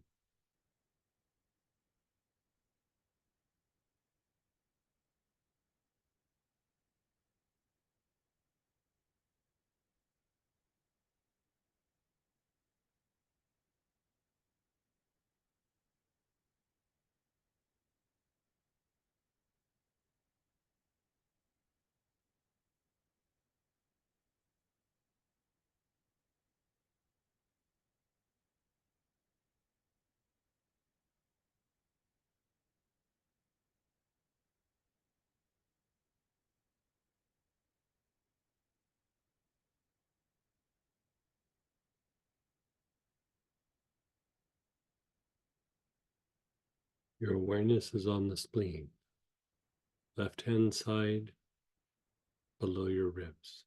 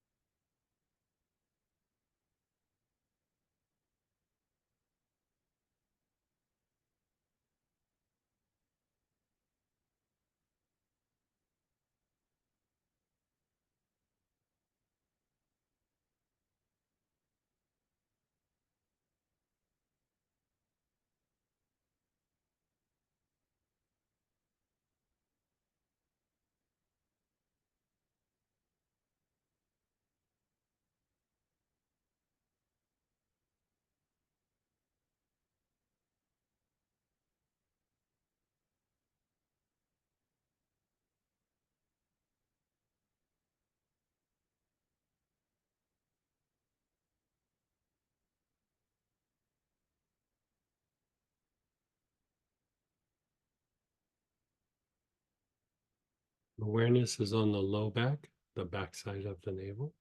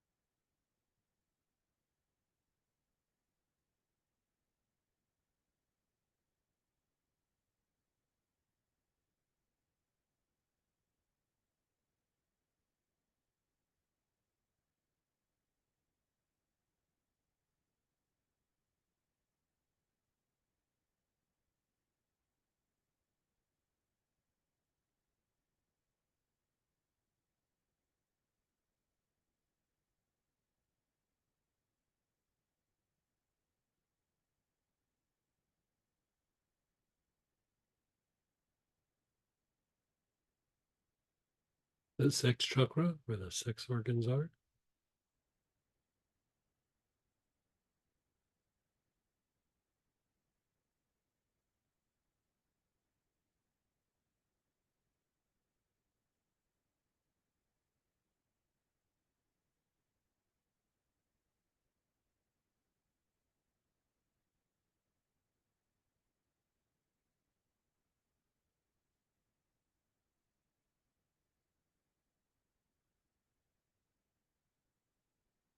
The bottom of the tailbone.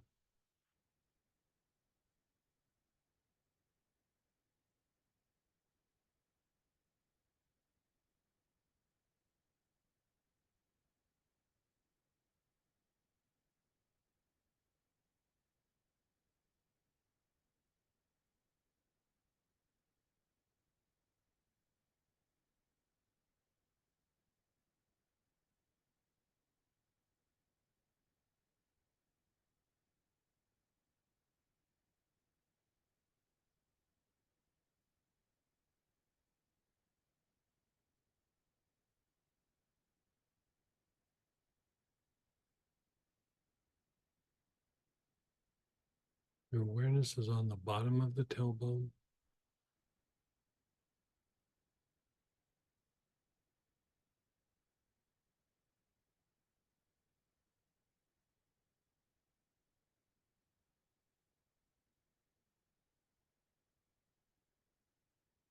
Your awareness is on the back heart, the area between the shoulder blades.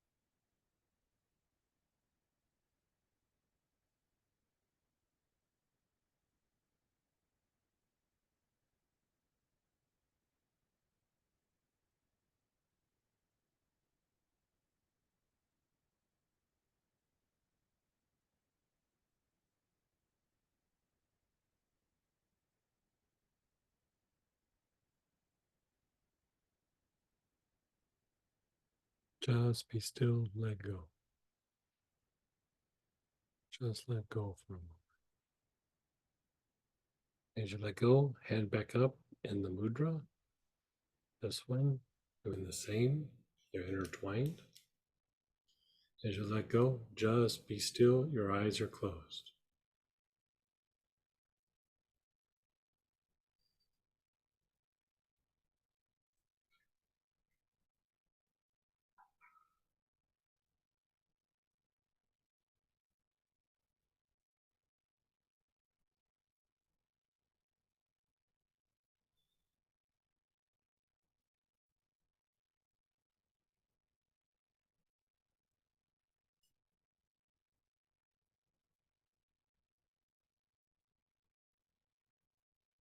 You feel tension in your body.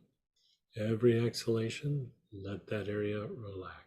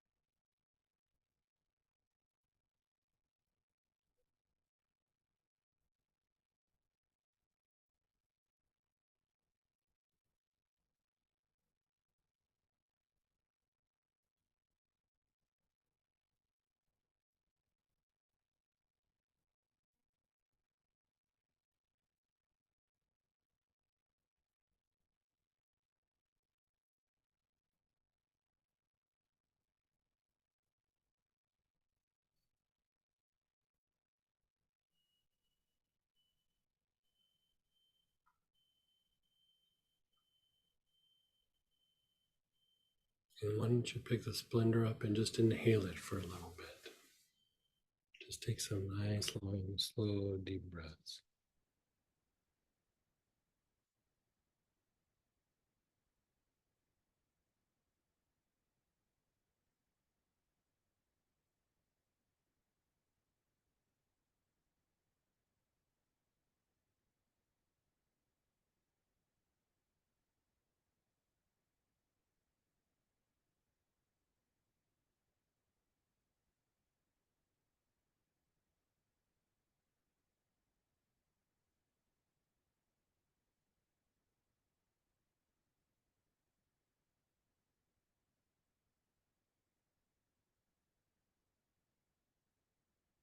And then just be still.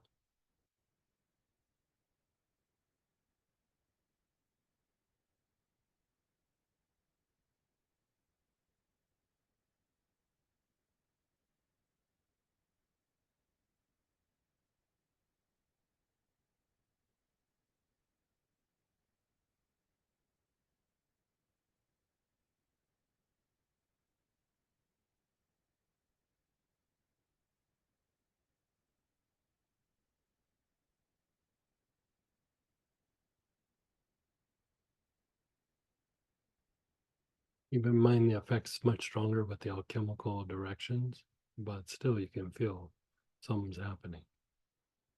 Or better, probably better said, something stopped happening. The agitation is slowing down.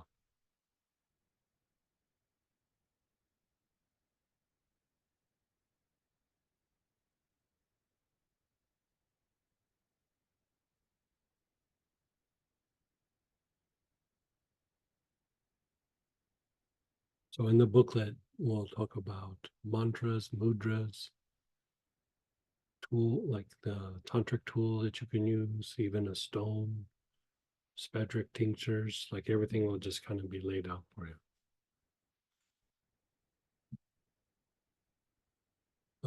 Let's go ahead and see how you feel. Unmute yourself, type in, share experiences or ask questions. Go ahead and fire away. You were going to say something? Yeah, I was just gonna say, we're gonna even set up a whole website. Yeah, like the booklet is a phase, but there's going to be actually a website, just a informative website for you guys to go to with all the horror related info.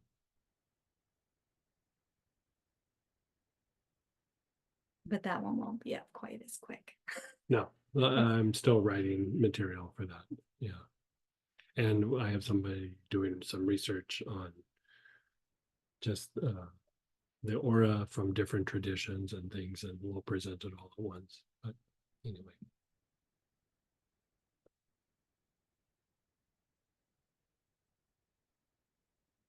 How'd that feel for you, man? Oh my gosh, I could have stayed there forever. Yeah.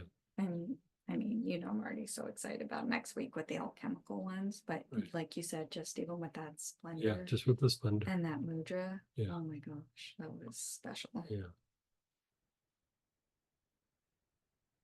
Like the idea is to be able to treat something and train the body, but like, you know, what if you only have 10 minutes, or what if you're getting ready for meditation, or so to have multiple ways that you can work these different aspects.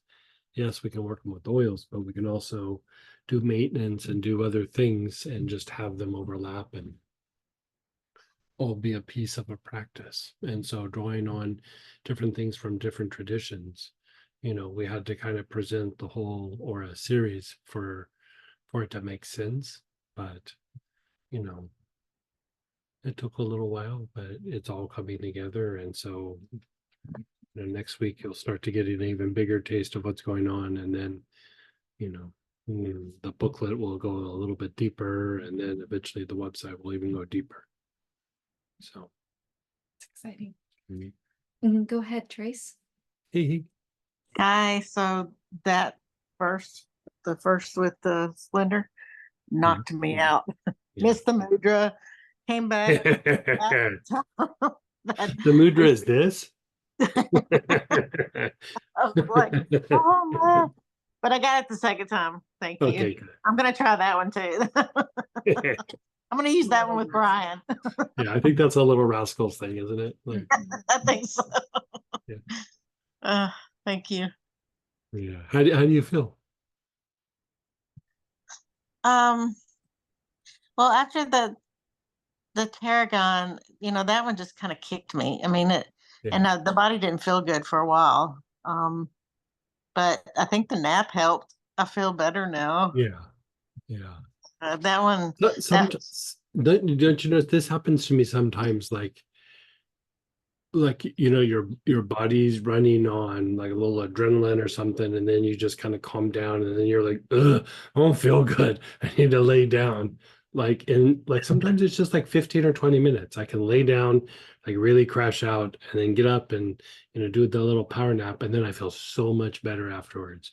But like when you calm everything down, you know, the adrenals sometimes are compensating for fatigue. And so like you calm everything down and you're like, I don't feel that great. It's a lot of times it's because the body's fatigued and it's needing even just a short little bit of rest.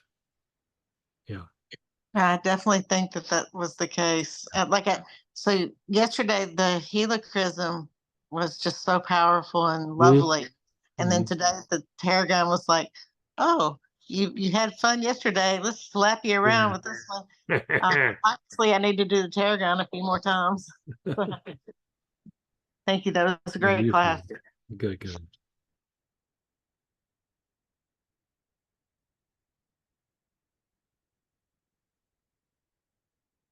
I feel high on life, though too drugged, I think, to drive. Oh, probably. You know, because you like part of when agitation goes away, you start to expand. You know, that's kind of what you try to do in meditation for a little bit, is just calm everything down so you can start to have expansion. So even if you're already doing meditation, this will deepen the meditation. But yeah, it's very, very soothing, very calming. I didn't drop the bottle. I just flat forgot the bottle was in my hand. Went looking for it and found it on my face. That's a new one. That's funny. I'm so sleepy.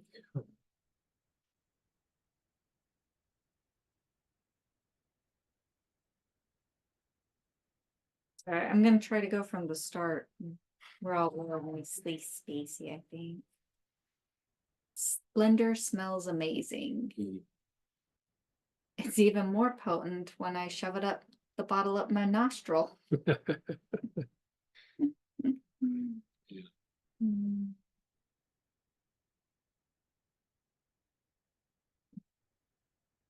Okay, so I'm gonna just kind of start here. So Greg, my story is short. What happened last week with me was due to my more misalignment with my higher soul. Not done any of my spiritual practices and given more importance to my family and overdone work for them. This class was totally blessing for me and I've learned my lesson. Good. You have very well explained the upcoming class. My problem is I'm not able to practice it by myself once the class is over. If I sign up for the class, how many times do you suggest to repeat a protocol to achieve more soul contact or to get more in line and balance? So be calm and relaxed and respond properly. Yeah, like, with the class there, it'll be broken up into pieces so that, there might be one area that you need to work and not the whole class.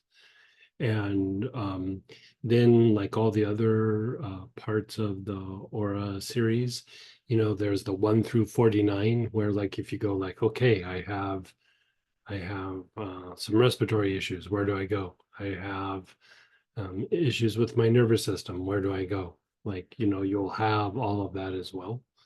And then once next week is the pulling the whole series together, we'll be doing a series of study groups. So, we try to make the recordings available for you, but we're also going to try to have a bit of a practice where we get together, like how we do the mystical tools and we get together. We're going to put that in motion as well, so that the ones that are doing the aura series, will pull out a piece and start doing some of that work. And so, you won't have to do the whole class, like when we do the 7 aspects, you'll probably resonate with really one, and so you'll kind of work one, but um it's good to go through and do them all from time to time, but it's not necessarily like a daily or a weekly practice. You'll probably just have one that you work for a little while. And so the idea of being able to work that even for 10 minutes with like the mudra and a little bit of mantra, we're doing things to also record the mantra. So even they're going to be available to you for free, where you can just push play and it's me chanting the mantra, so you can just get everything all aligned, push play, do that, go through and do the process and pull it all together. So we're trying to simplify it for you as much as possible. Over the next even 30 days, it will be much more simplified.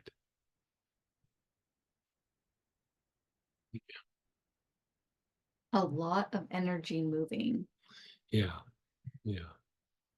This segment made me so sleepy. Yeah. I mean, it's calming down the limbic responses, which is stress response, fear response, emotional learning, the conditioning that we talk about from the negative things that have happened in the past.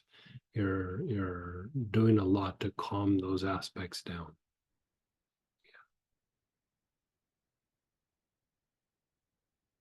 The mudra and mantra was the cherry on top. So peaceful. Yeah. Thank you very much. Yeah. Yeah. Yeah. Like it's all about like calming down agitation. The opposite of it is peace. In fact, that's what I almost called the class next weekend, was peace and stillness. But I was like, I know that seems so cliche. So I don't know. It's hard to name the classes sometimes. Chill and white. I was a bit spacey. Can Greg tell again when to use the mudras and why? Yeah, so you're doing it to calm down agitation. So you could, it wasn't really part of this class. I was just kind of sharing a little bit from next weekend. But like when you go through and you do your process, like here we did the one for Splendor. So we did segment 8. So you could do it at the end of any of the segments.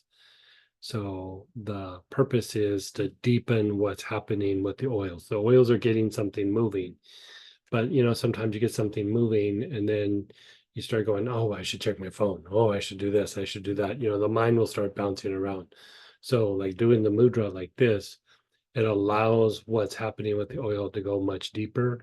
And just the mudra by itself also has an effect in the same areas that we're targeting with the oils. And so And there's also a tantric tool that you can use. Like there's a stone that you can use. There's a tincture you can use.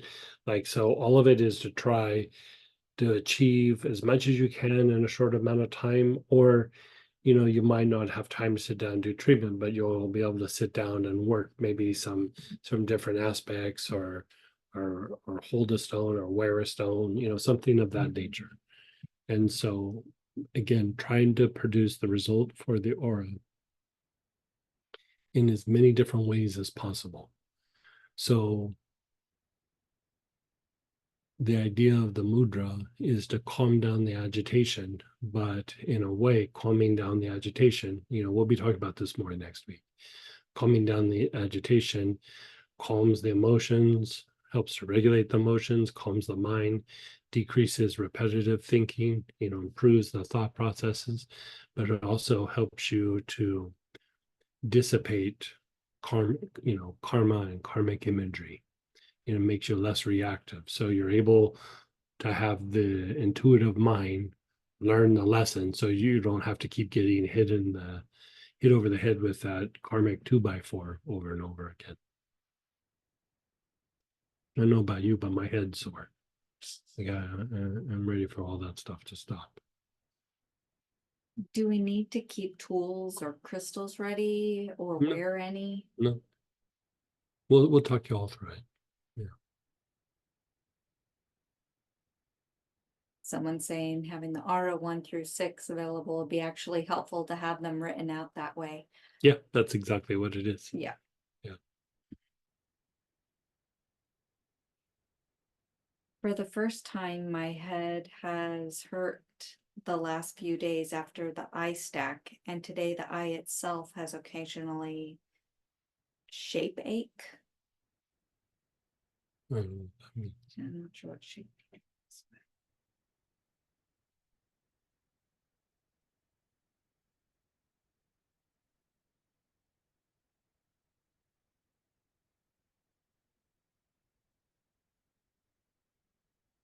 Is there a place to find a listing of the aspects of the aura, or perhaps name them here?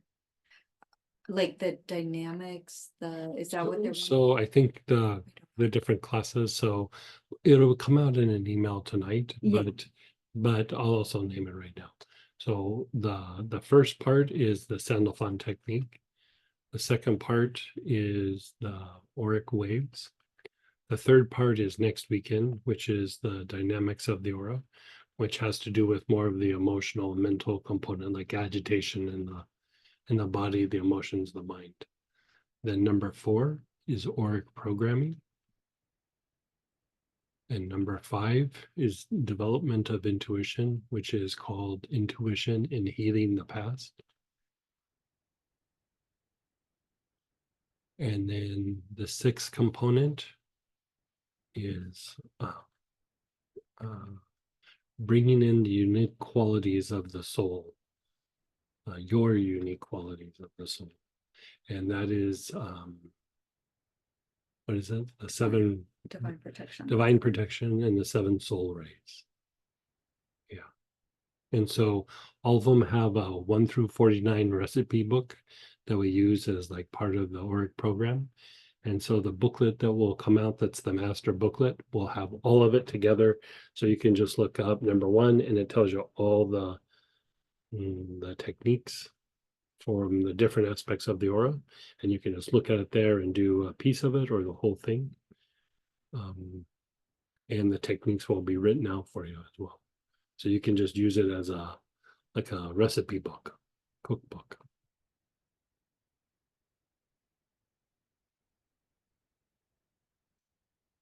Thanks so much. I'm gonna scroll up to a couple questions earlier. Mhm.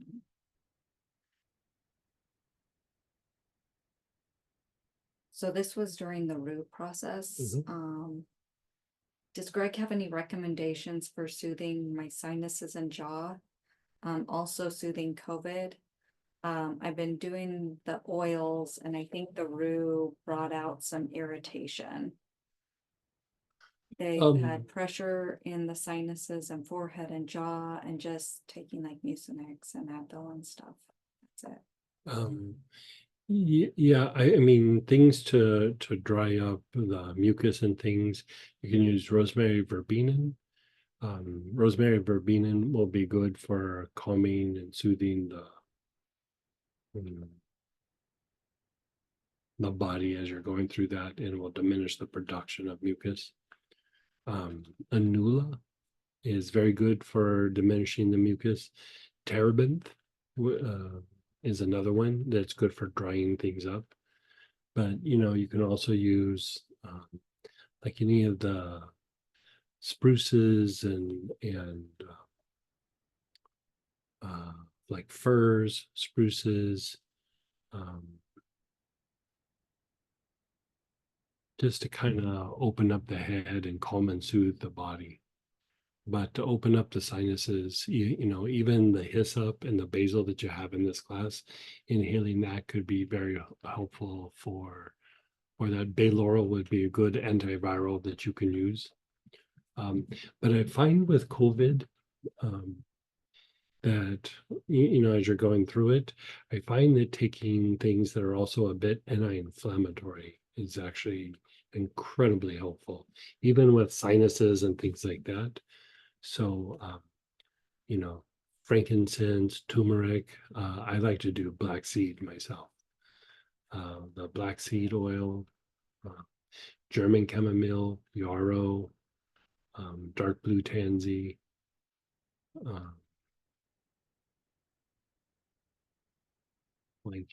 said turmeric, on anti-inflammatory things right now. Well, you said all the blue oils, turmeric, Yeah. frankincense, black cumin. Yeah. I mean, those are real. Ginger could be good. But do things to reduce inflammation in the body. Like I think I can't remember. I got exposed to something and I wasn't sure if I got sick or I was having allergies because it was like I was traveling. And so, I was testing negative for COVID and everything, but still, like I just couldn't shake off the mucus, and like I'd get it cleared out and then I'd go, oh, I'm over it. Like, and then a day would go by and it would all come back. And I was just like, man, it just cycled through for a couple of weeks. And I would keep clearing it and it kept coming back after a day or two.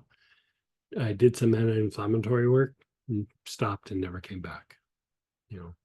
Helichrysum could be another one you'd use in that arena. Oh, that's a good choice. Yeah, helichrysum is actually a very good choice. So Someone's asking, are black seed and black cumin the same? they're very similar, but either one would work. Yeah, the names used interchangeably, but they are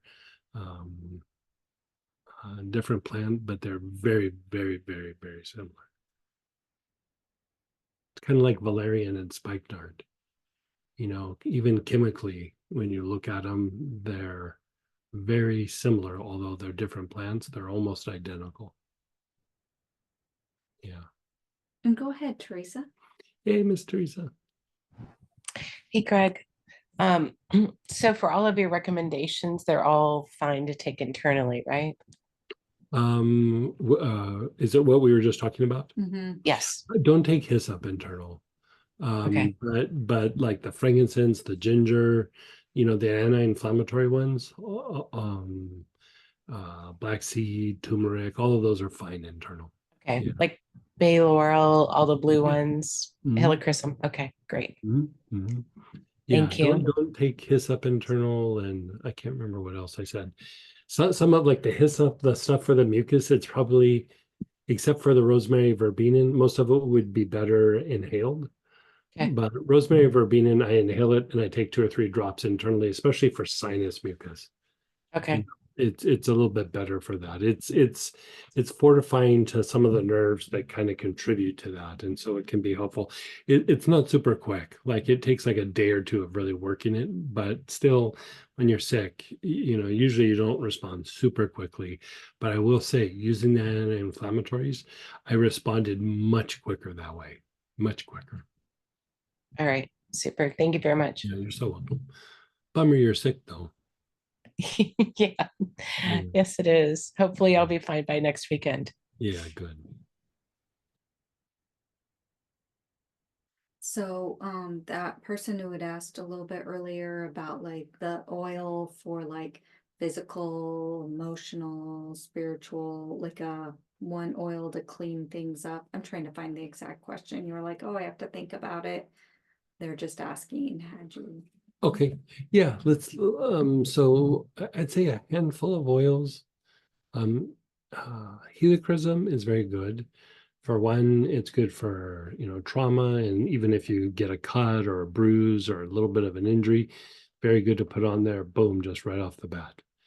And then on top of that, when you especially go through and inhale it on the organs of blood purification, it's very good for clearing out the lower emotions, the homeostatic emotions. So I would put helichrysum on that list. I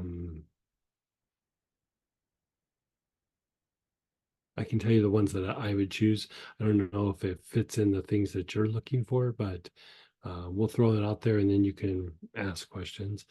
Another one would be marjoram. Marjoram is, it's antispasmodic, it's calming, it's soothing. It pulls you out of fight flight and really fortifies rest and repair. It's super antispasmodic. So if you have, a bad back or shoulder or something's tense and tightening up, you can just put marjoram on that area and it relaxes it quite substantially. And if you're feeling stressed out, it will be super relaxing for you. Marjoram also is very activating to the heart. You wouldn't think of marjoram being that way, but it helps to transmute things in the body. It helps to transmute the lower emotions that are stuck in the body. So that would be my second one.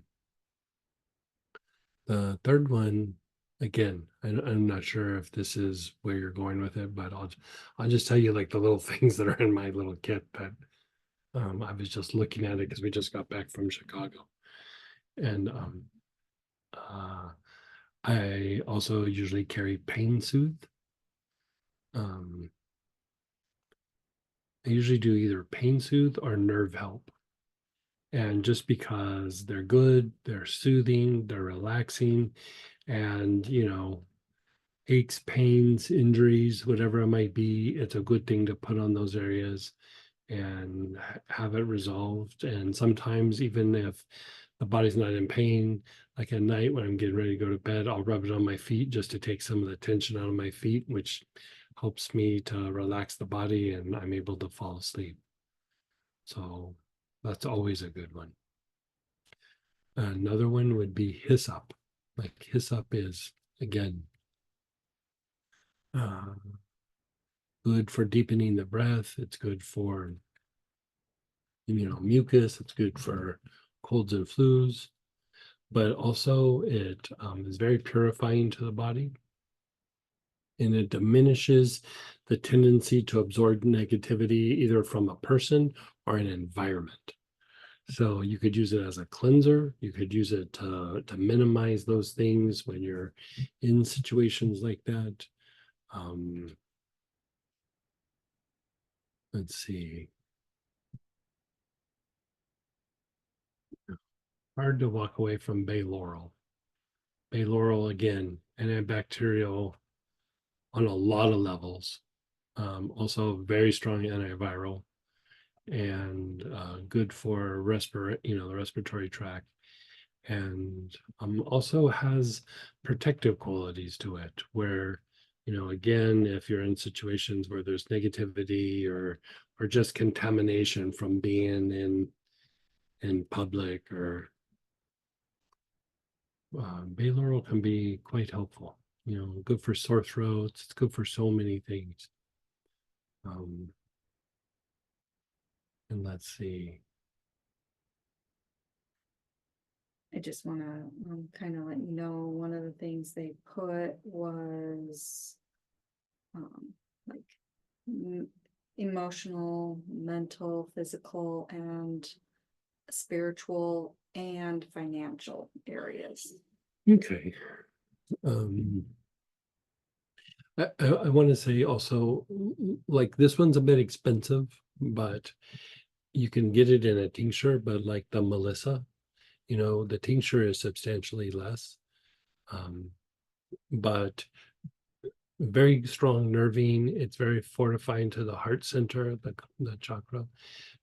Very calming and soothing, and it's very soothing to the lower emotions in the body. It also helps to break down physical blockages in the body. So it helps to accelerate the rate of healing.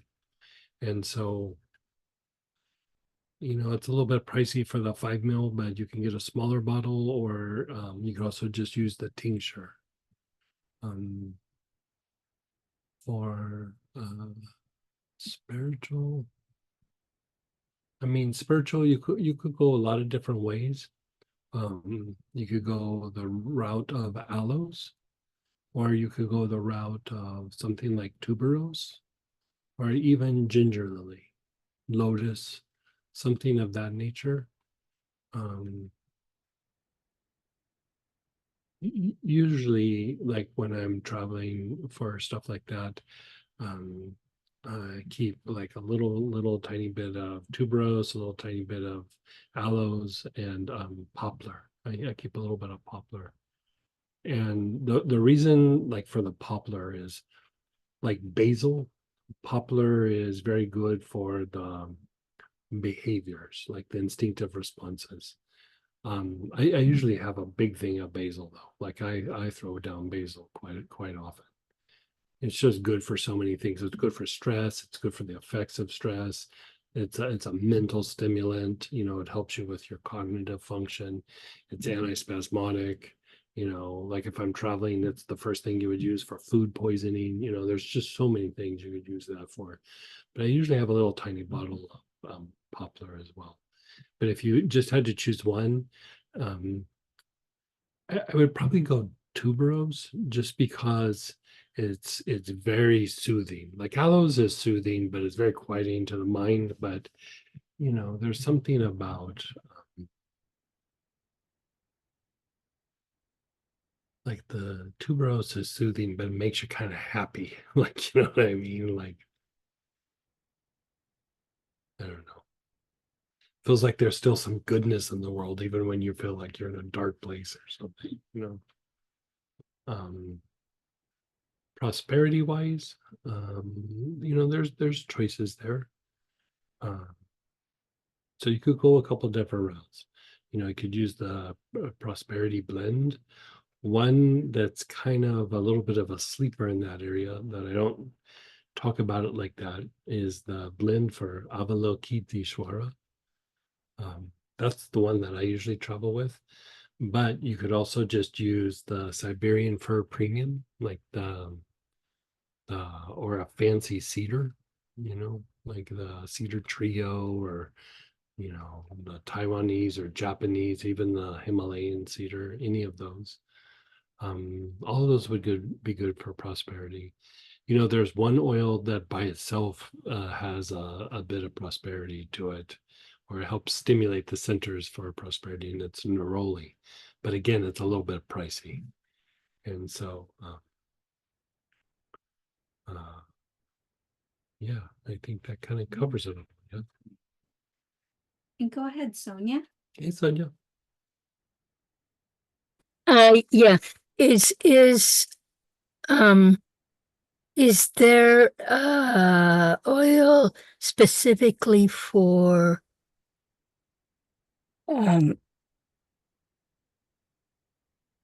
muscle tightness that is caused by neurological, not muscular?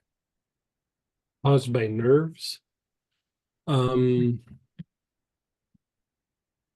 me think that out for a moment.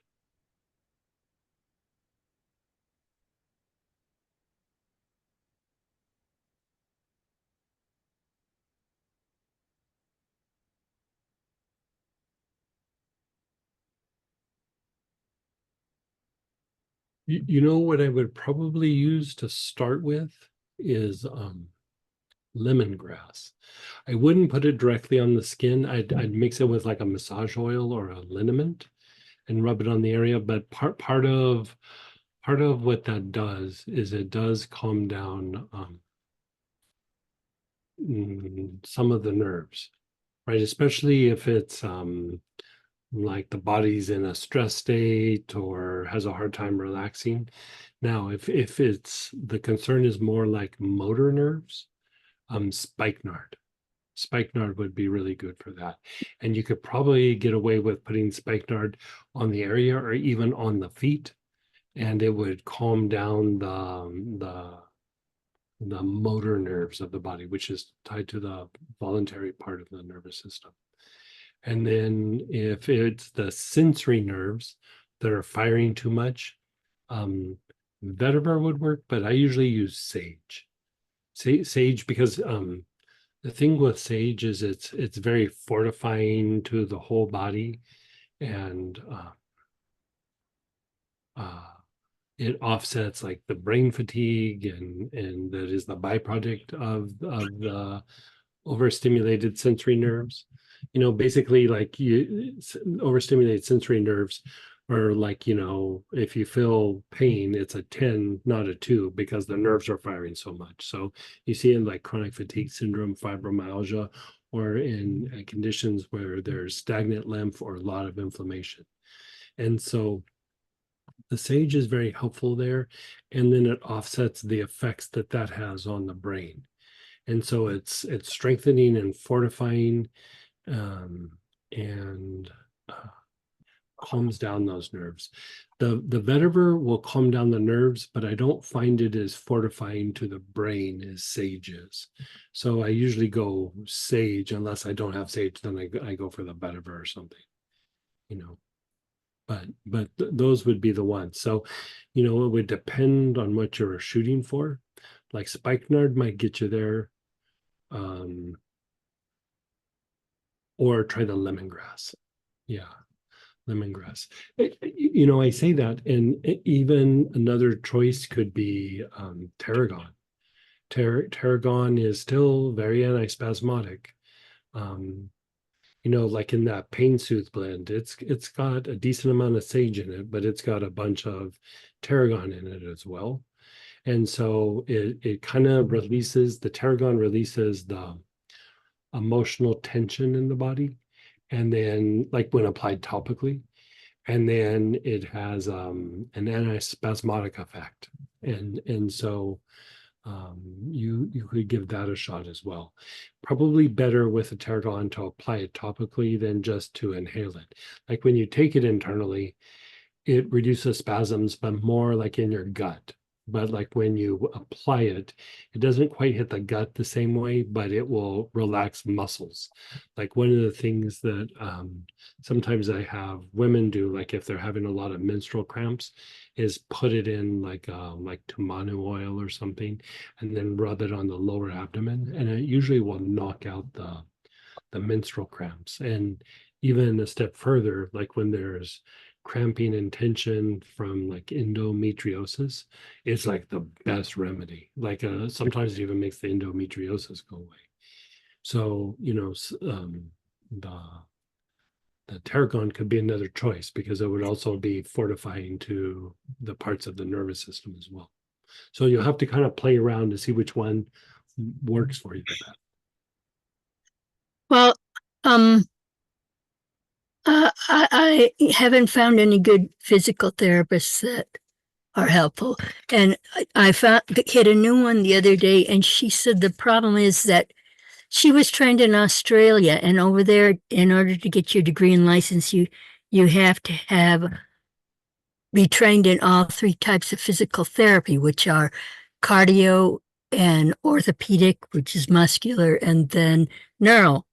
So she's trained in all 3. She said in the US, you only have to train in one to get your license. Right. So she said the majority are orthopedic, unless you go to like one for a place for like neurosurgery and stuff, and they probably will have a neural one. But she says there aren't very many in neural therapists in the US. So I had the meningitis and then I Sure. got the spinal curvature. And she looked at the x-rays, and on my x-rays on the back of the vertebrae and cervical vertebrae, Mhm.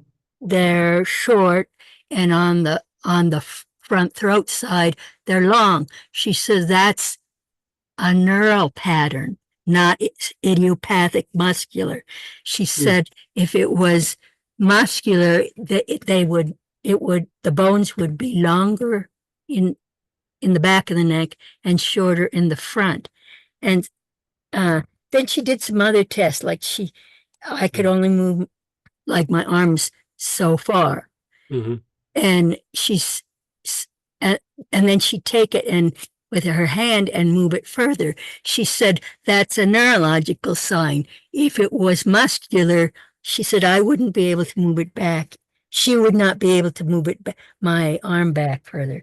So Another one that, like, as you're explaining kind of what's happening there, another one you might want to play with is Kunzia. And it wouldn't be my first thing to go to. Usually I use that in more like arthritic kind of conditions. But part of what it does is it does increase the amount of movement, but it does it by calming everything down. And so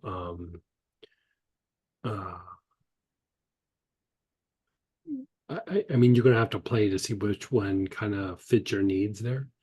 But in that grouping, I think you could find something that works for yeah, she said the spinal curvature was fixable because it was not muscular; it was neurological. you. And so she's been able to just like I've seen her 10 times, loosen up a whole lot of muscles. She has a Oh, specialty goodness. in Yeah. physicals, in spinal curvatures. And so I'm excited. Spikenard usually takes my skin off. So Ugh, ter- really? ter- You have that react even if you put it in massage oil or something? well, I'm usually allergic to most oils. Uh, s- uh, I Can you put it in like witch hazel or alcohol or something? uh, I'm allergic to those too. I'm allergic to those and to coconut oil and sesame oil and Oh yeah. I don't know what to tell you. yeah. I Well, try something. Try one of the other ones. Try the lemongrass and see how that. You said tarragon instead of Tarragon would be spikenard. in that mix. So lemongrass, tarragon, spikenard, but it sounds like you don't do well with spikenard. Um, I mean, you could use valerian, but they're so chemically, they're so similar. Um, uh, and then sage. Um, one that I'm playing with that is for the motor nerves, but I haven't made a decision yet, like how well it works or not, is larch. But jury's still out on that one. Okay. Now I've used bottles and bottles of marjoram and then the anti-spaz and the what there's another one. The there's there's another anti-spaz, but I don't get anything. I don't seem to get anything out of them, even if I put them on before I go to the chiropractor. So, and then the chiropractor said, well, part of your problem for your breathing and other stuff is that the atlas it gets locked and rotated, Mm. and so Yeah, try the oils that we talked about and see how those treat you. okay. Okay. And then someone's asking, does Greg use pain soothe neat or in a body tonic? I do both. Yeah. If I have it in a body tonic, I do it. But sometimes when I travel, I just pour it on and rub it in. And you kind of probably answered this when you were talking about black seed versus black cumin, but they're asking, is black seed complex as good as black cumin for Sure. inflammation? Yeah. That's got turmeric and frankincense and a couple other things in it. It's all to target inflammation. So yeah. Is helichrysum good for hematomas? I hit a cabinet corner Oh, yeah. on my forehead. Yeah. But helichrysum, put some helichrysum on it like maybe twice a day. And I mean, it'll start taking it down really quick. Yeah. To use today's booklet, can we pick a segment to do and then do segment 8? Sure. Yeah. I kind of built in like the Splendor in every one. So if you just did one, you could almost just do the segment on by itself. And so, but if you want to add 8 into it, you could go for it. Thank you. Another perfectly timed, amazing class that knocked me out completely both days. Good.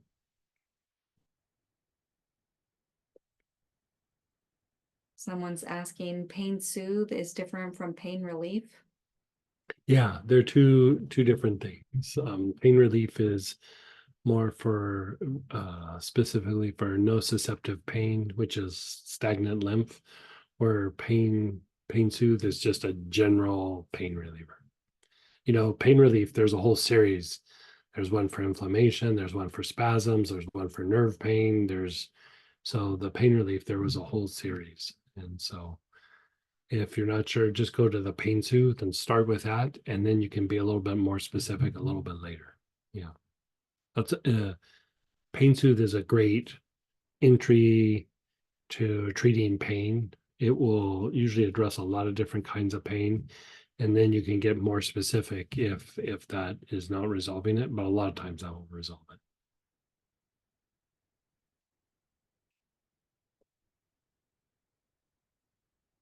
Would inhaling and working with DD 1, 2, and 3 help and support the abandonment also?